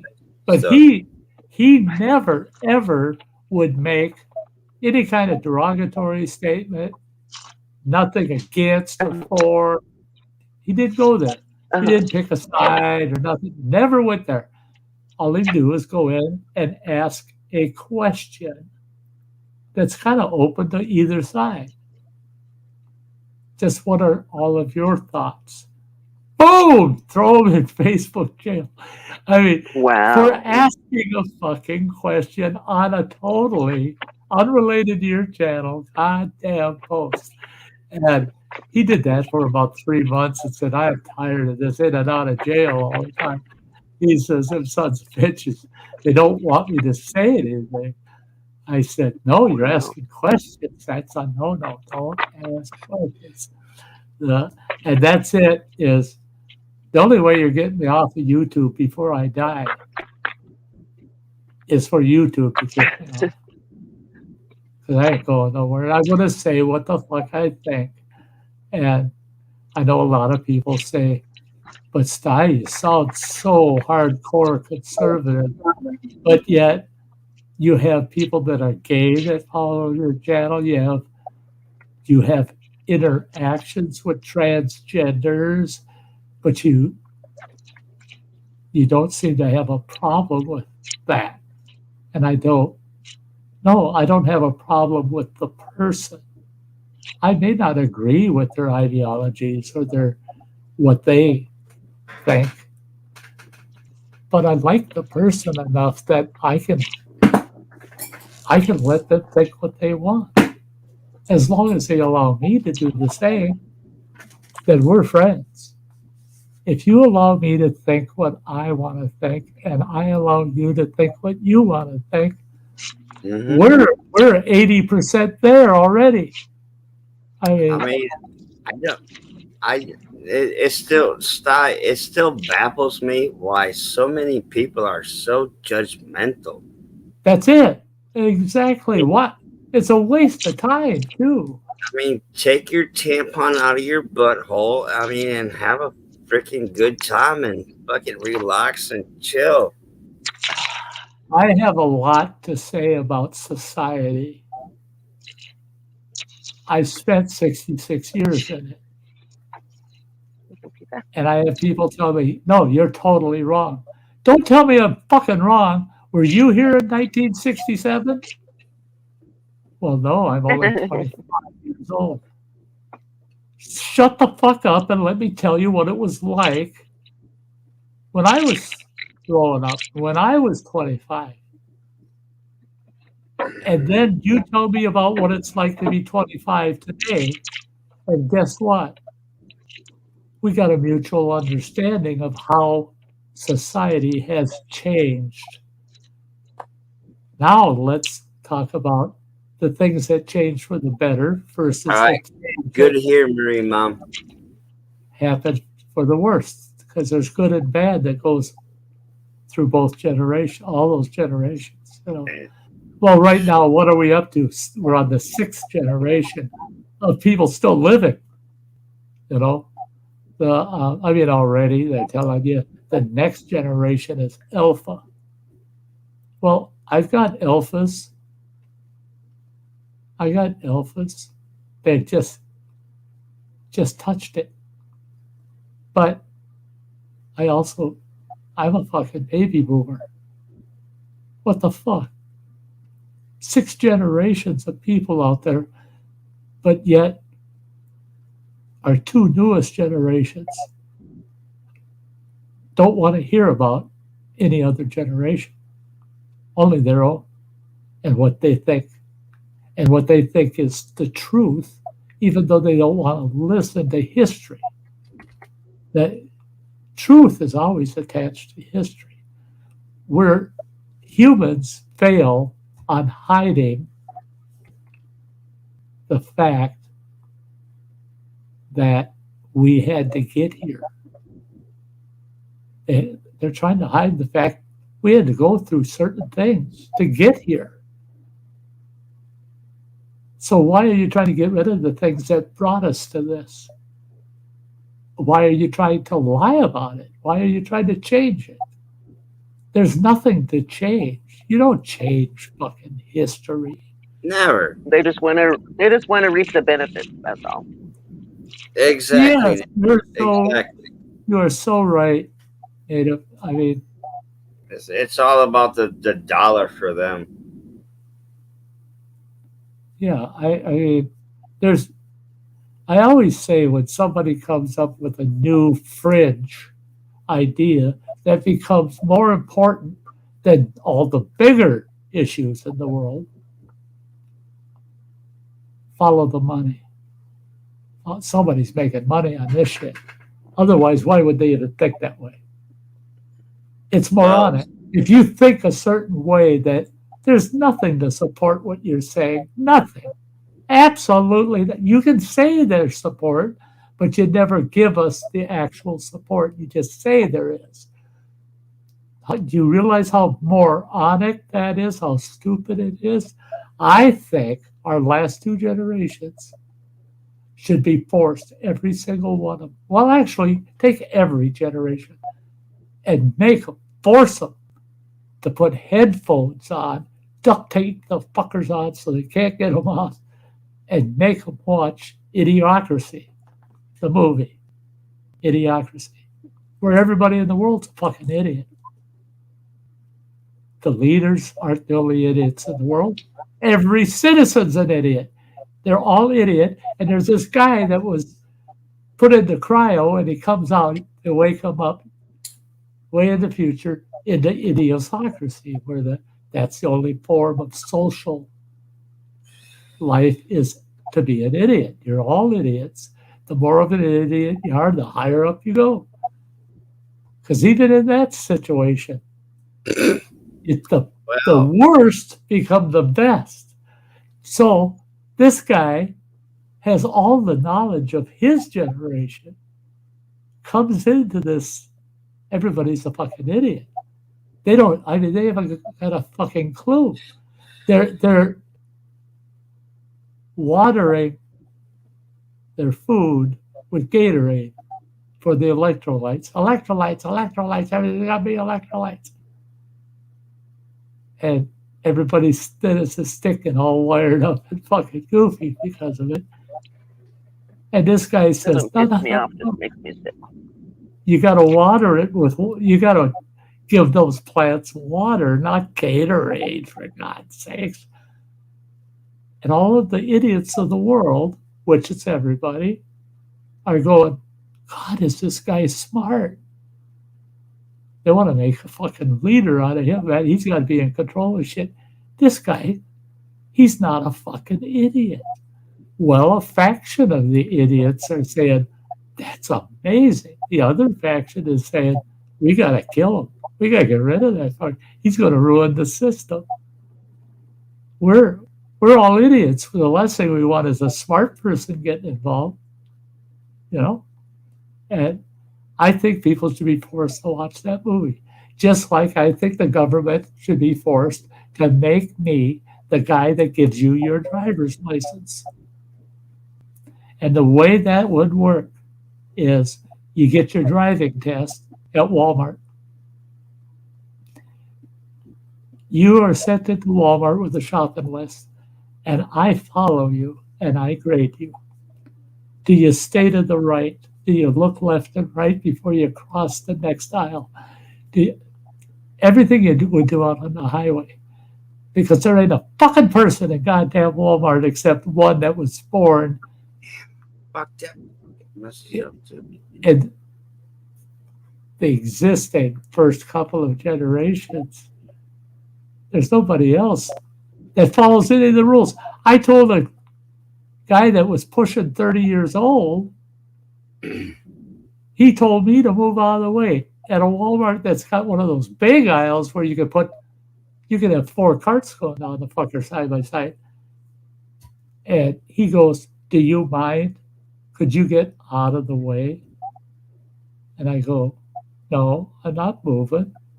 I've got the right of way. You get the hell out of my way. Go around me. Oh, And he Sty. went on the left. And he says, why would I go around you on the left? I said, because The 4-way stop sign thing. it's left is right. Mm-hmm. You know, left is right, right is wrong. Argument goes out the window when it comes to driving. And a 4-way stop, people don't get it. They don't get it. Yeah, that's the biggest one right now.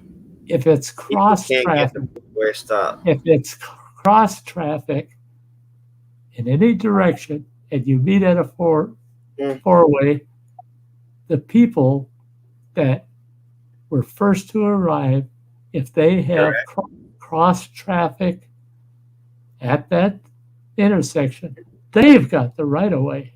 They were the first to the intersection, and if they're going to make a right-hand turn, they make it. The next person that got there, they make their drive-through next, you know, and that's what keeps it flowing.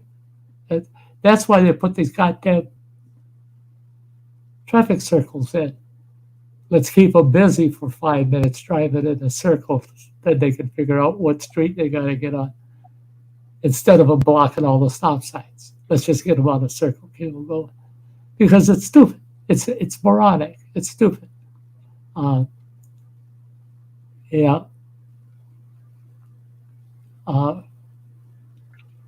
No, Kawani, it just made me sick when I'm trying to eat my pizza. Yeah, she's trying to eat.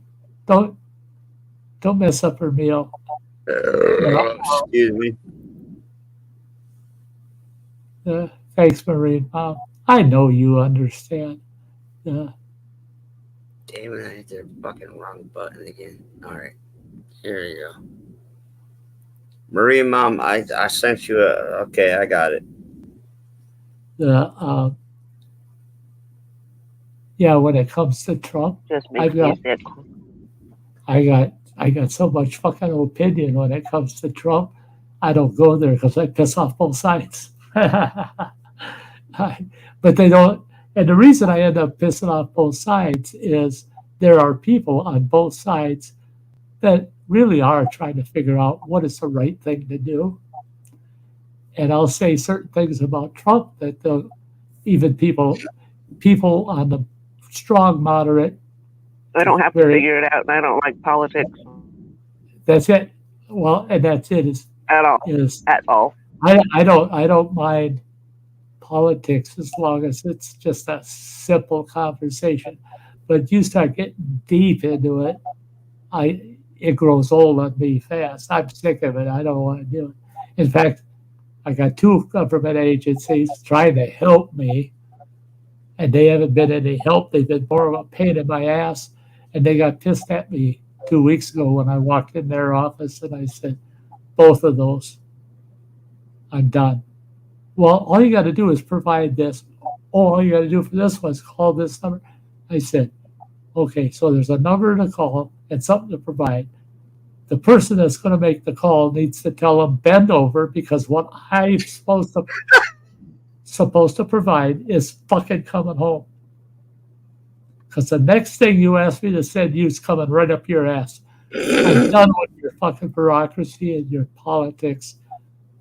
I just came in here because somebody told me you guys can really help me out on something. And all you've done is made me miserable. If you don't like politic memes, please do not follow my Facebook page or my Instagram. There's a misnomer in there because he does post other stuff that's hilarious. That'll just kill But you. yes, I do post a lot of other stuff. Sty is correct. It's not just politics. Yeah, it's not just politics. And it's like I tell everybody, if the topic doesn't fit what you need for the day, don't listen to it. Don't watch it. Fucking give it up. Exactly. Just keep scrolling. Keep scrolling. If you don't like it, keep scrolling. Yeah. And that's what politics really loves. I mean, that's very historical. Is you can't show me a single election period. It doesn't matter if it's the presidential election or if it's just House and Senate, the other, every other election. It doesn't matter which one it is. Each side, they love to make you happy and pissed off at the same time. They got to have a good balance of, we got them really pissed off about this over there. We got them really happy about this over here.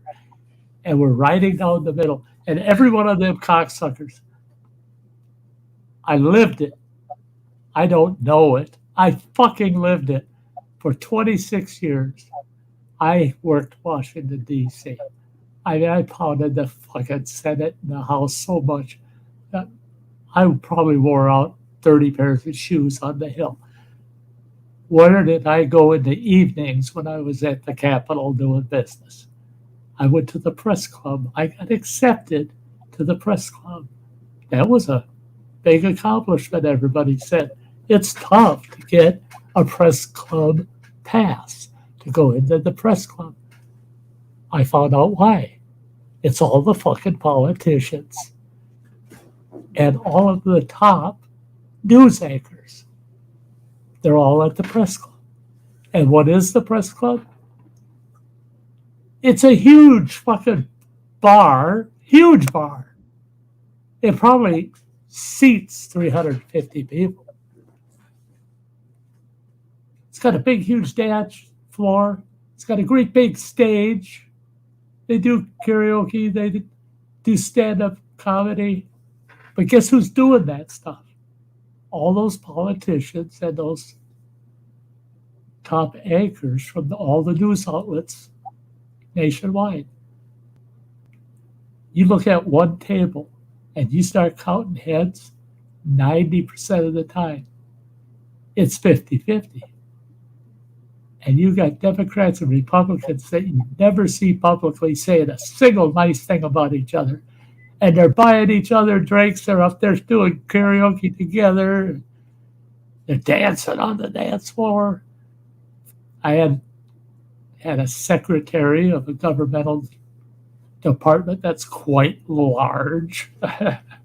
Very, very large. We're talking annual $1 billion. You're in the $1 billion arena for a budget. He's out there on that dance floor dancing in nothing but a $400 necktie and his fucking underwear. Where was that in the newspapers? Where was that on the TV? Never shows up because it happens in the press club. What happens at the press club stays in the press club. I watch those politicians drunker than shit negotiate how they're going to vote for this next bill that's coming up. I watched it 26 years in and out of that fucking press club and watched it every single year. So, Sty, I gotta go drain the vein. I'm gonna mute my cam, but I'll leave mic on till I get back. Okay, sounds good. Sounds good. I'm still here, buddy. Oh, we lost Native. She fell off. Yeah, I see we lost Native. Yeah, but she's still out in the chat. She'll probably come back. And that's the thing is like on the Trump side, I get a lot of Trump lovers piss me off, or they don't piss me off, but they get pissed at me because I bring up his shortcomings. Yeah, there's things he shouldn't do, things he should, but he doesn't.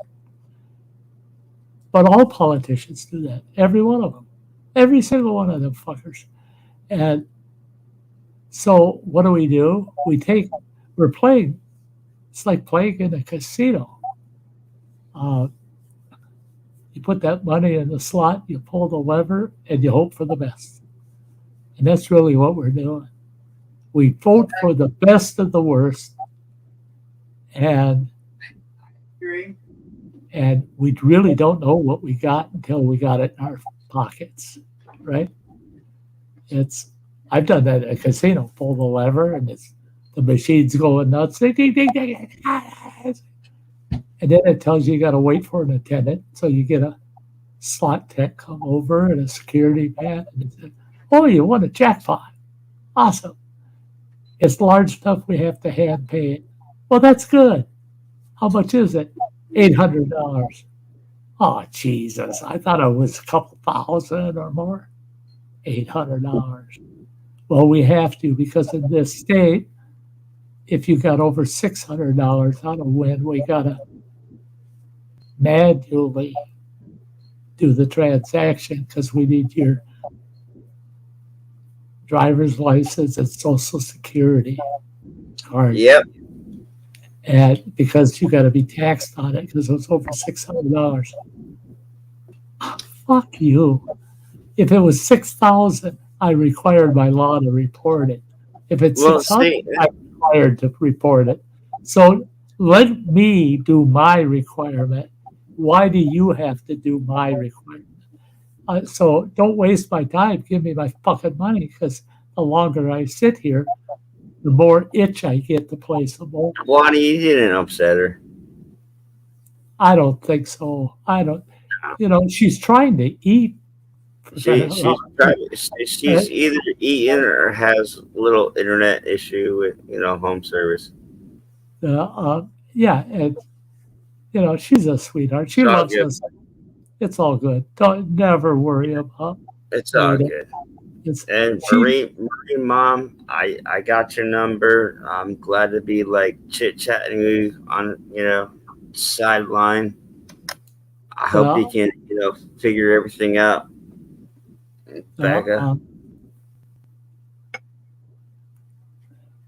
Yeah, I just don't want people, and I want it to always stay that way. And Marie, Mom, just don't click the wrong button. That's all. I just don't ever on here want to see people. If you want to say something that insults some politician, I don't care what side they're on. But if you want to insult some politician, I don't give a shit. I really don't. I don't give a shit. Go ahead. I don't care. Sty, I try not to do that on live streams, but I do it on my social media pages, on my pages, not on somebody else's page. It's that balancing act. Keep it social, keep it funny, keep it harsh. It's that balancing. But if y'all know me, but the thing is, not to take no shit online. I'm not balanced. We don't want to see that. What's that, Kwani? I said, try not to shit online. I don't want to see that.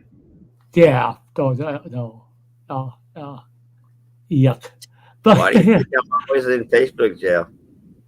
But one thing I want everybody to hear this. I want everybody to hear this and know.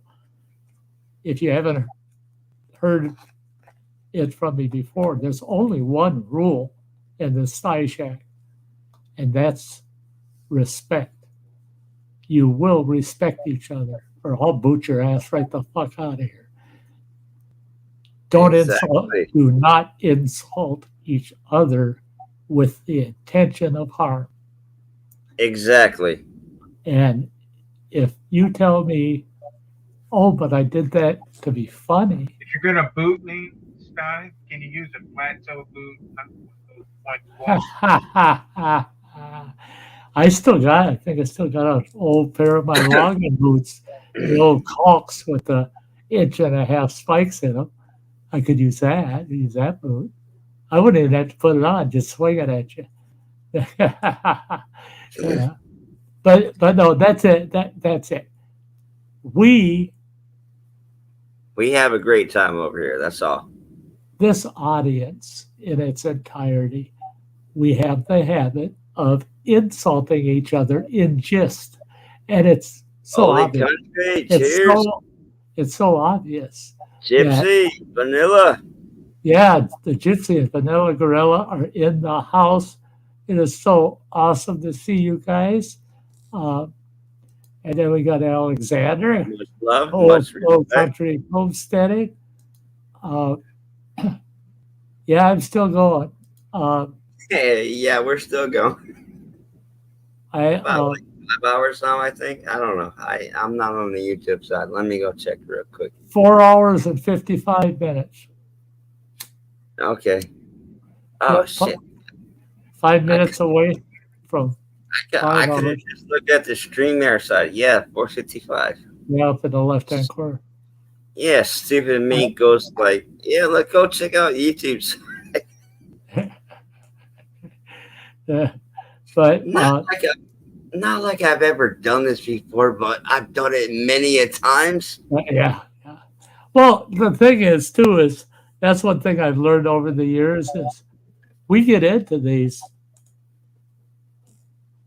subconscious habits. We just subconsciously know, oh, I look up here and there's the time and the number of people in the house, blah, blah, blah. Right. Well, but then sometimes your thoughts get a little deeper because you're talking about a specific subject or something. And all of a sudden your subconscious shuts off so that the rest of the processing can go on. And you're going, where the fuck's the time? What time is it? How many hours? Well, no. You got to stop thinking and you'll find it right away. I mean, Sty, to be honest, I don't know if today's like Monday, Tuesday, Wednesday, Thursday, Friday, Saturday. Yes, I do know it is actually Sunday. Going into Monday. No, wait, is it? What? Not yet. Not yet. All right, it's still like it's about 8 o'clock where you're at, isn't it? Or is it 8 o'clock North Carolina Eastern Time. Yeah. PM. It's 7 o'clock here. Yeah. But that too, I mean, for the longest time, because I had so many panelists, I'd have two from somewhere in Europe, someone from Great Britain, Right. Nepal, and a couple UK, others from the. Philippines. Well, I had one. I got a fellow from Serbia, and he comes up. I got one from Russia. So, but then also here in the U.S., I got someone in every fucking time zone from the East Coast to Alaska. Then I get the people that are they're in Asia and the Middle East.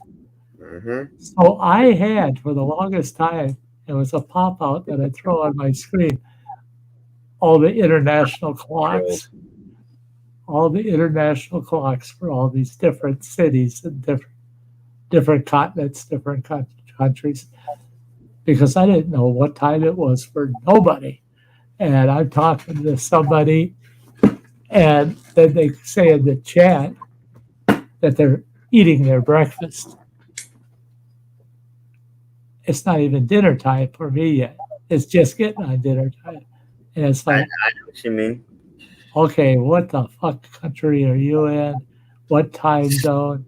And yeah, it's nuts. It's nuts. But so I had that international clock up there, and I decided I ain't watching it no more. Get rid of that thing, because every time I look at that, I'd have a panelist or somebody in the chat, and I figure out where they're from, and I look at the time. I go, I'm going to take that as they like the show. They must really like the show if at 5:45 in the morning, I'm what they're watching, and they got to go to work by 7 o'clock. So they got an Been there, done hour and 15 minutes, and every 5 minutes they're up and running off, coming back with a cup of coffee, up and run off. Now they're dressed for work, up and run off. They got their briefcase, but they're not going to shut down until they're walking out the door to go to work. I don't need to know all of that because it says it on its face. They enjoyed the show, and the people I have up and the people in the chat, they're enjoying it. I don't need to know any more than that. I don't need to know what time it is or anything. So I got rid of that. So I asked, if I don't know what time it is where somebody is, I ask them. It's just like over in Great Britain. Mm-hmm. All right. They do use daylight savings time like we do. They just don't do it at the same time. We'll do it on this day. They'll do it 3 weeks later or a month later. So you got this spell in the middle that nothing changed for them. So they're an hour behind, but you went an hour ahead. It's weird. And then all of a sudden, they catch up to you that hour out of the blue. And you're saying, oh, well, they're 5 hours from me. And they go, no, as of yesterday, we're only 4 hours from you. What? Well, daylight savings time. No, that happened over a month ago. Not here. What the fuck? So try to figure out people's times. Cheers, after you get to know them, you know the general time of day for them. That's like my friends from Great Britain. I mean, for them, it's 11 o'clock at night. So if they're watching late, you know. And that's for a show that started here at 2 o'clock in the afternoon. But it didn't start till 6 o'clock dinner time. So yeah, you learn to just not really give a shit about what time it is. Mom.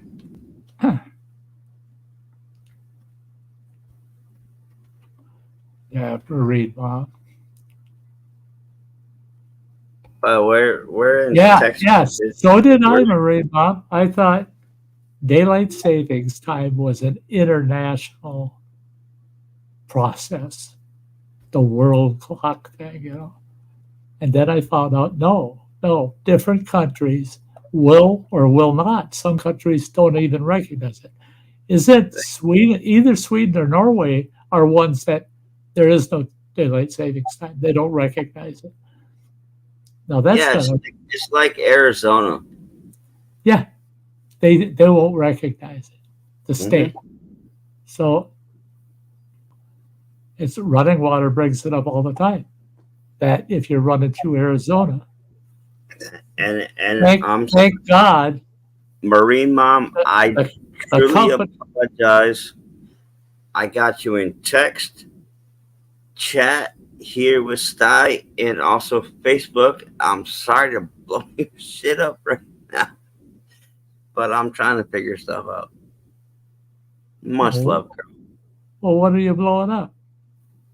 Well, I don't know. She sent me a text and said she's trying to add me somewhere, and I can't figure out where she's trying to add me to. You'll work it out. Patience. There you go again. There's another whole topic. I could sit. You got her on Facebook, but I could sit and rattle on for an hour and only just touch the surface of that topic. Oh, she's trying to add me to her phone. Oh, but that's a topic that people, they don't put a lot of thought into, and that's patience. People don't have any fucking patience at all anymore. Guns N' No, Roses. nobody can. Little patience. Yeah, nobody can put their foot on the brake anymore and say, "Fuck this shit. I'm gonna back off. Don't worry about it. We'll see what comes down the road and deal with it then." Why am I dealing with it every fucking day until it actually happens or doesn't happen? Why don't I deal with it when it actually does happen or it actually doesn't? All that time in between, why am I getting myself worked up and not just being patient and just saying, fuck it, I won't worry about it till I have to worry about it? And I haven't met a person yet. I really honestly believe I haven't, including myself. I'm not excluding myself. We all have a patience problem. Every one of us. I see it in everybody. You're too hurried to say something you want to say. You're in too big of a hurry because the person you're saying it to is talking at the same time, and they're saying exactly what the fuck you were going to say. So the two of you said it each the same fucking way, but one of them was cutting the other one off to say it first. It's not their fault. It's a change in our behavior that everybody suffers from. Is not being able to say, "Hey, I'll just hold off for 45 seconds and then I'll know whether I should say anything or not." But oh no, we got to say what we got to say. And 4 people might say what you're going to say all after before you do, but you're still going to say it because you think you were patient waiting for your turn to say what you got to say, but yet those 4 said the exact same fucking thing. And you're like, you know what? You know what? Marina, I left my house off over here. Sorry, Sty. That's all right. That's all right. Go on. He says, that is fine. Sty, rattle on. And I'm good at it. You all know that. I can rattle on forever. Hey, I'll stick with you. I love that Marine mom. Marine mom. I'm still here.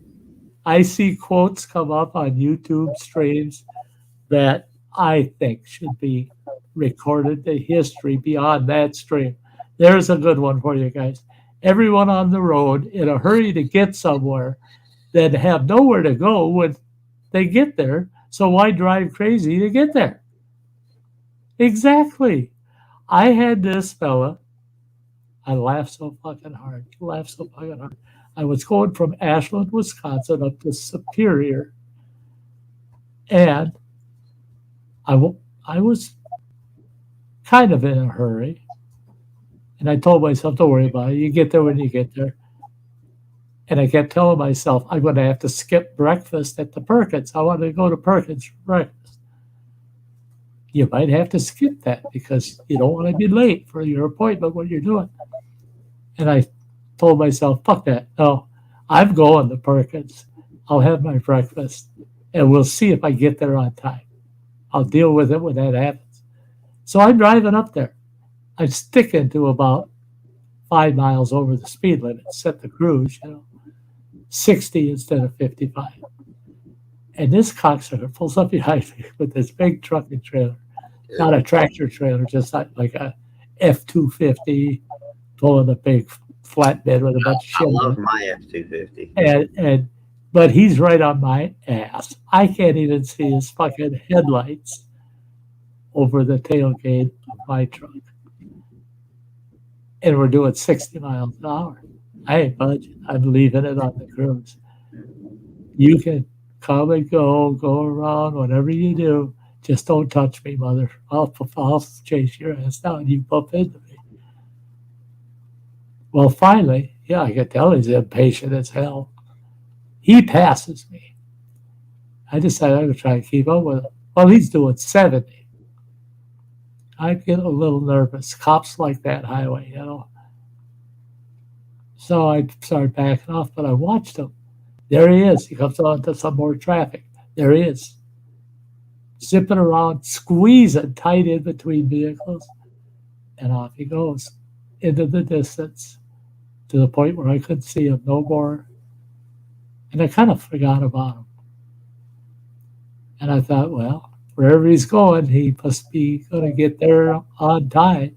He will get there before I'd ever get there, obviously. I'm going to Perkins for breakfast. I get to the Perkins parking lot turn-ins. Just before the first one, about 30 feet, there he is, pulled over, 2 squad cars. He's 150 feet from the front doors of the fucking Perkins. I pulled up, there was parking right up like the front park. Walked to those front doors, look back. They still got him pulled over. Go in, get a table. They put me against the windows that face that parking lot. They brought my full big breakfast out to me.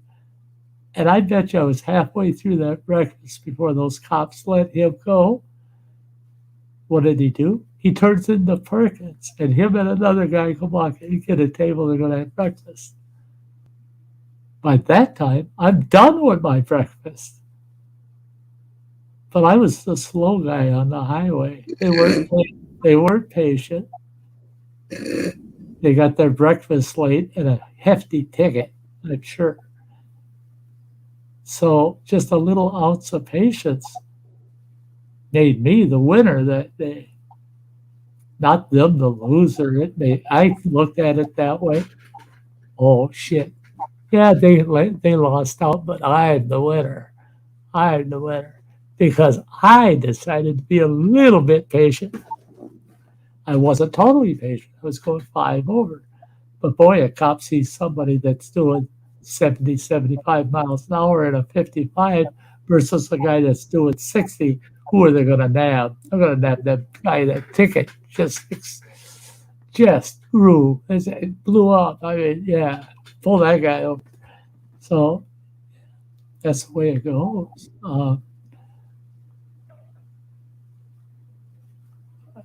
Yeah, here you're talking there, Alexander, what we were talking about earlier is morons.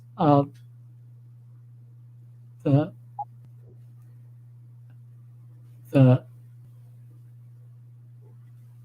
super bright brights on a car, and they're driving around town with the puckers on. You can flash them all day. They won't change them. You just leave them on. And I know most of our officers in town here. I know virtually every one of them. So I get their stories. One was telling me about it was for driving around town with his brights on. And he said that guy argued like hell with him, that told the cop, you got to be making this up, because if I'm not allowed to use them, they wouldn't even have them installed in the vehicle. The cop says, no, you got to use them in certain circumstances. The guy says, no, that's bullshit. That's like saying I can't use my brakes anywhere but here. I said to the cop, I said, he just answered the question, because, yeah, the law says you're only supposed to brake your vehicle to avoid any possibility of an accident. Otherwise, there's no reason to brake. You're going down a steep hill, you brake because you're going to end up way over the speed limit, putting people at risk. So you're going to use the brakes. So yes, there are regulations about braking. You can't be in front of a vehicle and have it 4 car lengths behind you. You slam on the fucking brakes, and there ain't nothing going to threaten you, but you slam on the brakes anyway. And the guy puts his ring in the ditch because you're blocking the highway. Guess what? There's a law against that. Yes, there are times you can and cannot use your brakes. Same with your accelerator. All the equipment on your car that you have control of, there's a law pertaining to the use of it. This guy was insistent. No, if it's available on your vehicle, you have the right to use it under certain circumstances. this guy wouldn't take me under certain circumstances. He said, so I cited him. And it pissed him off enough that when he left, he turned his brights back on. And he did 50 miles an hour in a 25-mile-an-hour zone. He said, I enjoyed pulling him over the second time. Yeah. Taught him that there are rules about your accelerator. And I already told you there's rules about the lights, and you broke it again, this time fully with intent, and you're getting the booklet thrown at you. He told me how much the guy's citations came to, but boy, it was a bundle. But I thought, good for you. I mean, but I told him the problem was, to me. Hey, Lori, welcome back, Miss Little Sweetheart Lori. Yeah, we're still at it, Lori. We're still at it for a while. We're still at it. I'm not going to exceed 6 hours. Because I do have to eat more. I got 1,000 calories in me, and I want to hit 1,800 by the night. End of the night. Sty, do not keep me on panel, and do not keep your stream up. If you need to eat, you got to do what you got to do for yourself. You understand? Yes, I do. And absolutely no, I never want any of my panelists to ever take offense to it. But if I tell you I have to go, I'm serious.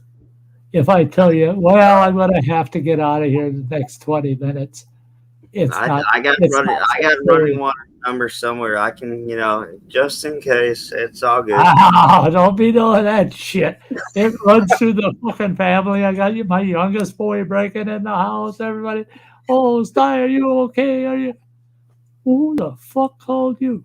Well, so and so. Well, who the fuck called them? Well, so and so. Did you call him? Hey, I got that shit done to myself. I don't call it. I will not call it my family unless it's an emergency. Hey, sweetheart. How was your pizza? What did you have on my dinner? Pizza? What did you have on your pizza? Pepperoni cream. I said, did Bandit get a piece? Bandit? No, hell no. I used to give my mascots the crusts. I'd eat like 3 pieces, crust and all. But then after that, I'd eat up to the crust, and then I'd break it in half. Each mascot got a piece of crust, and they'd eat all the crust off the rest of the pizza for me.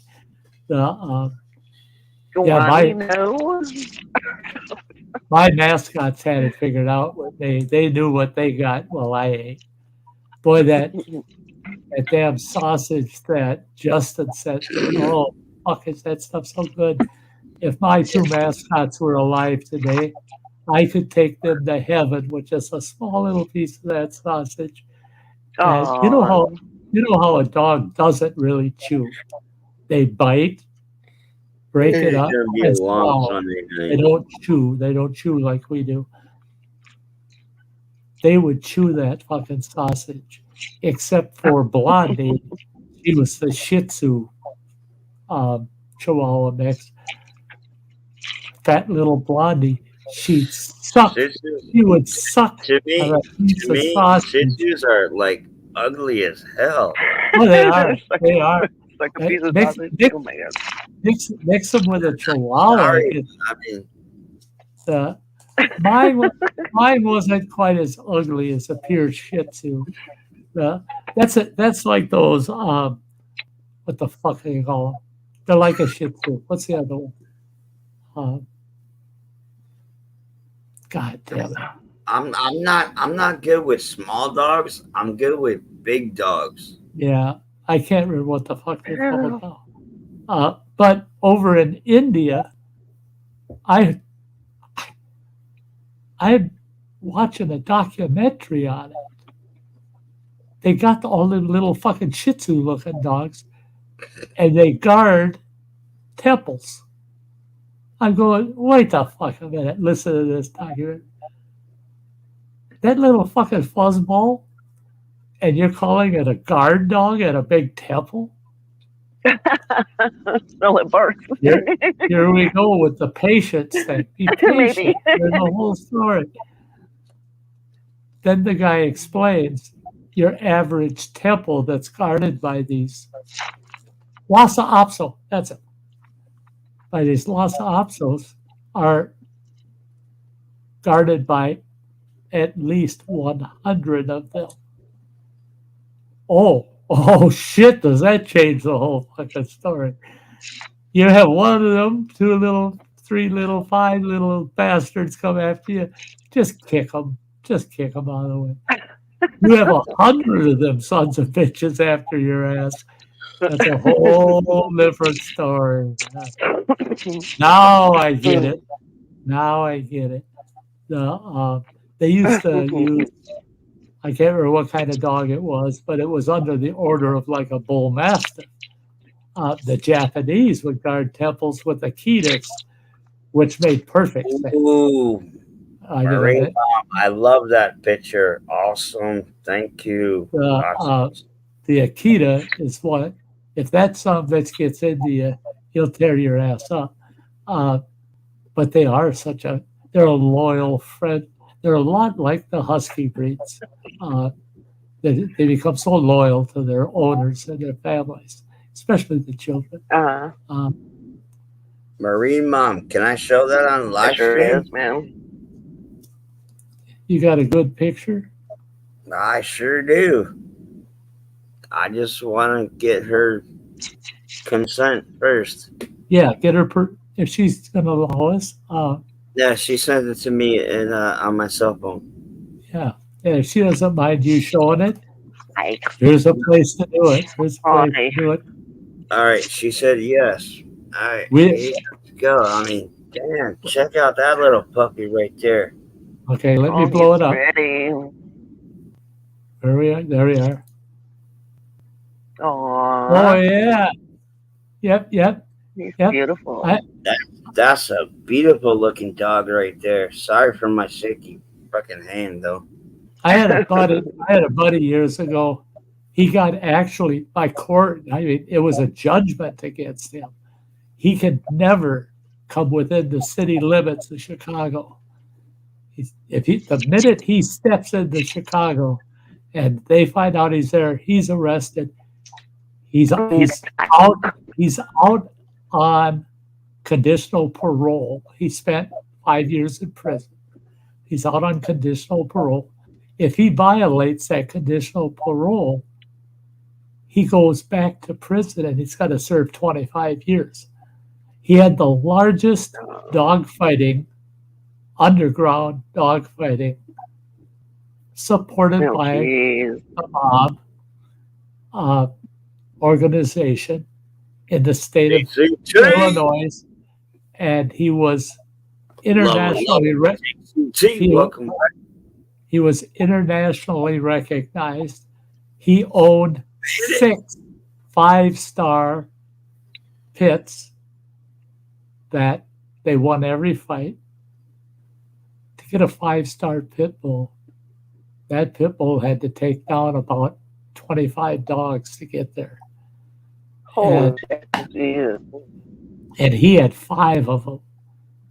And he treated them like babies. One of them was meaner than Sid. I mean, it would even go after him. But out of those 5, 3 of them were the biggest babies you ever seen. The one, he'd run up to me and he's just on, and he liked to move his jaws a lot. But he's doing that. He's flipping saliva everywhere. And okay, get down. If he wasn't tied up or in his kennel, that big old, and he was a tiger pit, had the gray body with the black stripes. Oh my God, he was beautiful, but scary looking. God, he was scary looking. He'd run up, I weighed over 250 pounds. He'd run up, knock me right on my ass in the front yard, and he's all over my face, licking like hell. The first few months of me getting to know that dog all that went through my mind is that dog has killed dogs just as mean as he is. And he's on my face. What if he all of a sudden thinks I'm one of those dogs? No.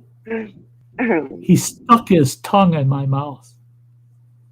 I treated him like I'd treat one of my dogs. I give him a light slap across the jowls. Get out of there. Well, you don't want to do that to a fighting dog. I don't care what breed it is. Just smack them in the face. Oh no, they want a piece of your ass. He sat down right beside. I was laying in the grass. He sat down right beside me, put his head down, and started whimpering. He was so sad that I got mad at him for a French kiss, you know. And after that, anytime he was loose, I go to Levi's house, and that damn dog was right there beside me, followed me everywhere. And he told me flat out, he said that dog went to 5 stars faster than any dog he's ever seen. And he took me in the house down in the basement. It's his trophy and history room. He's got every fight his dog's ever fought. He's got a big journal on that dog. It's like a giant library. And 2 full walls of all these huge frickin' trophies. And they're not the fake ones. They're gold-plated, truly gold-plated. It's gold. They're all gold. And he shows me. Old country. Cheers. Peace out. Have a great night. You have a good night, old country. Thanks for stopping in. But that dog, when you looked at that section for that dog had 42 huge trophies on that wall. And there was 78 thick-ass journals of all of that dog's fights. There was a journal that was just the lineage of that particular dog. Everything you could ever know about that dog, Levi had in a journal and on that wall. And that's the fucking dog that loved me. And he said, I don't get it. I don't get it. He says, before that dog even met you, he says about 2 months before that, he grabbed the land assessor that showed up at my place unannounced. He grabbed him, and I heard the screaming, went out there, and he had him halfway into his doghouse. He was going to take him in there and eat him. And he says, if I got a cow loose, I would tell him. It wasn't his legal dog name, his registered name, but he called him Henry. If a cow got off his place, he'd go, Henry, got a loose cow. Go hang on to him till I get out there with a halter. Henry'd look at him, look around, spot the cow, and take off, and he'd jump up. And cows got real fatty bagginess under their necks, under their chins, under their neck. He'd jump up and grab that hide and that fatty tissue in there and just hang there. The damn dog's 4 feet off the ground hanging from a goddamn cow's neck. And Eli said, or Levi, he said, I'll let him hang there for a while. I want to see how long he'll hang on. Finally, we got tired of waiting. 2.5 hours is when he finally said, I better go get that cow. He got out there, and there's the dog, just Henry's drooling away, just hanging. I'll just hold this cow till he comes and gets it. I told him there's something wrong with that dog to be so fucking mean in that fighting ring. But he loved everybody else. He was so protective. Even, I mean, you could just be acquainted. He could tell, do you belong there or not? But he was a baby. He was such a big baby. And my last comment, I actually have a reel that goes with that from somebody else that I stole it, and makes perfect sense. But I don't know where it's at right now, that reel. So right now, yeah, I'm a dog. Much love. As long as you're not that Japanese dog that got the memes and the actual doctor news. The news channel interviewed his keeper, this young gal. Fucker paid, I can't remember what they said, it was equivalent to twenty or $40,000. Little puppies. Chinese sign, Chinese That- horoscope, And Chinese horoscope. but this guy over there in Japan decided he's going to identify as a dog. And he's been living for, now it'd probably be about 5 months, purely as a dog. He's dressed as Right. a collie. He's dressed as a collie. I mean, he looks like a fucking real collie. That's how he paid $20,000 or $40,000 for this fake dog suit. He never talks. She feeds him in dog dishes. He drinks out of dog dishes. He only uses his hands and feet to move around like a dog. So Oh, he my. identifies as a dog. He does talk to her, but he does not talk to anybody else. And so for their interview, they were asking her a lot of questions. And one of those was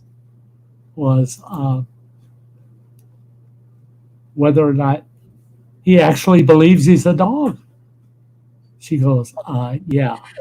Happy birthday, JCT. Happy anniversary. We're getting married next month. What the hell? Your cake. JCT, get a really big knife for that cake. So you can stick him with it. It's still have enough knife without blood on it to cut the cake. Kawani's such a fucking shit stirrer. And he knows I'll fucking run with it too. That's it. That's all right.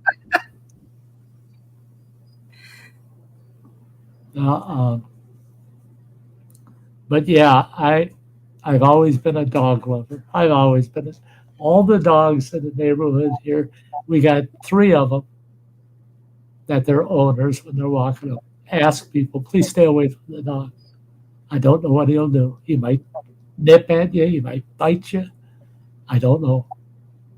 So stay away from him. Those were the first dogs that I was pulled to.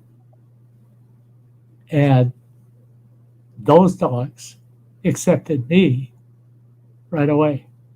And their owners are like,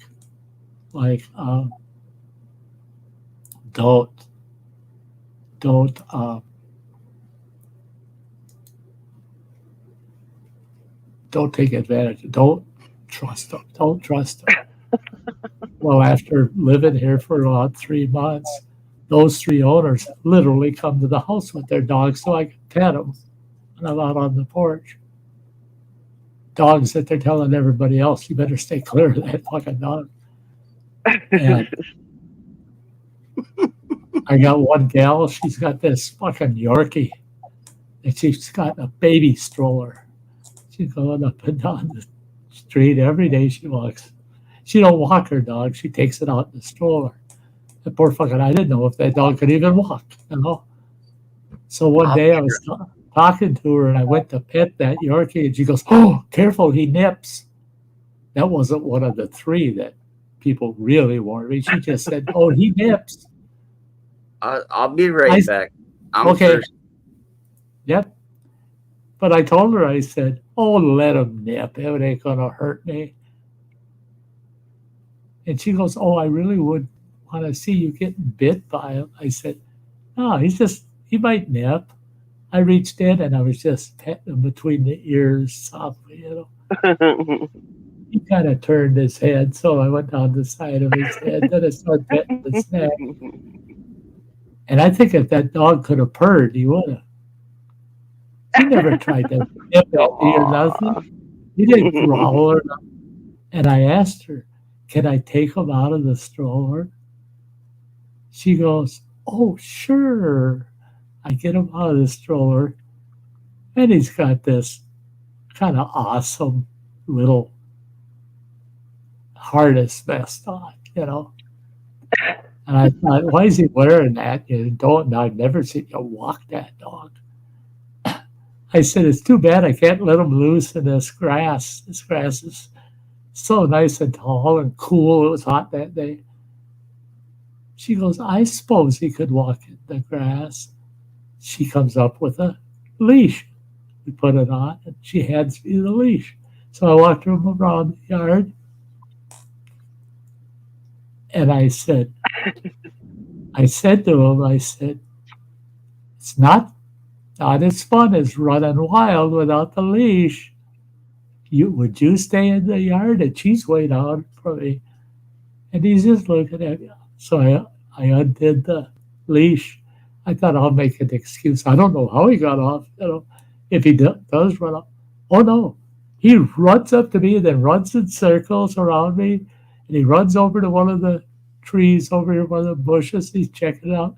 And he comes running right back to me. He looks up at me and he takes off and he's going around these bushes over here. Then he's up on the porch and he's running. He's just running all over the place. Aww. And she kind of panicked. She came and she goes, oh no, I never ever let him loose. He could run off. I said, he ain't going nowhere as long as he's with somebody he likes. And she goes, I'd really like him back on his leash, please. And all I did was say, hey, little fellow, get over here. Get over here. And I put the leash on you. He comes running right up to me, and he sits down right beside me. I put the leash on. He stands up, looks at me, and says, you can see it in his face. He says, that was fun. You know, he just had that look. Fun. You just let me run. Well, I haven't seen her now for about a month. I hope everything's okay with her. She's not that old, but I hope everything's okay with the little dog. But it's been about a month I haven't seen her. But when they do come past the house, if I'm out on the porch, she comes up the sidewalk and visits for a few minutes, and then she'll ask me if I want to play with the dog. And that's the way she puts it. You want to play with the dog? Well, yeah. Let's let him out to run a little bit. Ouch. And she told me he only gets to run at your house. We don't even let him run at our house.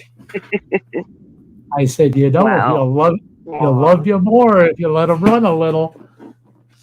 I said, he was given 4 legs for a reason. And that's not always right, you know. And I do know just a few months ago, she said they're getting brave. They put up a fence in their backyard, and they'll let them run in the backyard, but only if her and her husband are out there together, so they can catch him if he gets out. So at least you let them out. You let them out without the leash, and there's no happier dog than one that can run and explore, you know. And they're learning. They're learning. And that cute in an ugly way dog. Well, yeah, look at Bandit when he's running. Oh, I love it when you're out hiking around and you're letting him run. Oh, I just love it. Because he loves it, man. You can see it all over him. Neck. That's very good medicine for a dog to be able to just be free and get out there and move those muscles and joints and be a dog. Be a dog instead of just a showpiece, you know. But isn't that terrible? I preach that about your dogs. Let your dog be a dog. But I catch myself never saying it enough. Come on, let your kids be kids. Don't make them grow up so goddamn fast. Let them be kids. He's got this big ass yard to play around in, and he will not. He just stays right with me in the house, or wherever I am. Right with me. But see, you give him the choice. That's what I always say too. It's him being protective and wanting to be by you all the time means he is not just protecting you. He feels secure when he's with you. So he's being a dog. He's doing what certain dogs do. That's the way he sees his life. But when he's with you and you're outdoors hiking around, nobody knows better than you. He goes apeshit crazy. He loves it, man. He loves to run. But you call him and he comes right back. So. But he wants to know where Mom is. He'll run, but he wants to know where she's at. Because I've seen her in a few where she'd walk off or further down the trail, and he's busy exploring back there. And all of a sudden he stops and he looks like, oh shit, she's getting away from me, and he runs back. He's treating her the way this lady was worried about her little Yorkie. Oh, he'll run off on me and he won't come back. Well, Bandit sees Native walking up. He's like, oh no, she can't get out of sight. I gotta know where she's at. I'm gonna go check on her. So he's outside right now. He won't stay out long though. he plays the role of that lady I know that they're playing the same role. They're being protective of one or the other, and it's cool. It's cool. You can't fault either, and that's not something that's taught. That's something the animal either has or doesn't. I don't like judging a dog's decision. And the whole topic of dogs, I could go on for hours and hours because I haven't had the luck I wish I had in life. And I've had to put a lot of dogs down over the years. Right now, too many for me to even recall. And the majority, the great majority, because personally, I've only, over 66 years, I've put down 4, 5, 6 of my own dogs. No, 7. I put down 7 of my own dogs. As far as other dogs that were other people's that wanted them put down. And I mean, I had people argue with me when we got a humane society kind of place just down the street, and I tell them I'll take them down there. I'll take them down there and get them in. But no, I just want them put down. I don't like them places, whatever their excuses would be. And if you don't put them down, I'll find somebody else that will. Oh, they're going to put them down. And I don't know how the other person's going to do it, so I would do it for them. But I literally, like I said, I can't even recall the number. It was so many.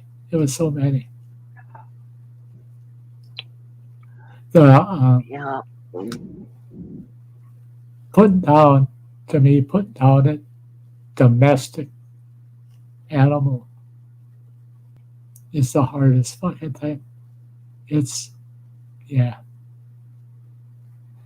they didn't ask to be them. People don't think about that, A dog or a cat, pet bird, for Christ's sake. None of them ask. He can go outside and he just sits at the back door. Is that the back door? He just sits at the open back door. He'll just sit right there. Yeah. Looking out in the yard, but he's not clean out there. He's just guarding the doorway. Yeah. Door's open. I gotta be on guard here. I gotta keep an eye on what's going on out there. Damn it, she left the door open again. Justin, hello. You're back.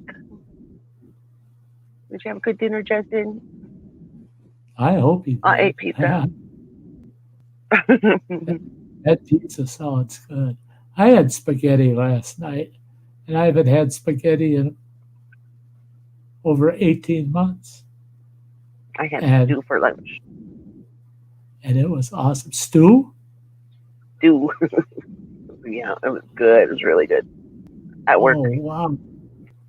You do realize, Kwani, that I see you down there. The minute you popped up, I tried to keep my mouth shut. I love it, man. I love it. It's so good to actually see you.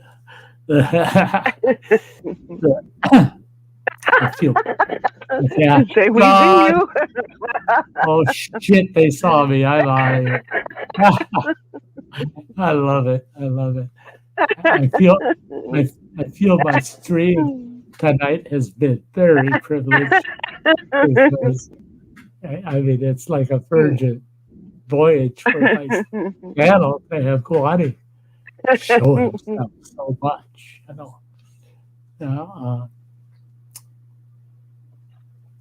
Yeah, but no, when it comes to food, I'll let everybody out there, anybody that you end up diagnosed with cancer and they're going to put you through treatments, the radiation, there's issues. I could go on for an hour about the drawbacks of radiation. Now, but chemo, there are some things you need to expect. For one thing, chemo really messes up your digestive system, so you've got to keep your digestive enzymes up. You got to have good gut bacterial growth in your guts, and be prepared after each chemo session. After you've done chemo for about 3 months is when it starts kicking in. You got 3 days of diarrhea. I don't give a shit how much fiber you drink or eat. It ain't going to help. You're going to have 3 days of diarrhea. So don't trust a fart. Don't ever trust a fart. Because that fart is backed up by a hell of a surprise. Do not trust farts during those 3 days. The other one is the neuropathy. That causes nerve damage in your hands. Oh, yeah. Yeah. Feet. And I never knew that and it feels so neuropathy also affects your mouth. Oh, because really? I didn't know that either. The nerves in your mouth are the same types of nerves you have in your hands and feet, especially your taste buds. So your taste buds are usually the first to go. All of a sudden, nothing tastes right. I got to the point about I'm coming out of it now because I've adjusted it. We've learned a few things during my treatment, but up to 2 months ago, I spent 9 months. I couldn't taste anything. There was very rare occasion I could get the actual flavor of something. It was either just a bitterness, no flavor to it, just a bitterness in your mouth, or a sour in your mouth, but no flavor with it. Later, Kwani. And temperatures go to hell on you. You can't drink hot coffee anymore. You can't drink anything with ice in it anymore. All of those extremes are off the table. You can't do it because of neuropathy in your mouth.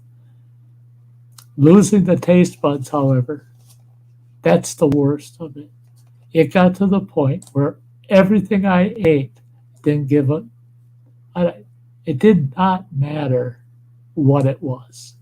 It could be savory, it could be sweet, it could be bitter, it could be anything. It all tastes the same. Almost like it. And the taste that I describe as taste was chemical. Everything tasted like some kind of odd chemical. Well, I learned I was losing more and more of that taste.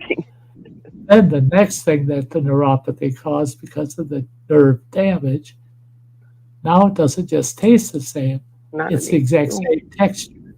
I can take a piece of steak and stick it in my mouth, and it can be tough, and chew it for a half an hour. But it has the exact same texture, feels the same way to chew as eating pasta or mashed potatoes. Oh my goodness. Or a cheeseburger, French fries. The same texture. The texture, they can be crispy as hell. Stick it in your mouth and you can hear the crunch, but the texture just feels bland and soft. Everything feels bland and soft. Even, like I said, a nice big chunk of steak, stick it in my mouth, it's bland and soft. I taste no beef, I taste nothing. Just that kind of background chemical kind of aftertaste. Well, I'm beating that, doing my own research. Auntie. I use Bandit. I use L-glutamine. I use L-glutamine. It's like a fiber supplement, but L-glutamine is awesome for extremity nerve damage. And what do they use L-glutamine for? Runners, wrestlers, weightlifters, all these heavy sports put so much burden on your muscle tissue. You end up, these guys compete, and they usually have 1 to 3 days of after exertion pain. They use L-glutamine, and it softens the nerves out so it don't hurt so damn much. So I started using L-glutamine. I started getting a little bit of taste back. Texture was still a problem, but I could taste cinnamon. I could taste dill. I get, certain things I could taste. Well, then the doctor says, I'm going to put you on this gabapentin. And gabapentin's used for all different kinds of shit. And he put me on the gabapentin. Well, that with the L-glutamine, which the L-glutamine, by the way, it's a powder. You put it in water or milk or whatever. Just make a smoothie and put it in there. But I put it in water, and I just use a frother, for baking caps and shit, And I stir that shit up really good. And you got to drink it fairly quickly because it's a fiber-based thing. So it gets thick in the glass if you don't drink it up, You don't have no 20 minutes or a half hour. Just drink it. Well, it comes in a mixed berry flavor now. It was always just straight L-glutamine powder, and it was just like eating chalk. Well, they came up with this mixed berry, and it's awesome. I started using that with the gabapentin. All of a sudden, I can taste mixed berries. It's like, where the fuck did that come from? And so now I've got this. I should have called that in there and showed it off, but I got this. It's a collar, goes around your neck, and it doesn't stick out very far. It's smaller than a headband on a pair of headphones, but it goes around your neck almost to the front, and it's got 3 pads, and they're they look like stainless steel. I don't know if they are, but three pads. It charges with a USB cable. You turn the bitch on, and it's a boom. What it does is it stimulates the muscles in your neck to relieve neck pain, but at the same time, it's stimulating nerve stem anywhere from the bottom of your chin up. So I started wearing that damn thing about a half hour before I'd eat. I got about 5 different flavors now that are added on that I can taste because of that electronic treatment. It's even got patches with USB cables on them. If my tit hurts, I can stick it on there and put that collar on, turn it on. It's going to do the muscle stimulation around my nipple too. I could stick that thing up my ass and it would do it. But Yes, it's an awesome thing. I got it from my youngest boy.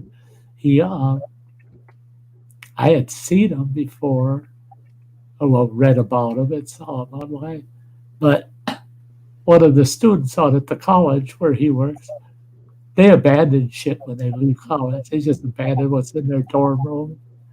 If they don't pick it up within 14 days, it all goes out the trash. He found that thing. It's in the box. It's sealed. Still got all the shrink wrap on it. It's brand new. Never been opened. And he didn't throw it in the dumpster. He threw it in his trunk. Maybe Dad can use that. So he brought it over to me. And I said, I'll give it a try. So I set it up, learned how to use it. And I go, yeah, that works. I thought it's not a miracle fix, but it does help. So I'll use it. I looked it up online. The cheapest one blanket I could find was $195. Now, whoever the student was that left that son of a bitch behind, Daddy needs to quit sending them money. What's happening? Because they're not working part-time jobs and making ends meet while they go through school. They got somebody picking up the tab to be something like that behind. This particular brand listed at $289. So that was $300 just pissed away on something they never ever used.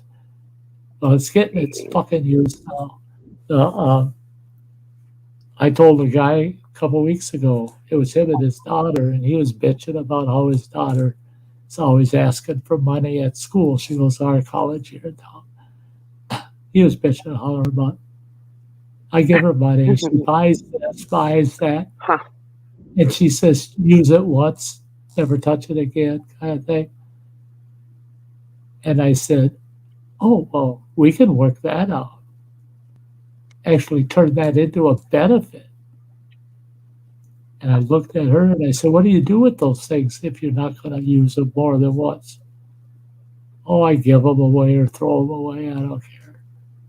I said, no wonder your dad's upset with you. Let's do this right.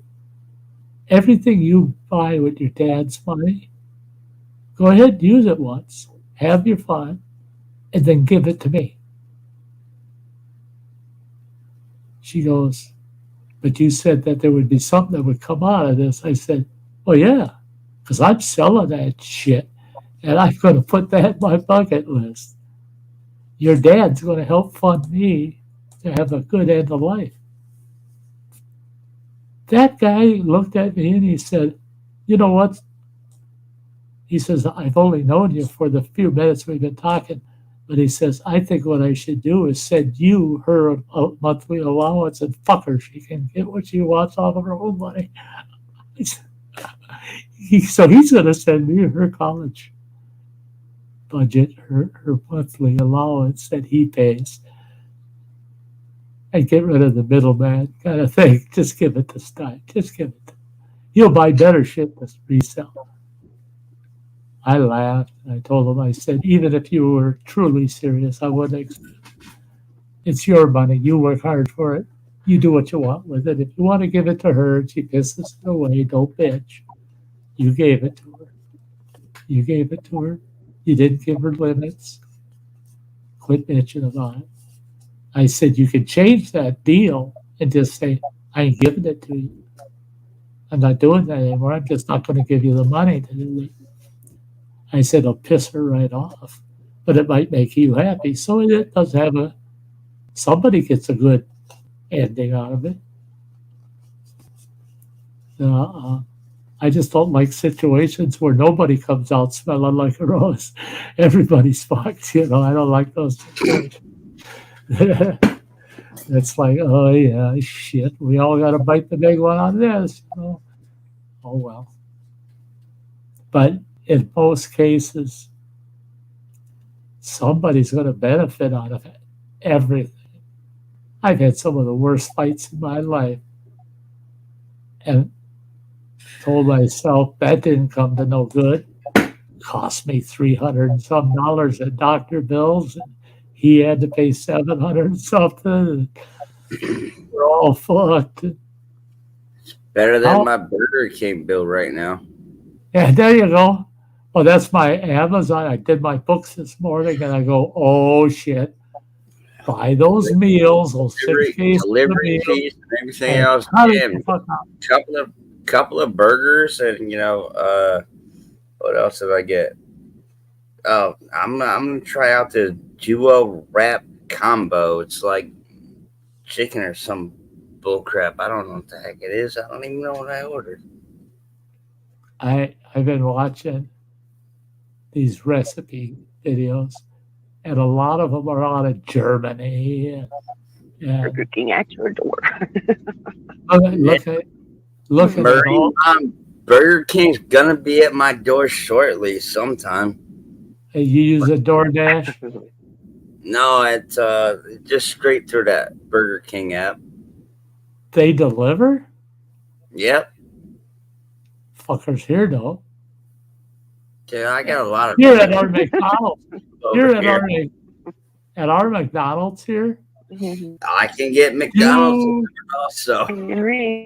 You cannot order at the counter here. You're not allowed to order at the counter. You Burger, fries, onion rings, and chocolate cake. Justin. Oh yes, Justin. I did order also. I did order onion rings. I did, and I think I ordered also I almost ordered cheese sticks, but no, I went with the onion rings. Oh, are they good? Nice. Oh, it's Burger. It's Burger King. Onion rings. I know which ones they are. You want some zesty sauce? I got. Last time I counted. I got plenty of zesty sauce. I got 27. What? I got 27 of them fuckers on my shelf in the kitchen. Sty, I'm gonna hand them out this year for Halloween. And this is no shit. This is no shit. I don't know. I must have spent 4 or 5 months every time I stopped Burger King. I always got onion rings, and I'd tell them, "Can you throw a couple extra packs of that zesty sauce in?" So yeah, I was getting 4 to 6 Good of stuff. them I don't think I've ever tried that. and I'd use 1 or 2, so I had 2 to 4 of them to put on the shelf, and I did. It was taking up so fucking much room, and I got these candy jars. They're big candy jars. I filled 3 of them fuckers with them packets, and I said, I got to do a count on these fuckers. There was 103 of them fucking things. I started eating zesty sauce on everything. If I had potato chips, I'd use zesty sauce as a dip. I used zesty sauce on everything. And it took me almost 4 months to get rid of 50 of the fuckers. So now I'm down to about 50 of them. Oh no, I'm 20. Yeah, I'm in the 20s now. I used up those other 20. But the zesty sauce, man. I love the zesty sauce. But when you're forced to eat that shit almost every fucking day on almost everything you eat, it gets old. It gets old. Now I go in there and they'll say, wow, you want some zesty sauce with that? Yeah, one's enough. One's enough. Just roll it in. But I got in trouble at Arby's. I love Arby's. I filled my pockets full of those little packets. They still had them out at the... Let me guess. You wanted to eat a roast beef. No, I was making my own roast beef. Native got that one. And it was a big ass roast. I need a lot of zesty, or I need a lot of Arby's sauce for that, and I had two pockets packed Pretty- full of Arby's sauce. I had Mhm. an inner pocket, which was 1.5 times the outer pocket. That fucker I already had full, and I was heading for the second one when they caught me. The inner one was all full of horsey sauce. I love their horseradish sauce. So when they caught me, they're dumb. I took half of the Arby's sauce out of each pocket and put it back in the container. And it made the container look like it's about 2/3 full. But I stuck my fingers down in the container and fluffed it up. It literally made it look full, like reaching down in it, fluffed those packets up. And I go, there you go. I'm sorry, I didn't mean to take so many. So I walk up to the counter, and I think the manager was fed up with me because my order comes up, and it was a beef, 2 beef and cheddars, and some curly fries. And I love curly fries. And I told him, I said, hey, he's bagged it up. It's all bagged up. Brings the bag up. And he didn't even ask me, do you want some sauce for those? And I go, hey, can I get a half a dozen or 8 Arby's sauces for those sandwiches? And throw 4 of the horseradish sauce in there too, would you? Horseradish is good. He got the goddamn Arby's sauce in there, and he's got the small handful of horsey sauce. He's going to drop it down in the bag, and all of a sudden the light came on.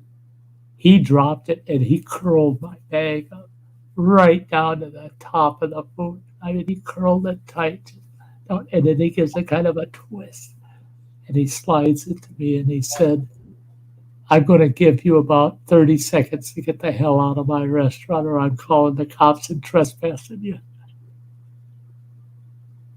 Well, they've let me buy their cents, you know. He hasn't. I haven't confronted him since, and that was 5-6 months ago. But when I got home and I took all those packets out, I'm going, that was a good haul. I had all of the horsey sauce I grabbed, and I had half the Arby's sauce I had grabbed. So about 50 packets of Arby's sauce and about 35, 40 packs of horsey sauce, plus what he put in the bag for me. So I didn't have to use any of that I took because he gave me some for my sandwiches and curly fries. Yeah. Aren't I terrible? I mean, Jesus. I hate it, though, like at Burger King. Well, at Arby's now, too. I hate those places. They bring your meal out to you. They tell you, oh, you can go sit down and we'll call your number or name, whatever. They call you, you come up, there's your tray, there's your meal. And you say, can I get sauce or this, that, over at the station? Well, they got all those little fucking paper cups, you know. How do you steal that shit? Right? They're difficult. It makes such a fucking mess in your pockets. I mean, and it's just natural in me. Well, hey, it's there. It's a use it or lose it deal. And I come to the table with 8 or 10 cups of ketchup for a medium order of curly fries. I love curly fries and bacon and cheddar cheese. Oh yeah, but I would. You know, they used to make the loaded curly fries. Yeah. They discontinued the cocksuckers. Well, here they did. You can't get them. They got loaded. Arby's?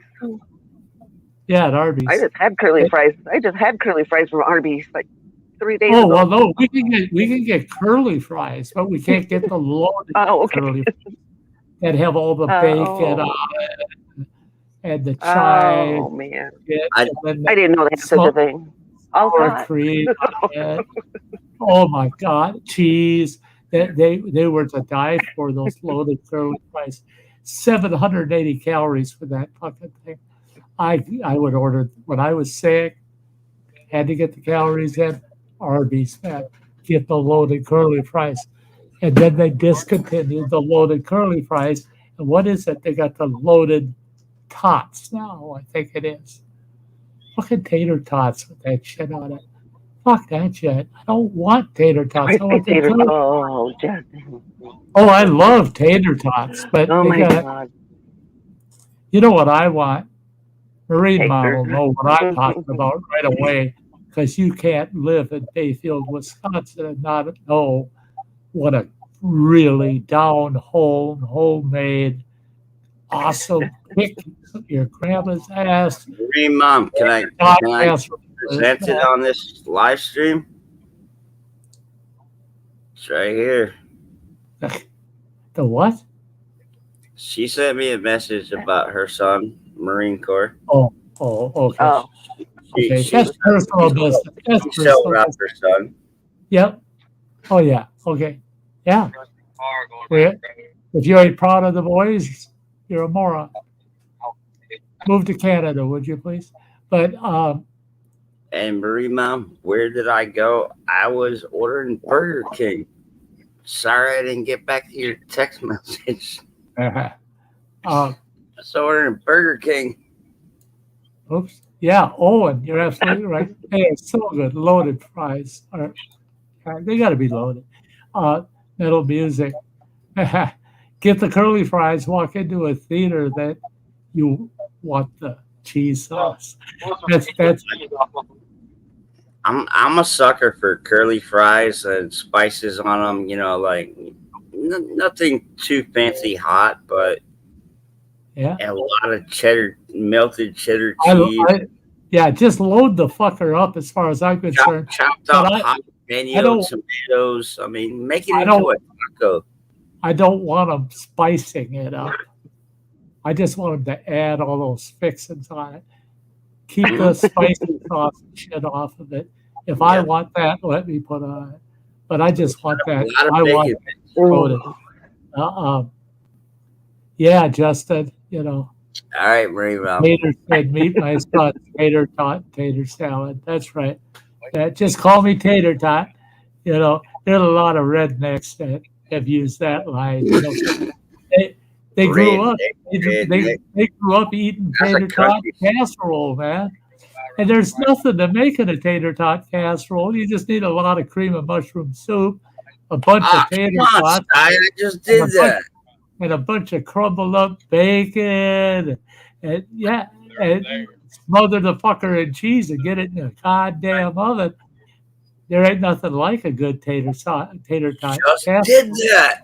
Yeah. I know. Redneck, bacon, chicken, mushroom, onions, peppers, and load it up. Load it. If it's taters, load it up. I've had restaurants get pissed at me because I'll order. They got shit for taters to go with their dinner. So I'll ask them, how big of a russet are you using for a baked potato? And they'll tell me it's a big one. It's a big russet. Well, then give me the baked potato. I want 3 times as much butter as you usually give any other customer. And I want 4 times the sour cream. And I want a nice bowl of shredded cheddar cheese. And if you will, please, 10 times right there. I would like an order of 4 strips of bacon. And I've had wait argue with me. We're not going to do it. But the ones that do that for me, they bring that tater out, and I got my steak. I pop that tater open, get her all broke up, start loading that bitch up, and shit somebody a table or 2 away from me will try to order that from a waiter. They'll say, I want that tater that guy's got there. Well, we didn't make that, he did. What do you mean? Well, he ordered everything he's got on there separate, and he just made it himself. Why don't you make them? Because I'd buy that. I didn't even ask the price. I just said, give me one of those. Oh, we're not going to mess with that kind of shit. Oh, yeah, you're a moron. Oh, mother of mercy. What do you got? Silly buggy quarter after 90. Why is it got to be chicken tits? Chicken breast, so it has to be chicken tits. Yeah. Chicken breast. Last thing I wanted. Usually, that's You what know, I did. you know what? Nobody's sticking no dark meat in your mouth. Listen to you. You're terrible. Like chicken. Yeah, chicken hips. I had one guy when I had my pizza joint. I had one guy when I had my pizza joint. And that was my motto with my staff constantly. You meet as a minimum. You meet or exceed that customer's expectations. Well, I had this customer come in and he says, I was here with the family last week and we ordered a large pepperoni pizza. I said, oh, good for you. He goes, it wasn't that good. I go, well, why not? He said, there wasn't enough pepperoni on it. He says, and it's so thin. I said, it's all sliced by hand, sir. That's just the way it is. And it takes about that much of a stick of pepperoni on our large pepperoni pizza. That's the stick, that much of one.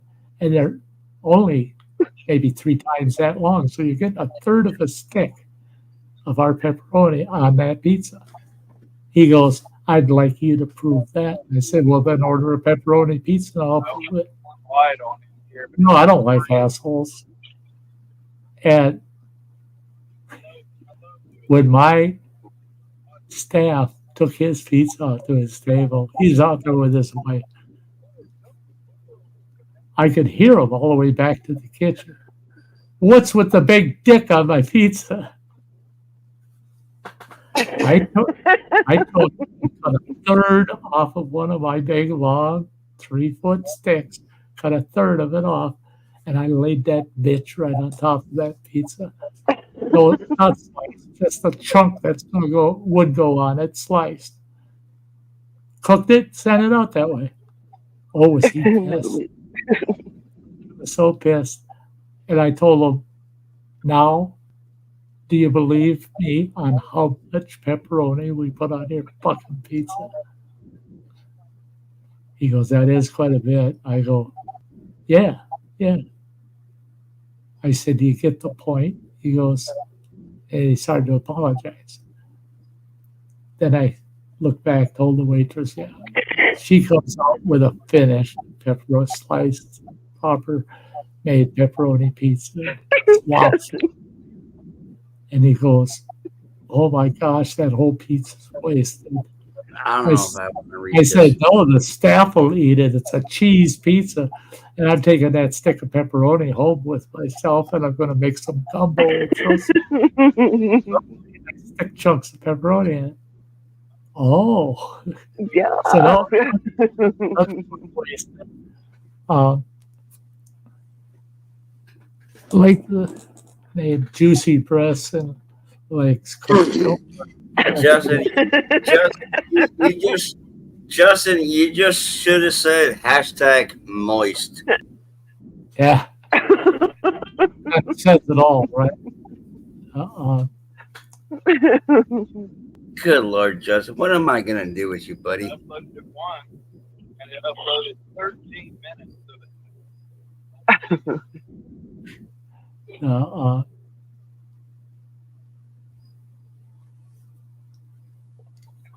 Yeah, I had a couple of customers during those days that I screwed with. That they were pretty shocked at the end result. You know, this one guy says, you know, I've been coming in here for a year. hoping that you would fix your pizza sauce. And I go, why? Is it broken? And he goes, I said, I get 150, 200 customers a day, and nobody else said a word.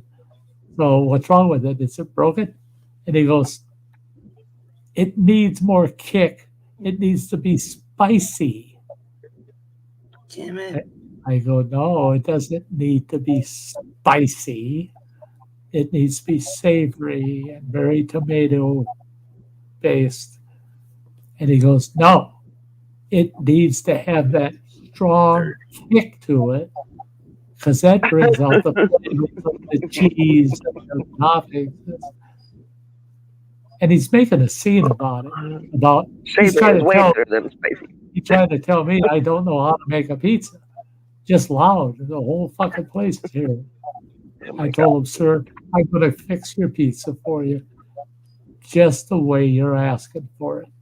I said, now you want your sauce to be very spicy, correct? He goes, well, yeah, absolutely. I said, that's the way you'll get it. Well, I got his pizza going, got the sauce on it. Well, I almost dried up half of the sauce just putting the red chili peppers on it, the shaky seeds. I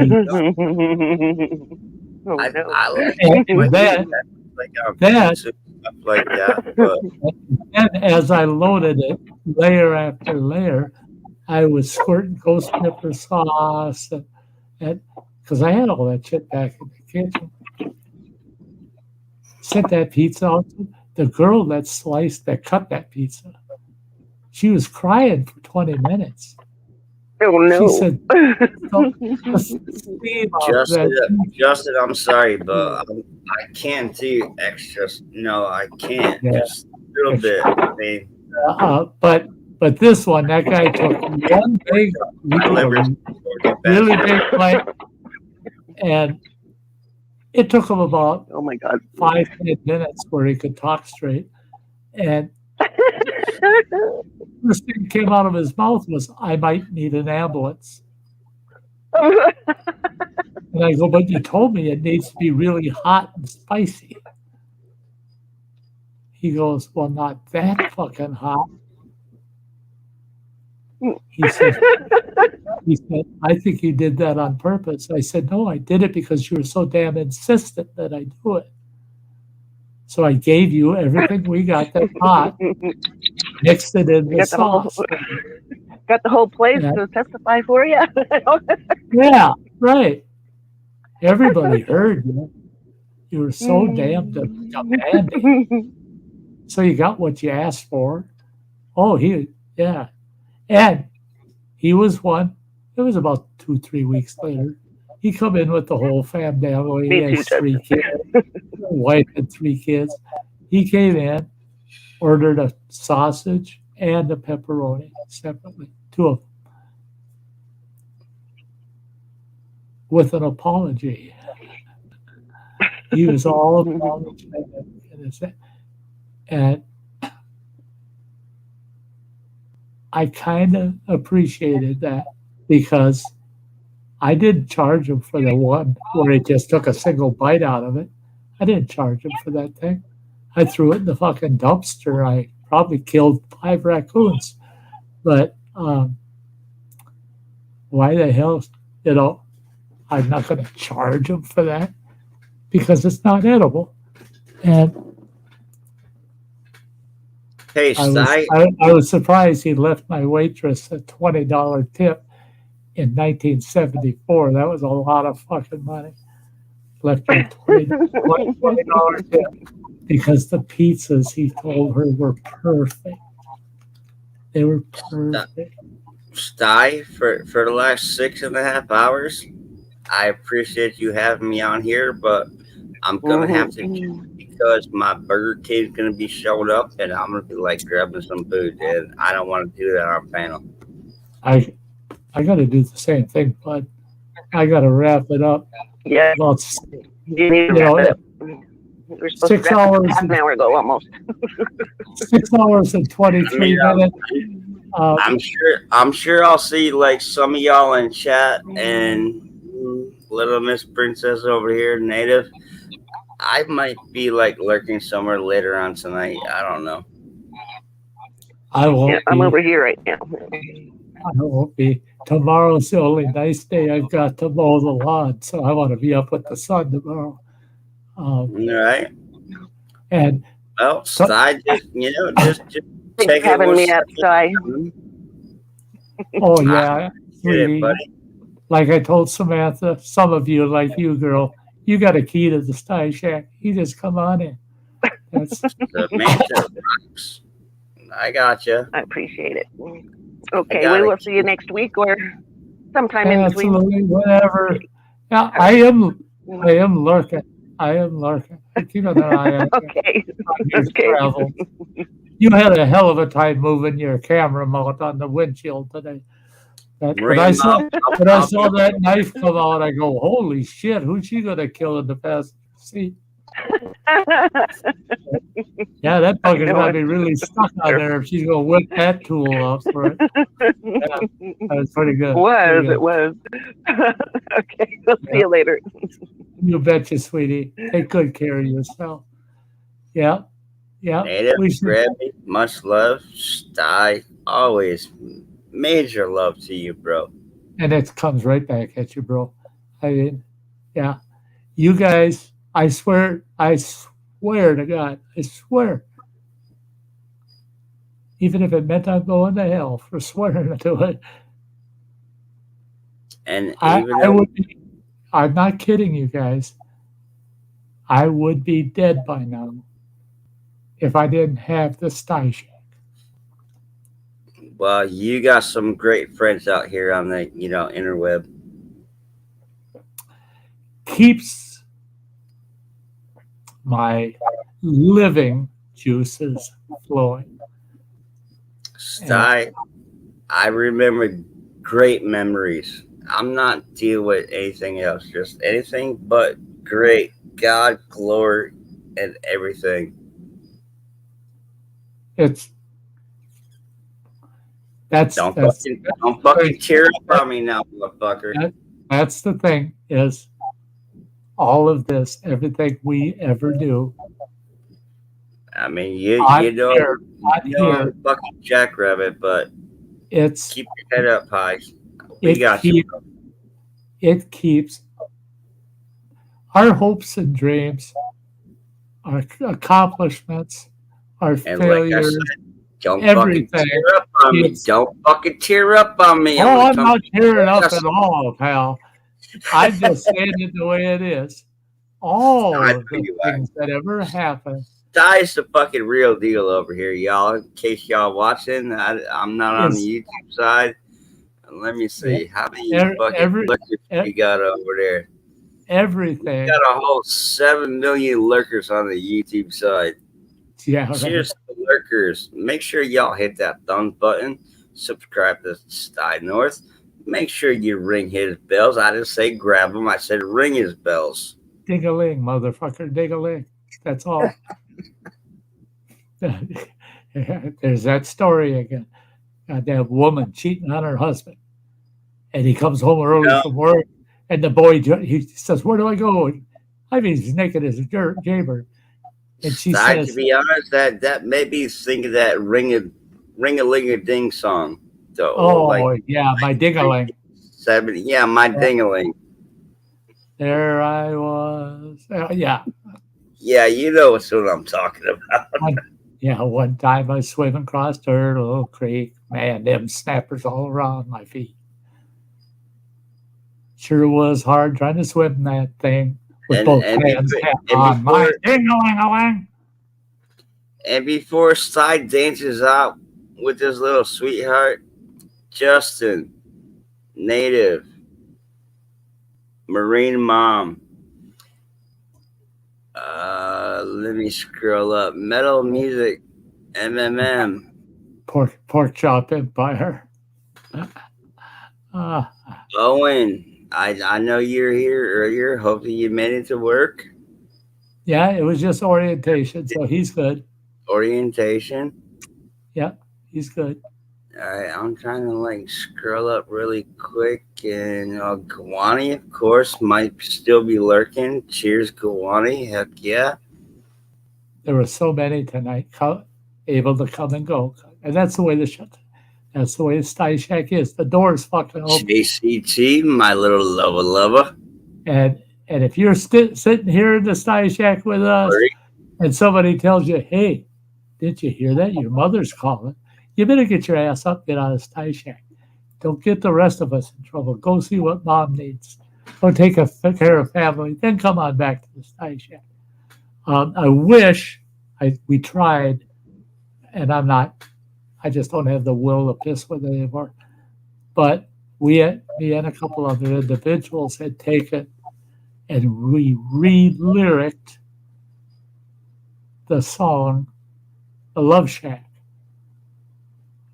And it was the Sty Shack. Probably sing that one very well.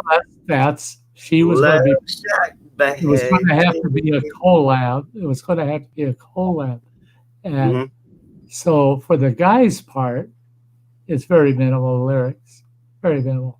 It's gals in the background, and I wanted to have 3. And Samantha was going to be leading that bunch. I'll just offer it to her, but we went through a bunch of bullshit. We even got a whole record label, everything, and nobody's willing to budge legally on it. No. Even if you go with that fucking dancing, they came right out and told quarterly in the background. They came right out and told us, even if you do it as a parody, you think you're the next one to do a music parody, we will sue you just to fuck you up on attorney's fees. We're going to make goddamn sure that we make you suffer. You're not touching that song, period. It wouldn't budge. And it was fun. It was a fun collab we were having. I bet it was, but Love Shack into the Sty Shack. And Sty Shack, baby.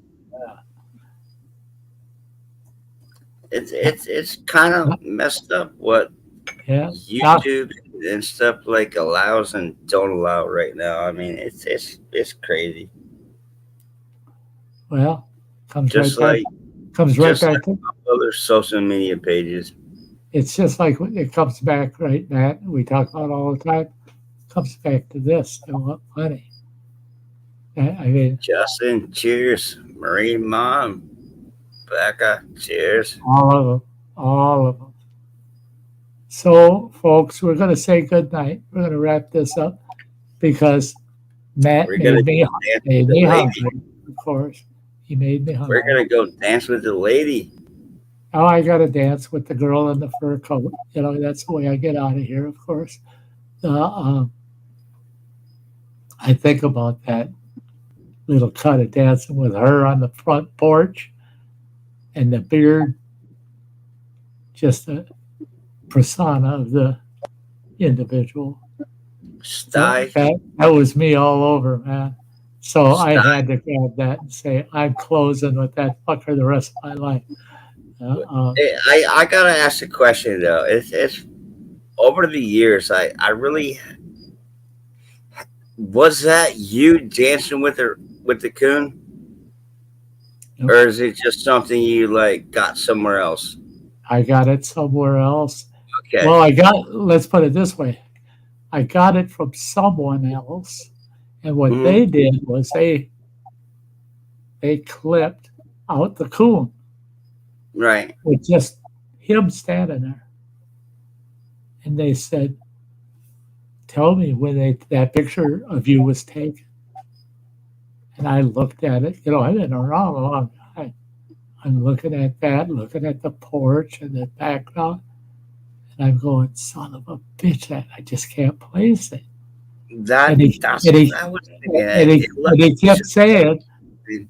He kept saying, well, that's you in the fucking picture. Come on. Where was it? And I just couldn't come up with it. Then he sent me the actual unedited clip. And he says, it's really not you. I thought it was me. I thought with the coon out of the picture. I thought it could be you. And I I thought, mean, me knowing you, I know that was some shit you probably do yourself, but see, the thing is, if we turn the clock back to the 70s, a buddy of mine, his name was Jerry, he had a pet raccoon. I could have Mhm. danced with that fucker out on the porch somewhere because that fucking coon is just crazy as nuts. Let you yeah, do it. And and so when I saw the whole clip, right away, Jerry and his pet coon came into mind. And I've had several friends that have had pet coons, but Jerry's coon especially. yeah, That coon would let you dance with him out there on the porch like that. And I thought to myself, would I have done that with Jerry's coon? Well, you bet I would. If I had a few beers in me, I'd tell that coon, if that coon was standing there, I'd say, come on, let's dance, you little bastard. And so all of a sudden it just came to my mind that I've got pictures of me when I look just like that guy. I don't I have video of dancing with a coon, so I'm going to use that and no, it's not truly me. But like Matt's trying to say, it's the spirit of Sty. Yeah, that's something I would do. I guarantee you, I'd do it right now. If there was a coon on the porch that would let me dance with it, I had the camera set up, I'd go out there and dance with that something. well, But, you know, I I think, actually know another YouTuber, and he's got a video cam and over his back porch, and raccoons like come up, he feeds them, and da da da. Da. I mean, yeah, it's like yeah. Too Tall Rob. Oh, yeah, yeah. Yeah, he's got the coon cam, the critter cam. Yeah, didn't he have at one time on his porch, it was there like 36 of them fucking coons on there? It was a huge pile of coons, and he's sitting there Yeah, feeding them, and the fuckers are crawling all over him, and he's feeding all these wild coons. I didn't see that one, but I see him Dozens crawling of them. up and down his porch in his little Yeah, railing he's got porch. he's got a specific area where he feeds them. Mhm. He's got this mat now, for I holding have the coon. I have a friend that lives in like Boston, Massachusetts area. She used to have a raccoon as a pet, and that was adorable. Also, I mean, just like seeing a picture with her, playing with the coon. No Coons, pun intended. all my interaction with coons, I've had a half a dozen buddies over the years that had pet coons, Mhm. and in all cases, Cheers to the 6 million still watching. three of those coons had the nastiest personalities in the world. The other three were cool. They were neat. They were fun to play with. And they enjoyed your company. But three of them were the nastiest little bastards in the world. They were always in trouble. Three different owners Well, that's lived miles and miles away from each other. But all three of those guys had coons with the same personality type. And the one guy, back in that was 1970. Holy Christ. He paid almost $700 for this executive leather, high back, winged office chair, all made out of mahogany and leather, all patent leather. It's a beautiful chair. $700 fucking dollars. Well, that was twice the average monthly income at the time. So if he never bought a single thing, it would take him 2 months to come up with enough money to buy a chair. He only had the chair for 2 days. Second day, that coon was on the chair. And he walked up to that coon. That fucking coon, his simple goddamn name, Larry. Larry's on his chair, and he's got his little hands, and he's fucking around with a seam. on the edge of the chair. The owner comes in. Larry, get the hell off my chair. You're not alone on that chair. And the coon looked over his shoulder at him like, fuck you, and kept picking at that seat. So he walks up and slaps Larry off of the chair. The next morning, it was at a gas station, and this is his back office, his personal office. The next morning, I stopped, and it's all full service at that time. You didn't have self-serve yet. And he's not coming out to the pumps. Where the fuck is he? So I got out the old rubber line that ran out there. All you got to do is take the heel of your shoe and just push on it. Ding, ding, ding, ding, ding, ding, ding. Finally, here he comes running out. He goes, oh, it's just you. And I go, well, just me. Come on, fill up my car. I got to get going. I got a job to do. He goes, you ain't got no work to do. He says, you come in here, pay for your gas, and I'll show you work. Well, he filled up my car. I went in to pay. And he says, now come with me. Go right to that back office. I go in there. Here's the $700 fucking chair. That's like buying a goddamn Cadillac. And all it is this mahogany frame, and it looked like a dead cheap. All the stuffing. That coon had chewed holes all over that chair and pulled its stuffing out till the whole chair was just the stuffing. I'm a sucker for the mahogany, finish. And that coon, I said, where's Larry? He goes, he's in the desk. I go, what? He says, he's at the fucking desk. Bottom drawer right side. I said, what?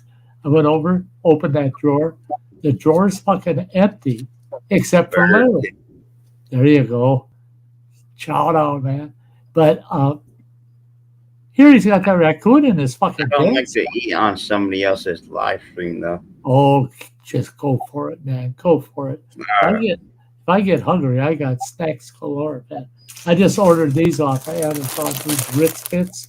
I love these fucking things. Make sure you eat some of them before you go to sleep, all right? Okay, I'm going to open a pack right now. But I'll eat with you. But so he's got that coon in that fucking desk. And he said he's been in there for about 3 hours now. He said, I think he's probably learned his lesson. He said, son of a bitch, $700 pissed away. Boy, he's mad. Well, he let Larry out, and Larry wasn't happy. Larry attacked the guy. I mean, he's biting him and scratching him and climbing up and down him and shit. And he's trying to bat Jerry off of him. I walked over and I grabbed Jerry and go, come on, Jerry, come on. And the coon actually let me take him off of the Tim was the owner.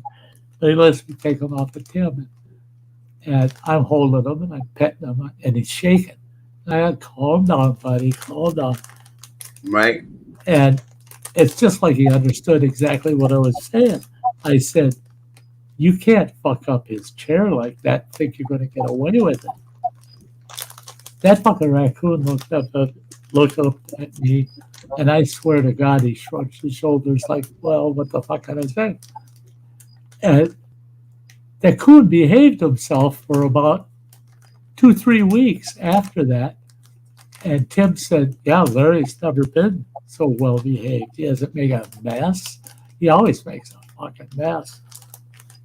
Well, stopped in there again after a few weeks. And Tim comes out and he's all soot covered. And I go, what the fuck is wrong? What are you doing? He says, God damn. Sorry to be here the train in my background. He said, Larry's up the fucking chimney. Son of a bitch. I was working on the fuel oil furnace, pulled the pipe out. Larry did a nosedive into the goddamn chimney flue and climbed up the son of a bitch. And I said, oh, you're just trying to get him out of there. And he goes, well, yeah.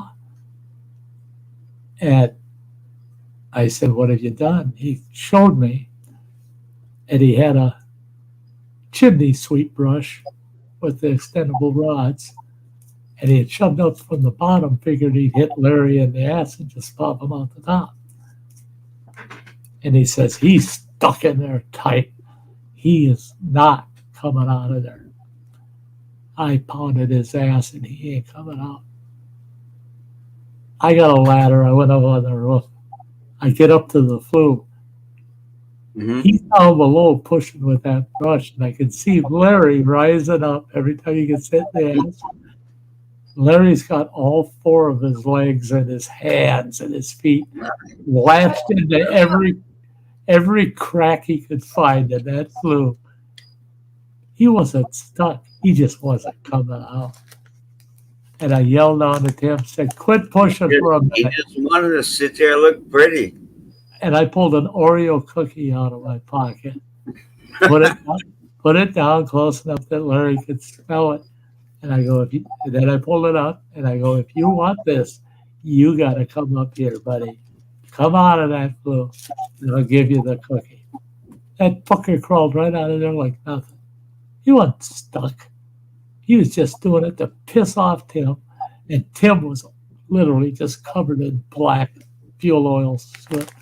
I thought, all right. Coons can be nasty if they want to be, but they're too fucking smart to get that nasty because they'll fuck your day up.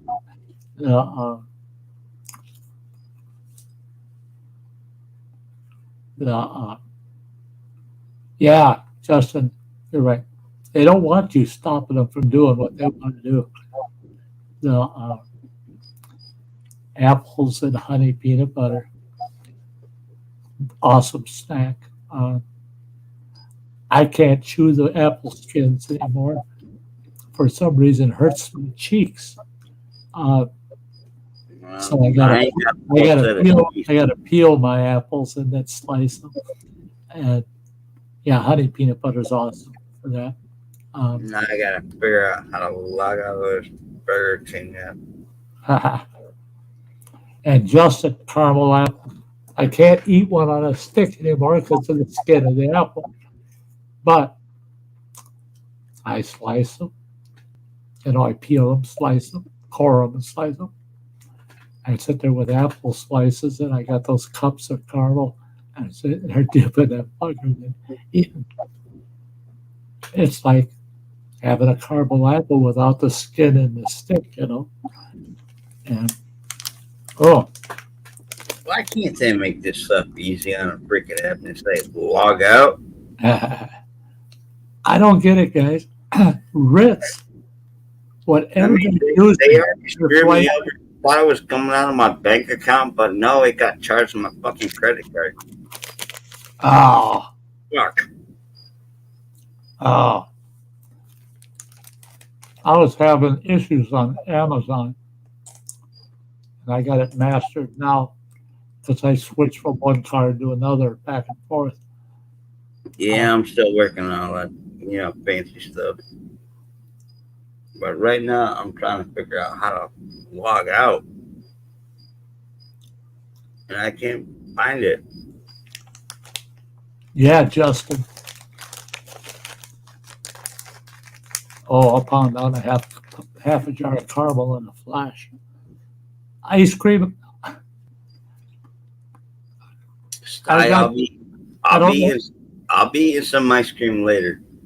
No doubt. I don't know why they call it chocolate caramel swirl, because when I got that ice cream put in my bowl at home, there was hardly any chocolate in it. It was all caramel. I pulled my jar of caramel out, poured half a jar of caramel on top of that caramel ice cream. And then I took my Hershey's chocolate and put a dab on top, a few strips, here and there. Very little chocolate. Oh, yeah, smother it in caramel.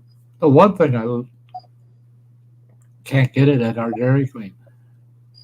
They've got the fix-ins, but it's because it's not on their menu, they will not make it. I want I don't a even- butter pecan sundae. They've got the pecans. They've got the butterscotch, which makes it the butter. And they got the fucking ice cream. You put the ice cream in the container, smother it with butterscotch, and throw a handful of crushed almonds on it. Not almonds.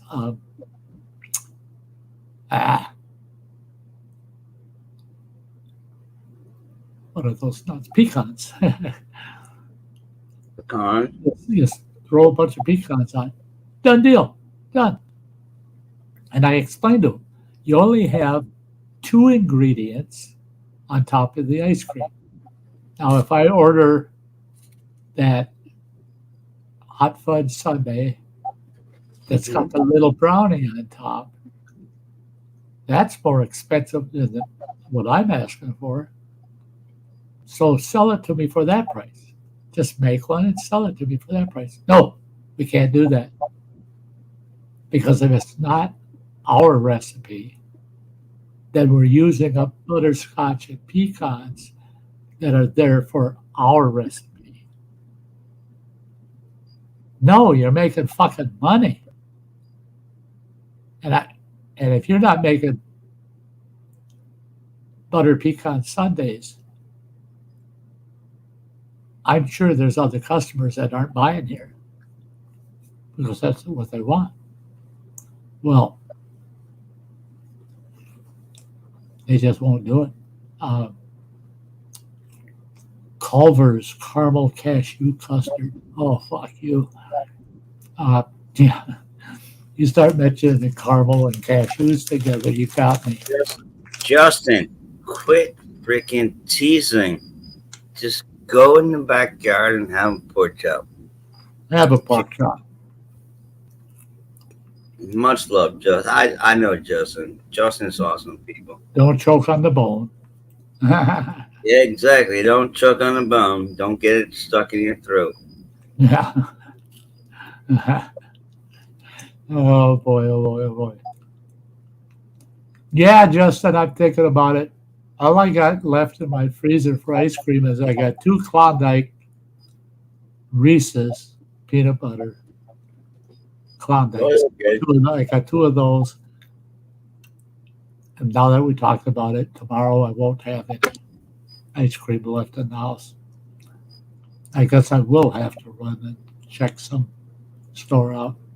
Hey, Shadow Scout. I'm going to wrap this up in less than 10 minutes. We tried wrapping it up a half hour ago, but I'm definitely. You tried. It's all good. I'll be here for the next 10 then. I can do it. Sorry, yeah, good evening, Shadow Scout. I hope you're enjoying your breakfast. There you go. He's over in Sweden.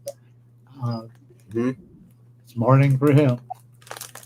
Coffee, cheers. Burger King for me. And burger. Yeah, Joe, I'm still here, Joey. Yeah, I'm close. Another 8 minutes, and I hit the 6-hour mark. I'm cutting it off. I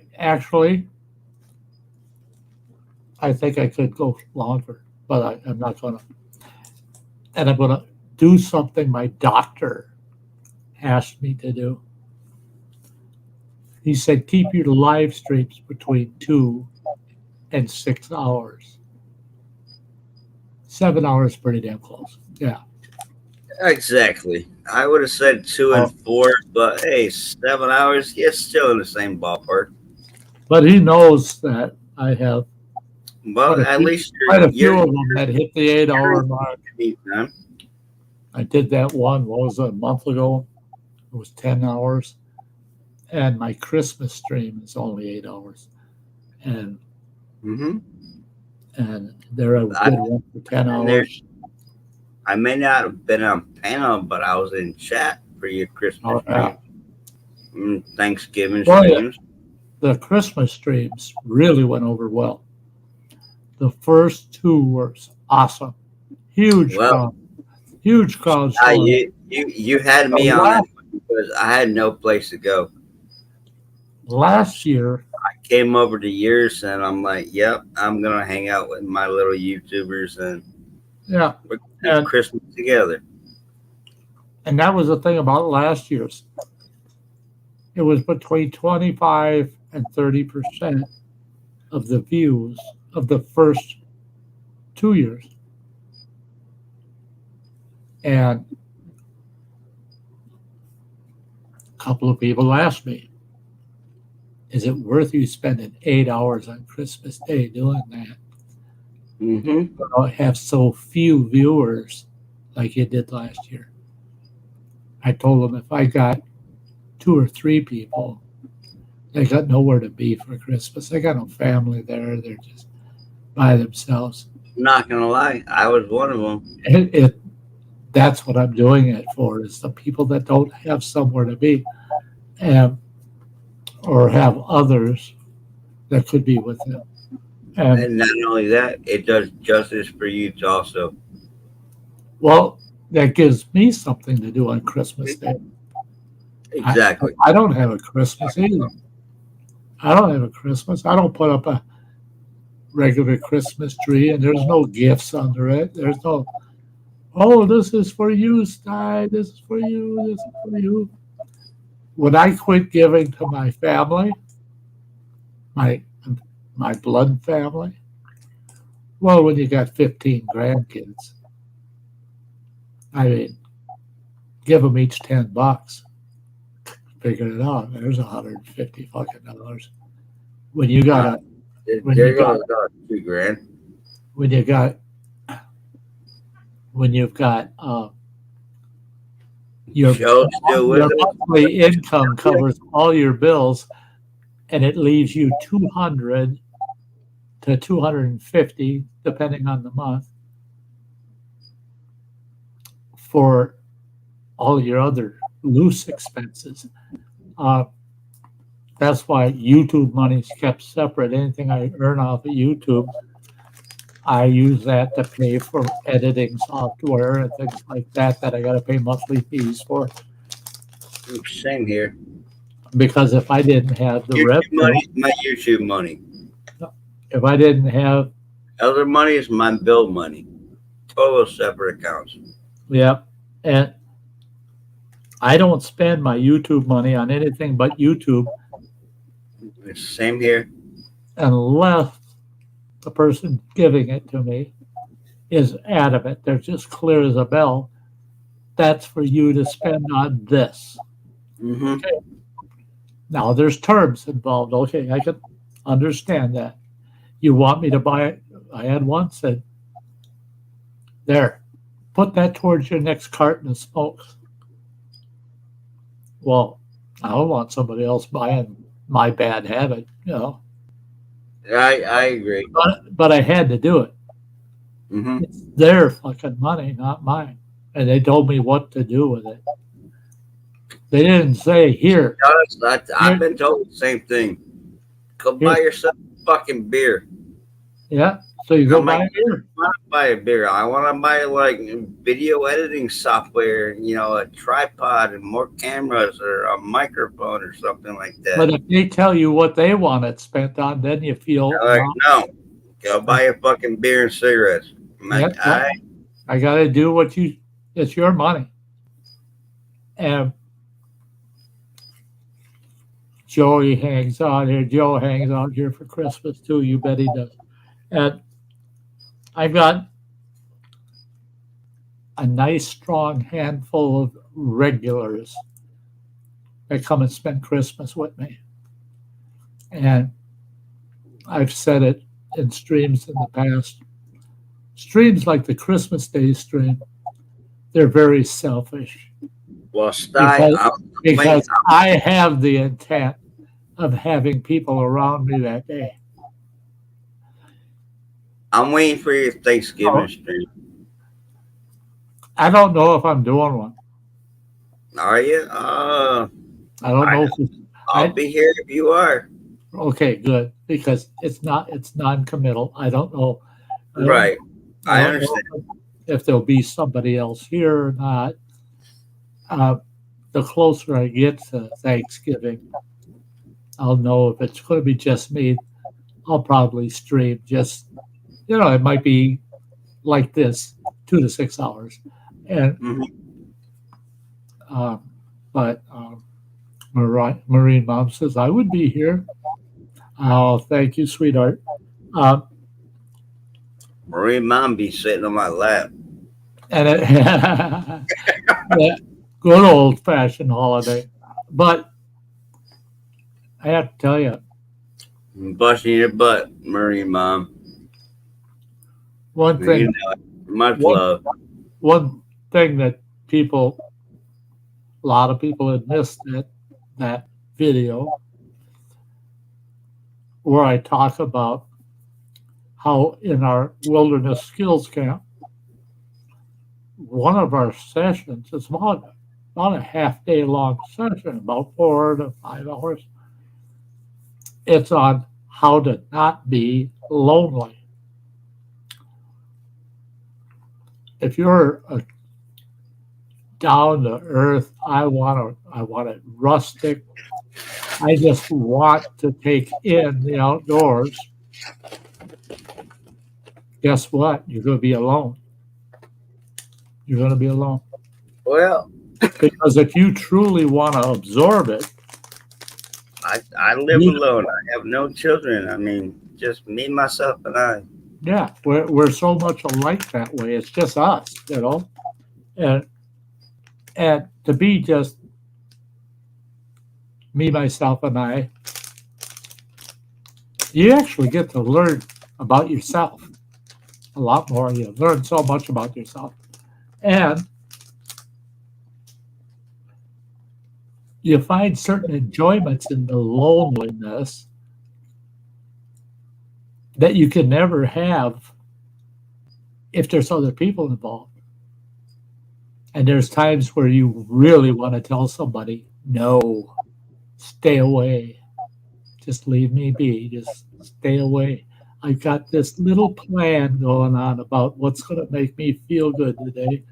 And that plan doesn't include anybody else. So I'm sorry, but please just go away. I'm not a different day. Come on in, but I'm not trying to sound like an alcoholic. But hey, on my bad days, or like what you just said, give me a bottle of Jim Beam. I mean, not Jim. I hate Jim Beam. Jack Daniels, bourbon, whiskey, tequila, vodka, and about 3 cases of beer. I'll be all right. Yeah, let me chill, man. Take me out, to the cornfield. Let's burn a bonfire. Let's hit it up in a dirt road in a small town. And when you're feeling the need for that, you're the guy jumping in the back of the pickup truck, flopping his ass in some floppy 57 Chevy bench seat that's just laying back there with a cold beer in his hands, saying, "Come on, boys, let's hit it, let's hit it." And I probably ain't got no pants on either. Yeah, or they're coming off. Oh yeah, maybe coming up eventually. You no might doubt. You might be in the process. Chilling on a dirt road, Jason Aldean. Back like I'm singing. I've been that way my whole fucking life. Well, I would say since I was 12 years old, I've been that way. It's like I'm not sure if Marine can handle my ass right about now. But I would say to myself, I don't know. Am I cool with that? Do I want to do that? And if I didn't feel it, it was fuck. Go guys, go have a good time. Leave me be. Well, what are you gonna do? What does that matter? You know what I'm not gonna do, and I'm not going out there with you guys. You just have a good time. Just go. Don't worry about my ass. Just go. Mm-hmm. They don't realize that me personally, I didn't need their damn company that day. I needed to chill. I needed to just kick back, chill, and not have to deal with People, Bullshit. any people, even People. nicest people. I just don't want to deal with people. I just want to chill. Let me chill, man. Mm-hmm. And 2 days later, they go, yeah, we had so much fun. We're going to go out there and do it again. And I might just say, yeah, sounds like a wild time. I'm on board. I'm heading out there with you. And they're See? like, well, you didn't come last time. Well, who the fuck cares about last time? Right now, yeah, I want to go out there with you guys and hang and let's have party down. Be But, happy hey, that I'm saying let's go. I actually have my mother on my Facebook page, and with all the stuff that I post on Facebook, she's like, "Oh Lord, have mercy, that's my fucking son." Yeah, right. Oh, my mother had told me many a times. She said, oh, and I'll tell you what. You got Jesus on the right hand of God. You got the Holy Spirit on the left hand, and you got my mother sitting on his right knee. She was, oh Lordy. You know, Jesus knows. Jesus knows. I have many Christians in church book on my page also, and Sure. I'm posting politics. I'm posting this. I'm posting sexual content. I'm posting everything, and my mom's over there like, oh. Yeah, my mother came right out and told me, as a 40-some-year-old adult, she says, you know what's wrong with you? Well, nobody likes to be told there's something wrong with them. I said, there ain't nothing wrong with me, Ma. She goes, no, there is something wrong with you because it was right from the day you were born it started. She said, you just say it. Whatever's going on in your mind, you're willing to just say it. If somebody wants to know it, you'll just say it. She says you don't always offer everything on your mind, but if you get a conversation, there you go. Tell it the way you see it. Or if it's something that happened, tell it the way you saw it. She said you cannot. She says you cannot tactfully keep your mouth shut. She said, you think the whole world wants to know the truth. I said, if they don't want to know the truth, they don't have to listen to me. Well, you don't want to. I don't care. And I don't. And I told my mother, I said, I've been told by so many people over the years that I was wrong about this, wrong about that, wrong about. I look at it and I go, okay, they said I was wrong at the first time. Now it's years later and they're still telling me how wrong I was. The problem I have is I don't care. Maybe what I said to you was totally wrong. Totally wrong. But was it wrong at the time I told it to you? Everything I knew about that, I was accurate about. I told the truth. Was the truth I knew and understood because of everything that I had received to that point showed it was this way. Later, new information comes in and changes what I knew from back then.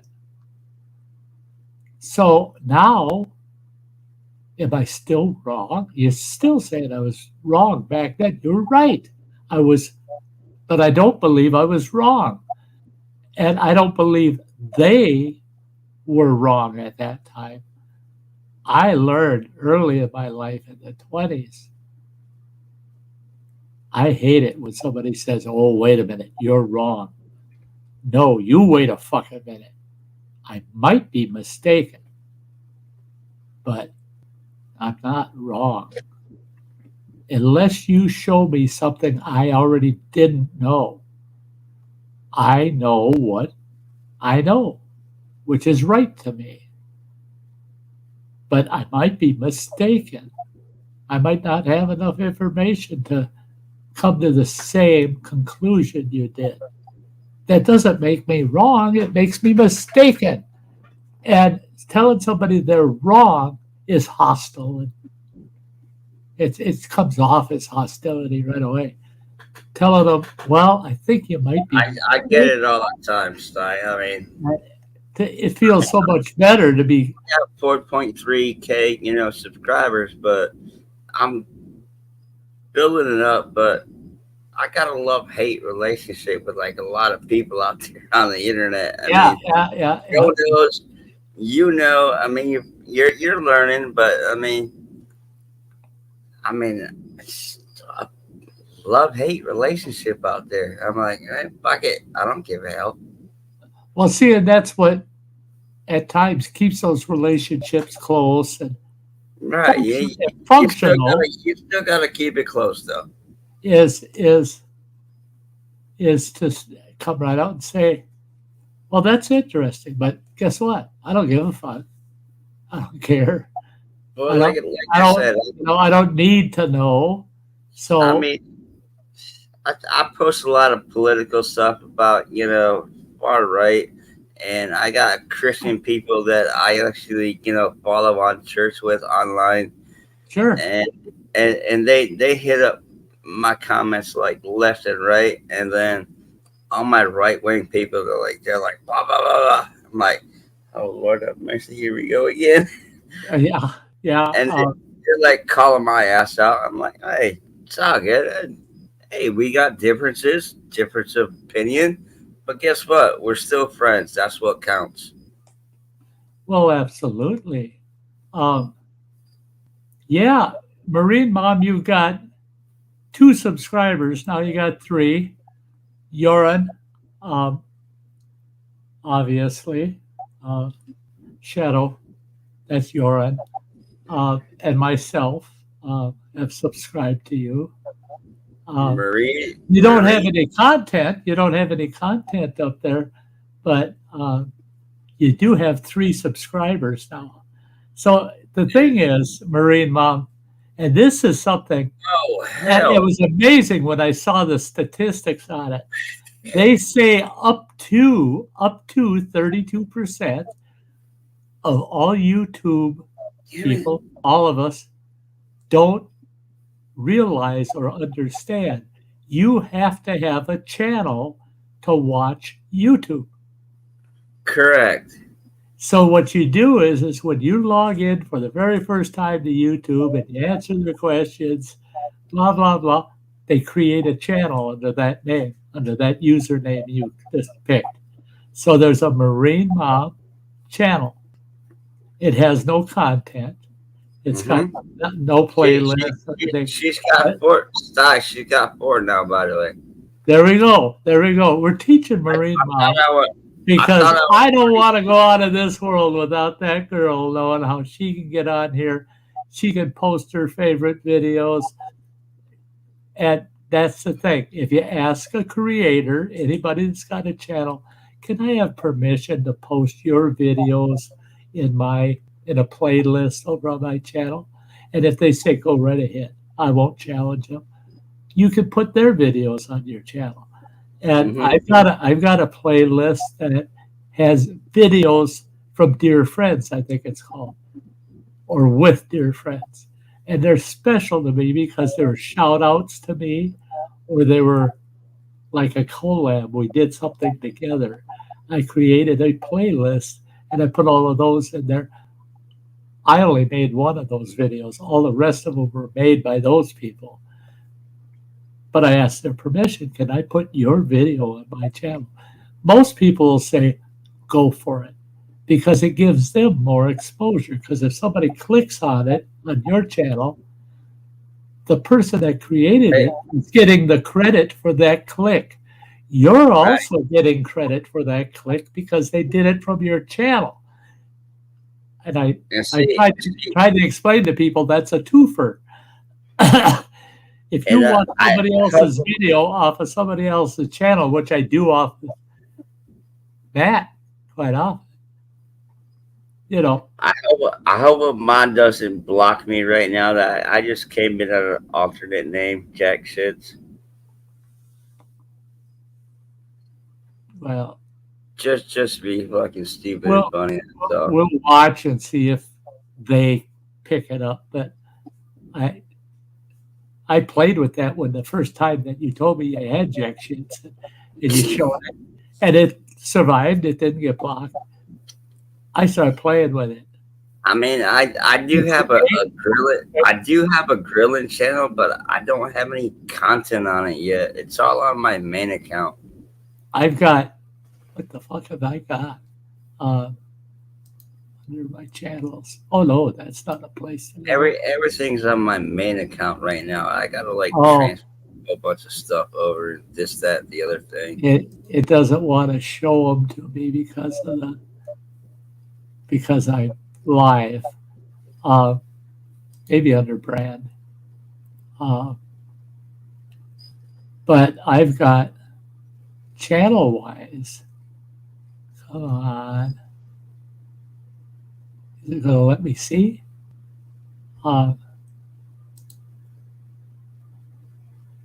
No, it'll let me. It's not letting me change my brand while I'm live. But I've actually got a little music channel that I started. It's just relaxing music, you know. Mm-hmm. And music I snatched off Epidemic. Well, if you go to my main page, I have lots of playlists on my channel. Yeah. Not beyond just my videos of Right. grilling and cooking. Now my playlist, if you go to my channel and you look at the playlist, it's nuts. I mean, I've got so many playlists. So many. And that's why I tell people, it's like they act like they don't believe me. But I tell them, you got to actually take a look at how many fucking videos I put up. Now, mind you, there's only maybe a half a dozen or so of these that I didn't put up, that they belong to somebody else. Well, on my homepage, it just says 100, or it says 1K, 1,000 videos. See if it'll show me the actual true count here now. Well, it will, because it all gets posted to the same list. Everything I do, there's one playlist that it just automatically, goes to. Where is it? There it is. But under playlists, I've got, come on. See, you love you, girl. Okay, you got to scroll not quite a ways down to get them all. I've got Sty Shack Sundays, 58 videos. A summer as campground host at East Twin Lake, 104 videos. 81 videos of Sty Times. That was a 1-hour show. I've been thinking of restarting that one. We'll see. And then I've got a members only, unlisted. Anybody that's a member, though, can go see what's on there. I got Camps at Birch Grove, 35 videos. Taking in the Outdoors. That was a new show I started, but I only did 16 of those shows. That's another one I'd like to get going again. Now, this is a big one. Around the Campfire with Sty North. That's another playlist. 126 videos.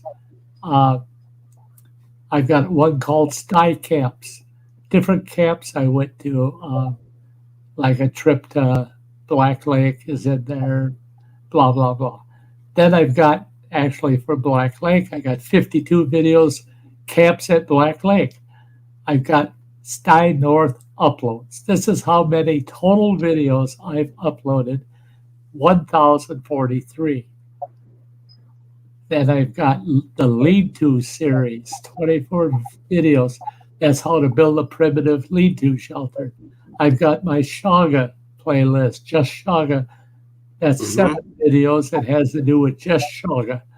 Then I've got the Sty Shack Sunday, 484 videos.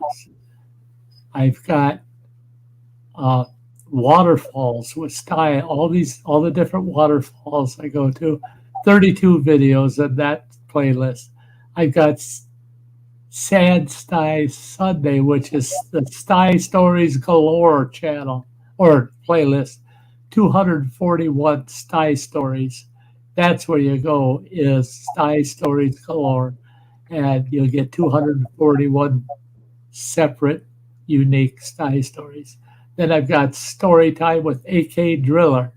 He's from Alaska, and he had a series going on where he would tell a story about himself, and then he wanted you to do a video telling the same type of event that if it happened to you. So I put 5 of those up. Then I've got a series that's called Live or Die Off the Land. That tells you what it would be like if you tried to live 100% off of the wilderness. Now, a lot of people like that series, but there's nothing really to add to it. There's 9 videos. Now, there's the old days at Camp WTF, Wilderness Thriving Fundamentals. There's 114 videos, and that's from the beginning, me starting the camp, right up until me leaving the camp. Then I got special videos from special friends. That playlist has got Amanda Lee doing the Come Meet Sty song. It's got, like I said, it's got a lot of things like doing a shout out, where I got a fellow from Russia that did a shout out that's in those 17 videos. There's special videos I want to hang on to and watch once in a while. Just remind me of all the friends I've met over the world, and they took their time to give me a shout out. And then I've got camp updates and such. That's just, if I got a special camp coming up or I got a special thing that's happening, I pop it in there in that playlist. And that one I have unlisted. So you can't see those. There's only 4 videos in there.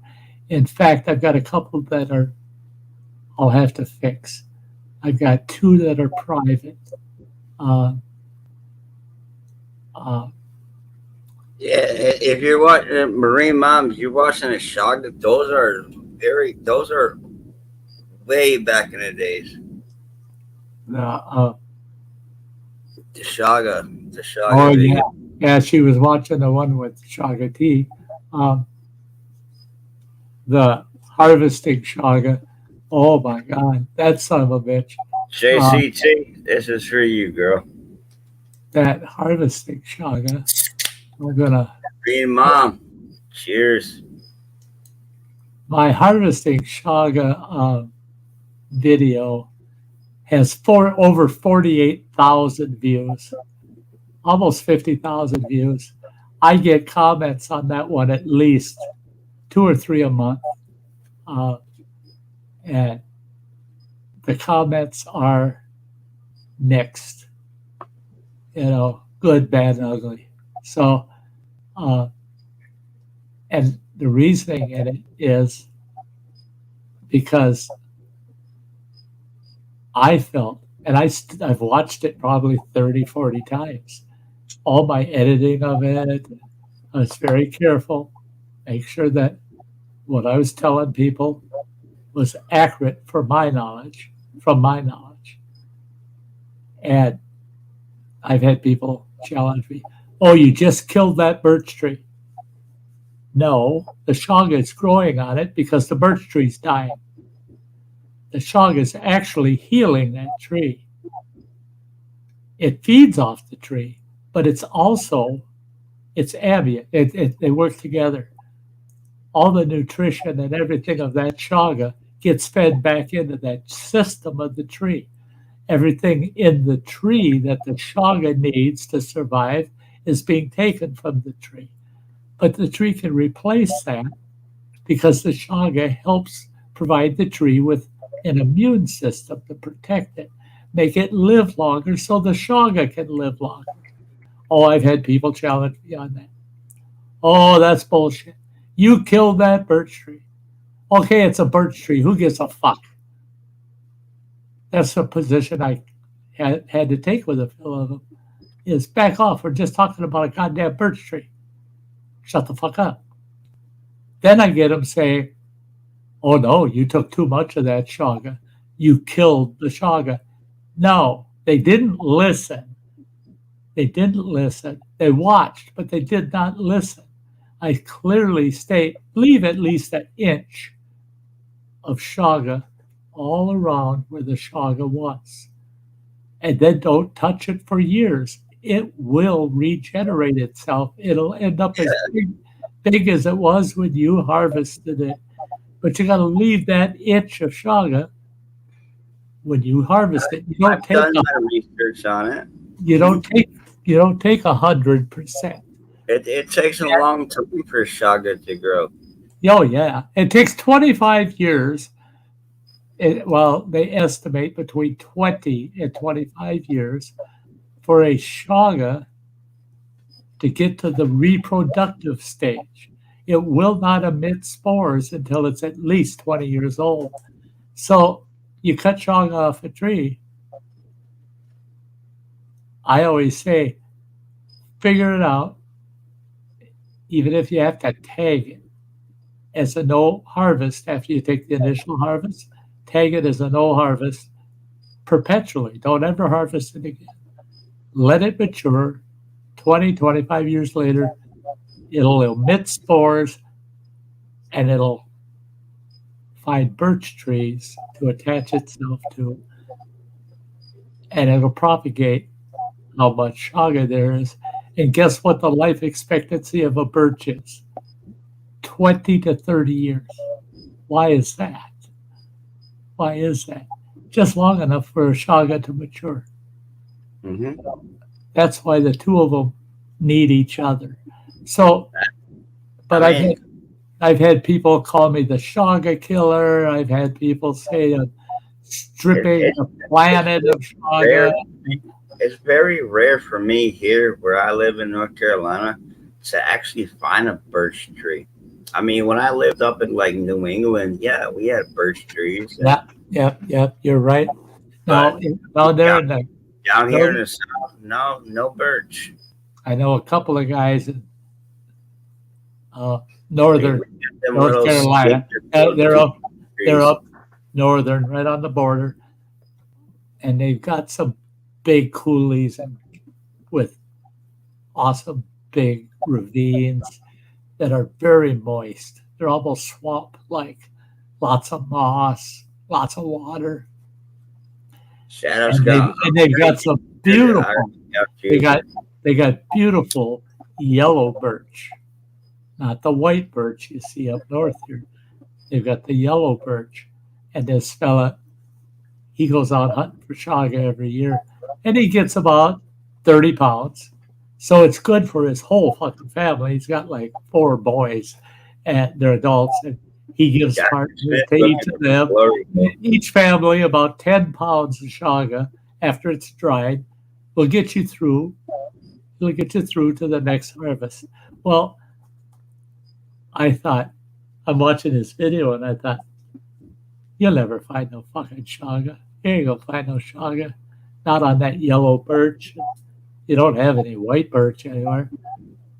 And then so Mitch was cutting out chagas that weighed 30 pounds off of those yellow birch in North Carolina. And I'm almost peeing myself. I'm like, don't be doing videos about that shit.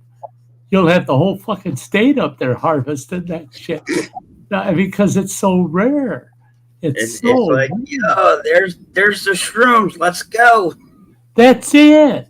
These guys said they find the perfect fucking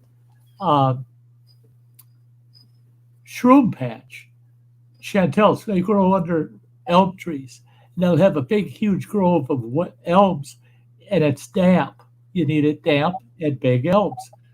Mm-hmm. And they go in there at the base of every fucking elm tree, they're picking Chantels that tall, that big around, and they're just huge. Every tree's got between 3 and 6 of them. They come up with a bushel basket full of those fucking mushrooms. But not one of them will even give you a clue where that spot is. Where they got them, exactly. Because never give up your spot. Never. People go in there and wipe them out. They'll wipe them out. And Marine Mom, I have not had Shaga tea, but I'm up for it though. Oh, I love Shaga tea. I love it. I have Shaga. I have my cup of Shaga every morning. I don't have coffee. Is it the first thing on my agenda? It's my cup of Shaga. I think that's given me some longevity too. I'm living longer than they thought because the Shaga builds your immune system. The chemo kills your immune system, and I believe the Shaga is giving me rejuvenation. Yeah, it's giving me the immune system that a normal, healthy person has. So I'm as resistant to things as any of you, but I'm going through that nasty chemo, killing it. So I got to feed it constantly, and Shaga's the easiest way to do it. Now, Marine Mom says, I know where there's a bunch of birch up there in northern Wisconsin. Oh, yeah, me too. And guess what? Right now, I think I got a list of it's almost 40. It's 36 or 37 birch stands that are all on public land. Out of those, only 9 of those stands of birch have Shaga in them. I've got one stand of birch, beautiful stand, 820 acres of it. It's just birch. There's a few popples here and there, an occasional hardwood tree, but otherwise it's all birch. Not a piece of Shaga on that whole 820 acres. But yet, only a half a mile away, I've got a stand that I've harvested 4 or 5 times now. Because I haven't gotten all of it out of there yet. In fact, I've been harvesting it long enough that the old harvests have grown over, and some of them are getting quite large already. I was surprised. But it's only 40 acres. I can go in there and spend half a day, come out with 60 pounds of Shaga off of that 40 acres. And it's only a quarter to a half a mile away from that 820 acres of nothing but birch. But that 820 doesn't have a single frickin' Shaga in it. I hiked that son of a bitch for a week and a half. Couldn't find a single Shaga. Go on that 40 acres, I can't walk 50 feet, and I see 3 of them. That whole 40 acres is just covered with Shaga. Why didn't they get that quarter to a half mile over to that 820, right? So all along the closest edge to that 820, I haven't harvested a single Shaga, and I won't. Some of them are getting huge. They're going to mature. They're 20. They're 20 plus years old. They're going to emit spores, and if we're lucky, the wind will carry it because that big stand is to the west, and we have prevailing westerly winds. I'm hoping that it'll get the Shaga to start in that 820. And I just hope and pray, because the last few years, man, they've been selling off stands of birch. Oh my God, are they selling off so much of it? They're wiping out, in fact, they wiped out 2 of my earliest Shaga harvest locations. And that Shaga was coming back so nice. They went in and logged the whole fucking thing. And if the loggers cut a tree down and they see a shaga on it, the tree goes in the scrap pile to be burnt. They won't make lumber out of a tree that's got shaga on it. And that one stand had so much shaga on it. Their waste piles were 35, 40 feet high and 120 feet long. And they burned them. All the birch, everything, burned it all. Because it had shaga on it. I did a video about that too. I rented and raved, and it wasn't because of shaga. They destroyed a beautiful stand of oak, and I show all the waste piles that were scheduled to be chipped and sent to the power plant to be burnt, or to be burnt on site. They ended up burning over half of it, and only about 1/3 of the total waste piles actually got chipped and sent to the plant. So I did a big rant video about that. I chewed out the Forest Service and the Park Service, and yeah, I had a rant on that because that really pissed me off. And they thinned out that oak forest to the point where they literally eliminated 50% of the acorns that are created every year in that beautiful, beautiful stand of oak. Huge too. That one that's a 40 and a 40. And that one was a 50. So that's 80. 130 acres. 130 acres of beautiful, mature oak. I'm talking about oak trees. The small ones were this big around. I shit you not. The small ones were 18 inches across. They took out, for every tree they kept, they took 3 out. So that means they took out 75% of those oaks. It reduced the acorn production by a minimum of 50%. But guess what? You could go in there. The only time you could go in there and not see 25 to 125 deer was during the peak of gun deer hunting season. The deer took off to the rest of the timber, the pines, and then they come back to the oak. And because they're feeding on all those acorns. Now you think about that. All those deer have had all those acorns for years and years and years. They've acclimated themselves to return there to eat that harvest of acorns to survive the winter. Now we're talking many, many years, decades. They just took that away from them. They don't know where to go eat anything else. They've been it's hereditary in them now. They come back to that site to survive the winter. And it was just taken away from all those deer. For what? For what? For a logging contract, okay? So the loggers got rich off of it. The problem was they had those huge waste piles, and there was no waste in them. I looked at those waste piles, and if I had the equipment, the men, and the energy, I could go in there. I figured it out that I could get between 25 and 50 cords of firewood out of each waste pile, and I think there was a total of 5. All that heating wood, all that firewood, they burnt it up. They just burned it, burnt the piles. All of the brush could have been chipped, and it could have been used at the fuel plant.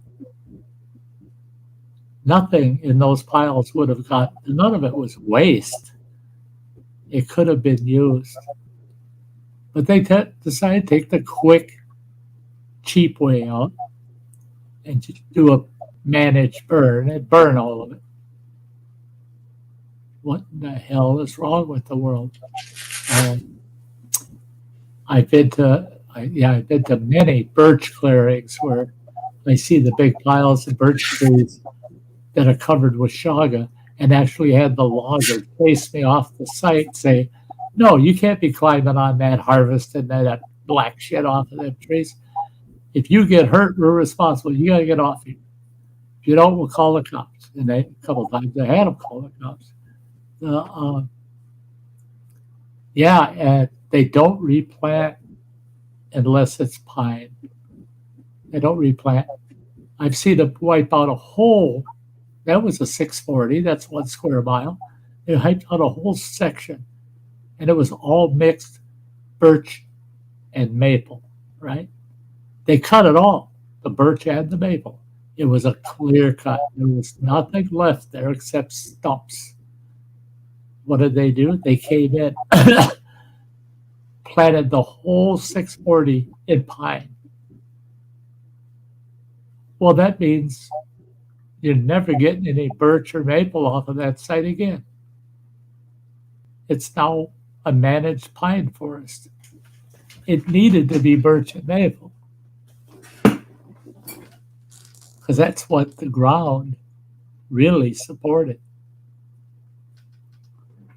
And they have found the forestry divisions of the Forest Service and Park Service. They have found how bad they've screwed up in the past, where they've put pine, planted pine. They get all these people out there planting seedlings. They plant the whole damn thing. And then they find out it takes 10 extra years for that pine to mature enough to log. And it's because the ground isn't right. Doesn't have the right pH for those pines to grow naturally and quickly enough to a mature size. And they go, "Oh shit, that wasn't such a good idea. It took 10 years longer for those pines to grow where we wanted them." Well, if you would have planted it back in all birch, which I don't even know where they plant birch in it. I haven't seen one in years, a birch planting project. But if they had planted birch in there, they would have come to maturity when they're supposed to, on the right time schedule. Same with the maples. You know how many years it takes to get a maple to a marketable size. So they could have replanted that just the way it was when they cut it down. And within 15 years, maybe 20, they could have harvested the whole thing again and then done it again. But no, they decided, no, we're not going to do that. We're going to plant it all in pine. And the pine didn't do well. And it's because these agencies used to be managed by people that understood the process of sustainable regrowth. Those people have all been replaced with desk-flying bureaucrats. I couldn't believe it. Our lead forester for our Forest Service, he had a master's degree in psychology. He had a minor in forest biology. He had nothing at all related to timber at all. Nothing related to forest. Just the natural state of forest at all. He had nothing. His degree didn't match what he was supposed to be supervising for a huge 1 million-acre forest, and had no background in it. He's had that job for years now. And he hasn't learned a thing since then, except that he learned that they make a lot of mistakes, but they don't learn how to correct their mistakes. In fact, a lot of times they've redone the same mistake they made in the first place, got the same bad result. And it's because the guys in charge, not one of them are truly foresters. They don't understand forestry. Their degrees have nothing to do with it. So somebody put them in that job to make somebody else happy. Otherwise, why the hell would you do that? Put the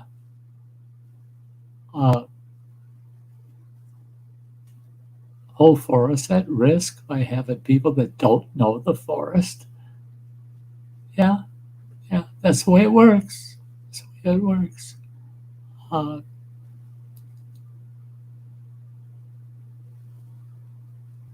Oh, you have to refresh that. Yeah. I mean, I'm still here, but I'm just like jumping to the YouTube side, and I have to keep like pushing it forward Because it's not flowing. Yeah, it's not going fluently. And oh my Lord, I can't believe how I didn't believe it was like for me 11:15 right now. Oh shit! Yeah, quarter to 10. Like, 7 hours and 45 minutes, guys. We're gonna get the hell out of here. yeah, we were supposed to like end this stream like an hour and a half ago. I was going to say, I think it was closer to 6:30. Right? Yeah, like 2 hours ago. Started trying to shut down. We did. I mean, we said a whole goodbye, all that shit. We did. The only thing what the fuck is it? The little bird lady didn't show up. So what do I have to do? Do I have to go up there and hit that end stream and just have a closing statement that says, "There he is, God"? I mean, what the fuck? Marie Mom's still kicking it with us. Go, girl. I know JCT's still out there lurking somewhere. Yeah, she's out there. You had about like 6 million still viewers. 6 million. But hey, your side. Hey, Marine Mom, it's past 7 hours, she says. You definitely are making up for leaving early last week. Okay, actually, Marine Mom, for 3 weeks in a row, I had to cut it off at 2 hours. I had people showing up and shit. But I spent the last 2 weeks informing everybody, anybody that I suspected might call or touch that fucking door. Knock, knock. No. I told them all, if you fuck with me on a Sunday without giving me a full week's notice that I got to cut it short, keep it to 2 hours, don't plan on never talking to me again. Because I ain't talking to you. I am not going to be held to how long I stream. I would not be streaming right now at 7 hours, 47 minutes. We're going to wrap this up, though, at 8, no matter what. I'm telling you, warning you. At 8 hours, we're saying good the fuck bye. But Shadow's, Yoren's still here. Shadow's still here. As I said, Sty, I'll stick with you to the end of your stream. Right. And then Marine Mom said, yeah, you was going to grab the raccoon and Matt asked a question. Well, that's it. That's it. If somebody asks me a question and I'm interested, guess what? The stream's still going. Very good. I'm not going to cut somebody right off. Because I want to know everything. I want to know everything about everybody. I just love being in touch. I need it, you know. Oh yeah. JCT, if you're still out there, let's keep in touch, girl. Come on, JCT. Yeah. Come on over to America. tell you what, metal music, like grilled cheese, man. Not A1. I gotta have 3. Um, No, I had I'll make them fit. one. I'll make them fit. And it's Scott. Oh, come on. Just got here. Well, 15 minutes, You got something at least. We'll send you a whole, we'll send you, it's like years ago, I used to go to Burger King right at closing, 5 minutes before closing. And I'd ask them, I'd be looking at the menu. They come up, can I take your order, please? Then I'd start looking at their rack. What burgers do they have down? Because they would always make them kind of ahead of the orders. Make sure that you have 6 cheeseburgers down. Make sure you got 4 extra Big Macs so that we can keep up if somebody comes flying in at the end of the night. Well, it's the end of the night. You look at your watch. They're all dancing around. They want to go home. And I tell them, well, what do you got in the rack there that hasn't sold? Well, we got these and we got that. And this and that. I'd come home with a big fucking bag full of anything McDonald's sells that ends up under those heat lamps coming out to be served that they made that's overage in case they have a small rush. And they would only charge me half price for all of it. Yeah, I never paid full fucking price, man. I go home, the wife would say, oh, geez, you're late from work again. Yeah, but look what I got. We got chicken nuggets, we got Big Macs, we got quarter pounders, double cheeseburgers tonight. Holy shit, wait till you see this extra bag here. That's got about 1.5 pounds of fries in it. And she never bitched. She never bitched. Fish sticks. I'm picky about my fish sticks nowadays. I'm sorry. I'm out on fish. I can't do fish. Oh, I love fish. But when it comes to fish sticks, I'm real picky. I don't even remember the 2 brands that I got in the freezer. Those, I take them out and I bake them. When they come out, it's all nice, white, flaky, tastes nice and fresh, and the breading isn't so fucking heavy on them. And the cheap little fish sticks that you get in a bag. You can get them in a box too, but usually you get a bag full. And you dump them out on a cookie sheet, and there's 40 of the fuckers. I can't. I'll heat those up, but I'm going to eat about 1 pound of goddamn tartar sauce as I'm eating them, because I got to have twice as much tartar sauce as the fish stick. Otherwise, I can't eat them. They just know. Gordman's, yeah, they're not too bad. Yeah, you're right. Gordman's is pretty good. Fresh fish to me, yeah. You got to really not thinking to say anything frozen is better than fresh. Fresh fish comes out the flakiest. It's got the more of the, how do I put it, natural flavor to it instead of the fishiness. Yeah. There you go. All right, I'm behaving. And that's it. My ex-wife, Marie Mom, I'd get all that walleye from work. Back then, I'd get 20 pounds. They give me 20 pounds of fillets. No throwaway. It's all fillets. 20 pounds of them. As soon as I walk in the door with that big old box, my ex-wife would say, oh my God, are we having fish sticks tonight? Well, you're damn right. Well, I take a fillet out and then I cross-cut them into strips that are about 1 inch wide. Well, the fillets are over 1 inch thick.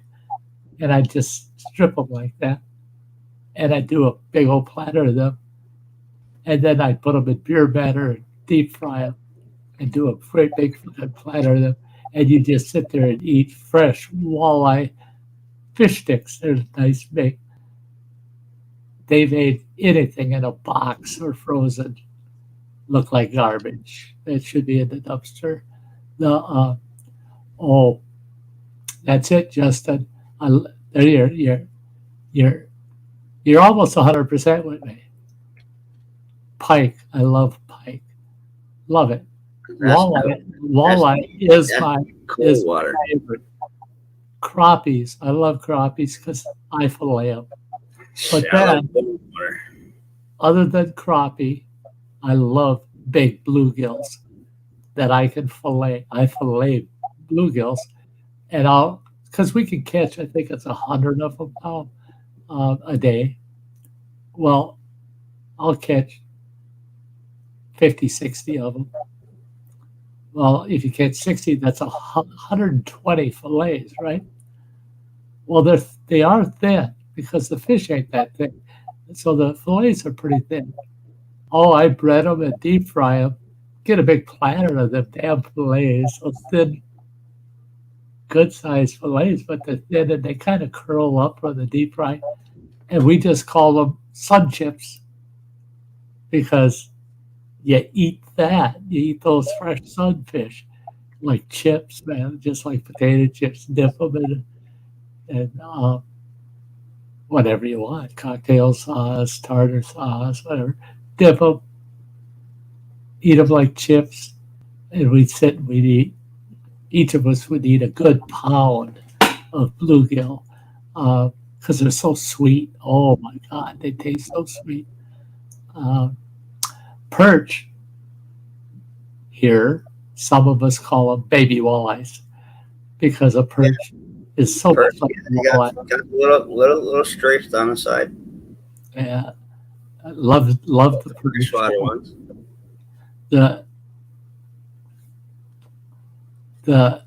I used to go fishing all the time. I lived up north. Bass fishing, I love bass fishing. That's what I did. Bass fishing. But I don't eat bass. I don't. The only bass I eat are smallmouth. I don't eat largemouth bass. To me, largemouth bass have kind of a muddy background flavor. See, and that's because they're not bottom feeders, but they're bottom livers. They love to live along the bottoms in the murky waters because they're extreme predators, man. They are extreme predators, and so they got a little bit of a muddy background to them. Plus, the fact is, you catch a bass over 5 pounds, that's a lot of meat on that fish. You get 2.5 pounds of meat off of them. Well, the only problem is the age of that fish. It's like people that want to catch a 29 or 30-inch walleye. Oh, those are the best to eat. Well, they're not actually the best to eat. The fish is too fucking old. That fish has got all the toxins out of that lake. You don't know how it's been feeding its whole long fucking life. And if they got mercury level at all, they're in the big ones. They're in the big old fish. That's why they don't suggest anybody actually. They don't suggest you eating sturgeon. They kiss my ass. I don't. The only way I prepare sturgeon is to smoke it, and it's some of the best smoked fucking fish in the world. And I don't give a shit. But I ask guys that I get sturgeon from. Well, I don't right now anymore. But the guys that I'd have get me a couple of sturgeons, I always told them 3 feet and under. Get them 3 feet long and under. I'll take them. I don't want no 6-footer. I don't want that big son of a bitch. He's 120 years old. And he's been living on the bottom of that fucking lake, sucking on people's sewer that they run out of their cabins right in the lake. No, I want the younger ones, 30, if they're 3 feet, or less. And you can get a lot of fucking fillets out of a sturgeon that size and smoke those fuckers.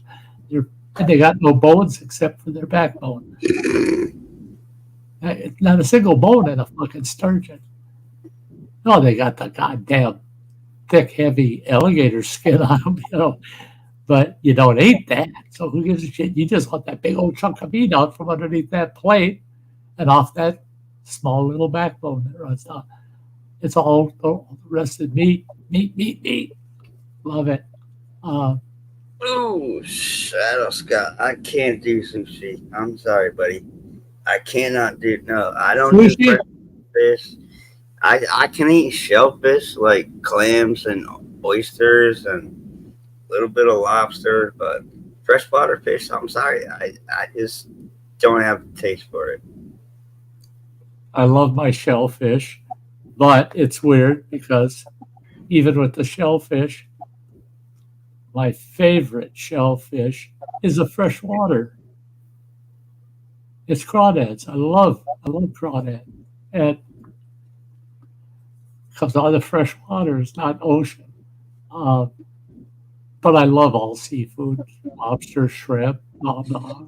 I love seafood. I love seafood. But I can't do freshwater. I can't do it. I can't even do saltwater fish, but I can do shell food. Oh, I just say no meat. I mean, tuna, not a big fan on tuna. Oh, catfish, crappie there. No meat on them. Oh, well, up here, bullheads, which is nothing but a goddamn catfish anyway. We get quite a bit of meat off of them, and in the right lakes, the crappies are slabs. I mean, they're that thick, and you get two nice thick fillets off of them. You get an 11-inch crappie up here, and it's got a great fillet on it. But there are regions where the fish just seem skinny. I mean, they just ain't got the meat on them,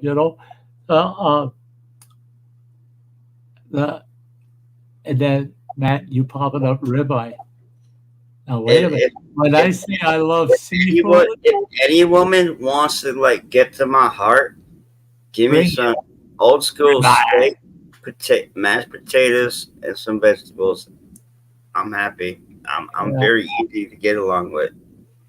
Now, steak, taters, and veggies. I love my ribeye. I love ribeye. I like porterhouse. Get a good porterhouse. But if I'm eating shellfish, any shellfish, I love shellfish, but I can't have a nice big lobster tail and call that dinner. Mm-hmm. I got a nice big lobster tail. I better have a ribeye in front of it. If I'm going to have in the shell shrimp or even deep fried shrimp, I better have a nice porterhouse on the steak or on the plate. I gotta have my red meat to go with the shellfish. Always have to.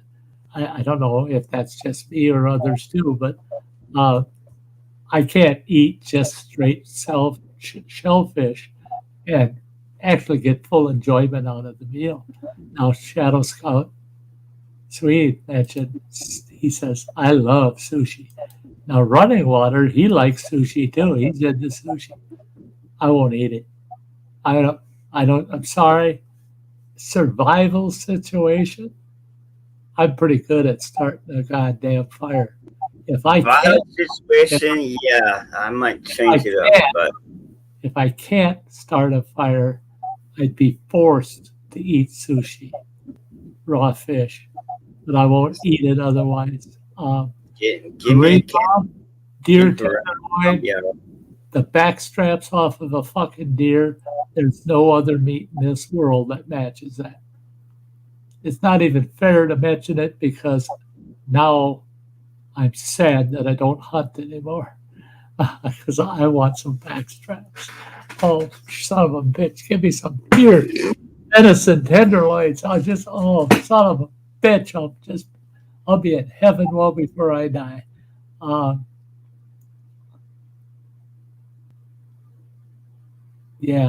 If they figure out a way to cook the sushi, I'd eat it.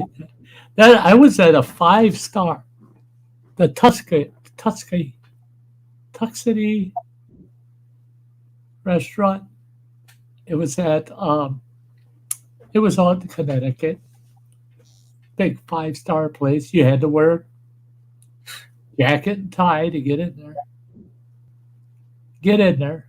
I was with an acquaintance of mine that's independently wealthy, worth $650 million. I think he's pretty independent. But that's his net worth. That's not his. He's over $1 billion if you include all of his holdings, which are supported by debt, But him personally, his net value, $650 million. He took a group of us out for dinner. I think there was 12 of us. Order what you want off the menu. Well, I looked at their menu. If all you wanted to eat was this little dinner salad, that dinner salad was $14. Now, just think about that. Now you want a big fucking steak on your plate? Well, I ordered a porterhouse. The porterhouse was $59. To get a potato on the side, it's extra. To get a salad on the side, it's extra. I didn't know that. Got all that shit. And then I'm looking at the menu and figured out, oh, fuck, a guy has got to pay for this, pay for that. It came to over $70 for me to have a porterhouse steak. So what do? They bring that son bitch out, and it's got a big old pile of green cow shit in the middle. What do they call that shit? That green shit they cook up? Pesto or something, They put that green shit on my steak. I freaked out. Get that fucking cow cud off of my goddamn steak. They weren't going to do it, but the rich man, he said, guess what? You're taking that steak back. And he walked over to where I was sitting, and he takes a steak knife, and he cut that fucking steak right in half. And he said, you're bringing about a steak, and it's going to look like this one did before I took that knife to it. Then I know you got him a fresh steak. Well, they did. They brought it out, but none of that green shit on it. But the guy across from me, I had a hard time eating that awesome porterhouse. Man, it was good. It was a good steak. But the guy across from me ordered tuna. Well, it's a block of fucking bluefin tuna. It's a block. Big fucking, almost it looked like a machine cut it. It's only cooked for about a quarter inch all the way around that son of a bitch. The two ends are raw and shit. The whole fucking thing was raw. They threw it in the frying pan and rolled it and then put it on the plate. I go, hey, they didn't cook your fish. And he turns the plate looking at it. He goes, oh, no, they did a really good job. I said, that ain't cooked. Look at that son of a bitch. It's bright red. Quarter inch from the edge. It's bright red all the way to the core. No, it ain't been cooked. He sat and ate that shit. I couldn't believe it. The guy on the left side of me, he got this weird seafood salad that had little baby octopuses and squids in it. But at least them fuckers had been cooked.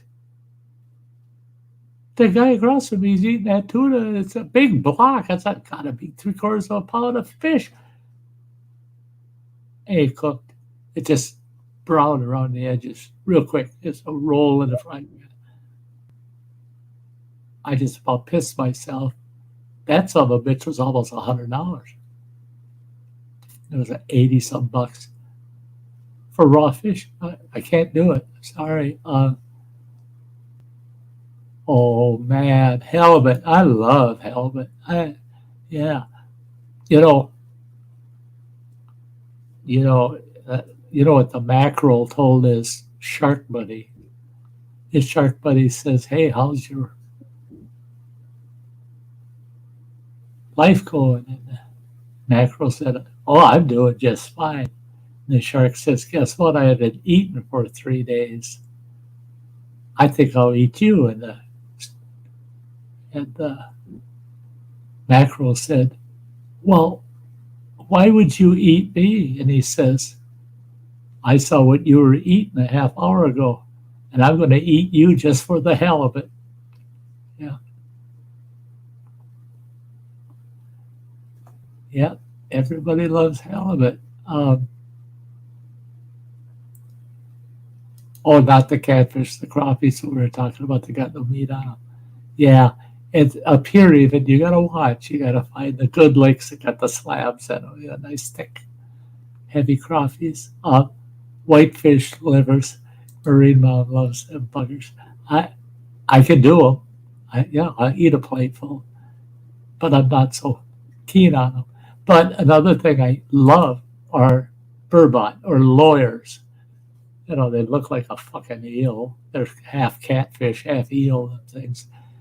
And most fishermen want to get love rid fishing. And once love again, I don't eat them either. lawyers. I just love the hell out of them. You skin them like a catfish. I mean, I've had cat. I've gone to like game dinners, where they have like the bear, the oxen, the deer, but yeah, catfish. I've had fried catfish, little breaded nuggets. I actually liked them, but me going out to the river catching a catfish, cooking it up, it's not me. I mean, I'm catch and release. Justin, man, I don't know how the hell you could get deer to me, venison shipped to me, but I love the offer. I've got Justin, I love you. Heck yeah, buddy. I've got four packs of deer meat left in my freezer, and I've got 2 jars of canned venison. And I just can't. I wouldn't have that canned venison, except I got so goddamn many ideas of what I'd love to do with it. So if I could pick a choice of what to do with it, I'd eat it. The Marine Mom's got a couple of deer legs in the freezer. Awesome. Taking a stab there at Justin. He wants to get backstrapped with some pork chops. Yeah.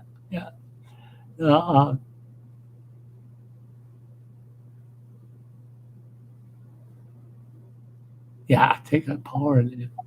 Okay, guys, let's do it. I don't give a shit. All right, we're gonna go out with the lady. I think that's what's coming up, right? Yes, we are wrapping it up, guys. We gotta wrap this up. I looked at my real time 10:15. I should have had dinner at about 4 hours ago. So, you got a good 8 hours, almost 15 minutes into it. Yeah. I just gotta say, everybody in chat, much love, much respect. God bless everybody. Look out for each and every one of y'all. Keep your heads up high. And I double up on that to all of you. You know I love you. You know Sty loves you. Thank you for being here.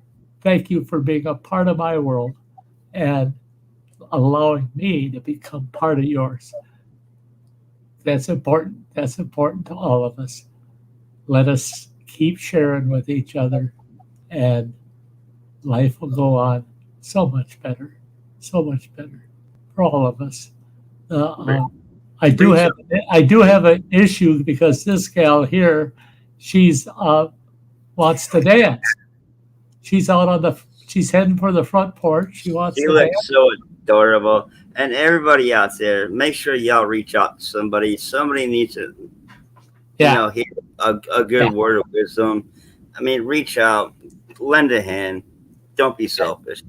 And sometimes the most valuable thing you can do for a person is sit there, shut up, and listen to them. Listen.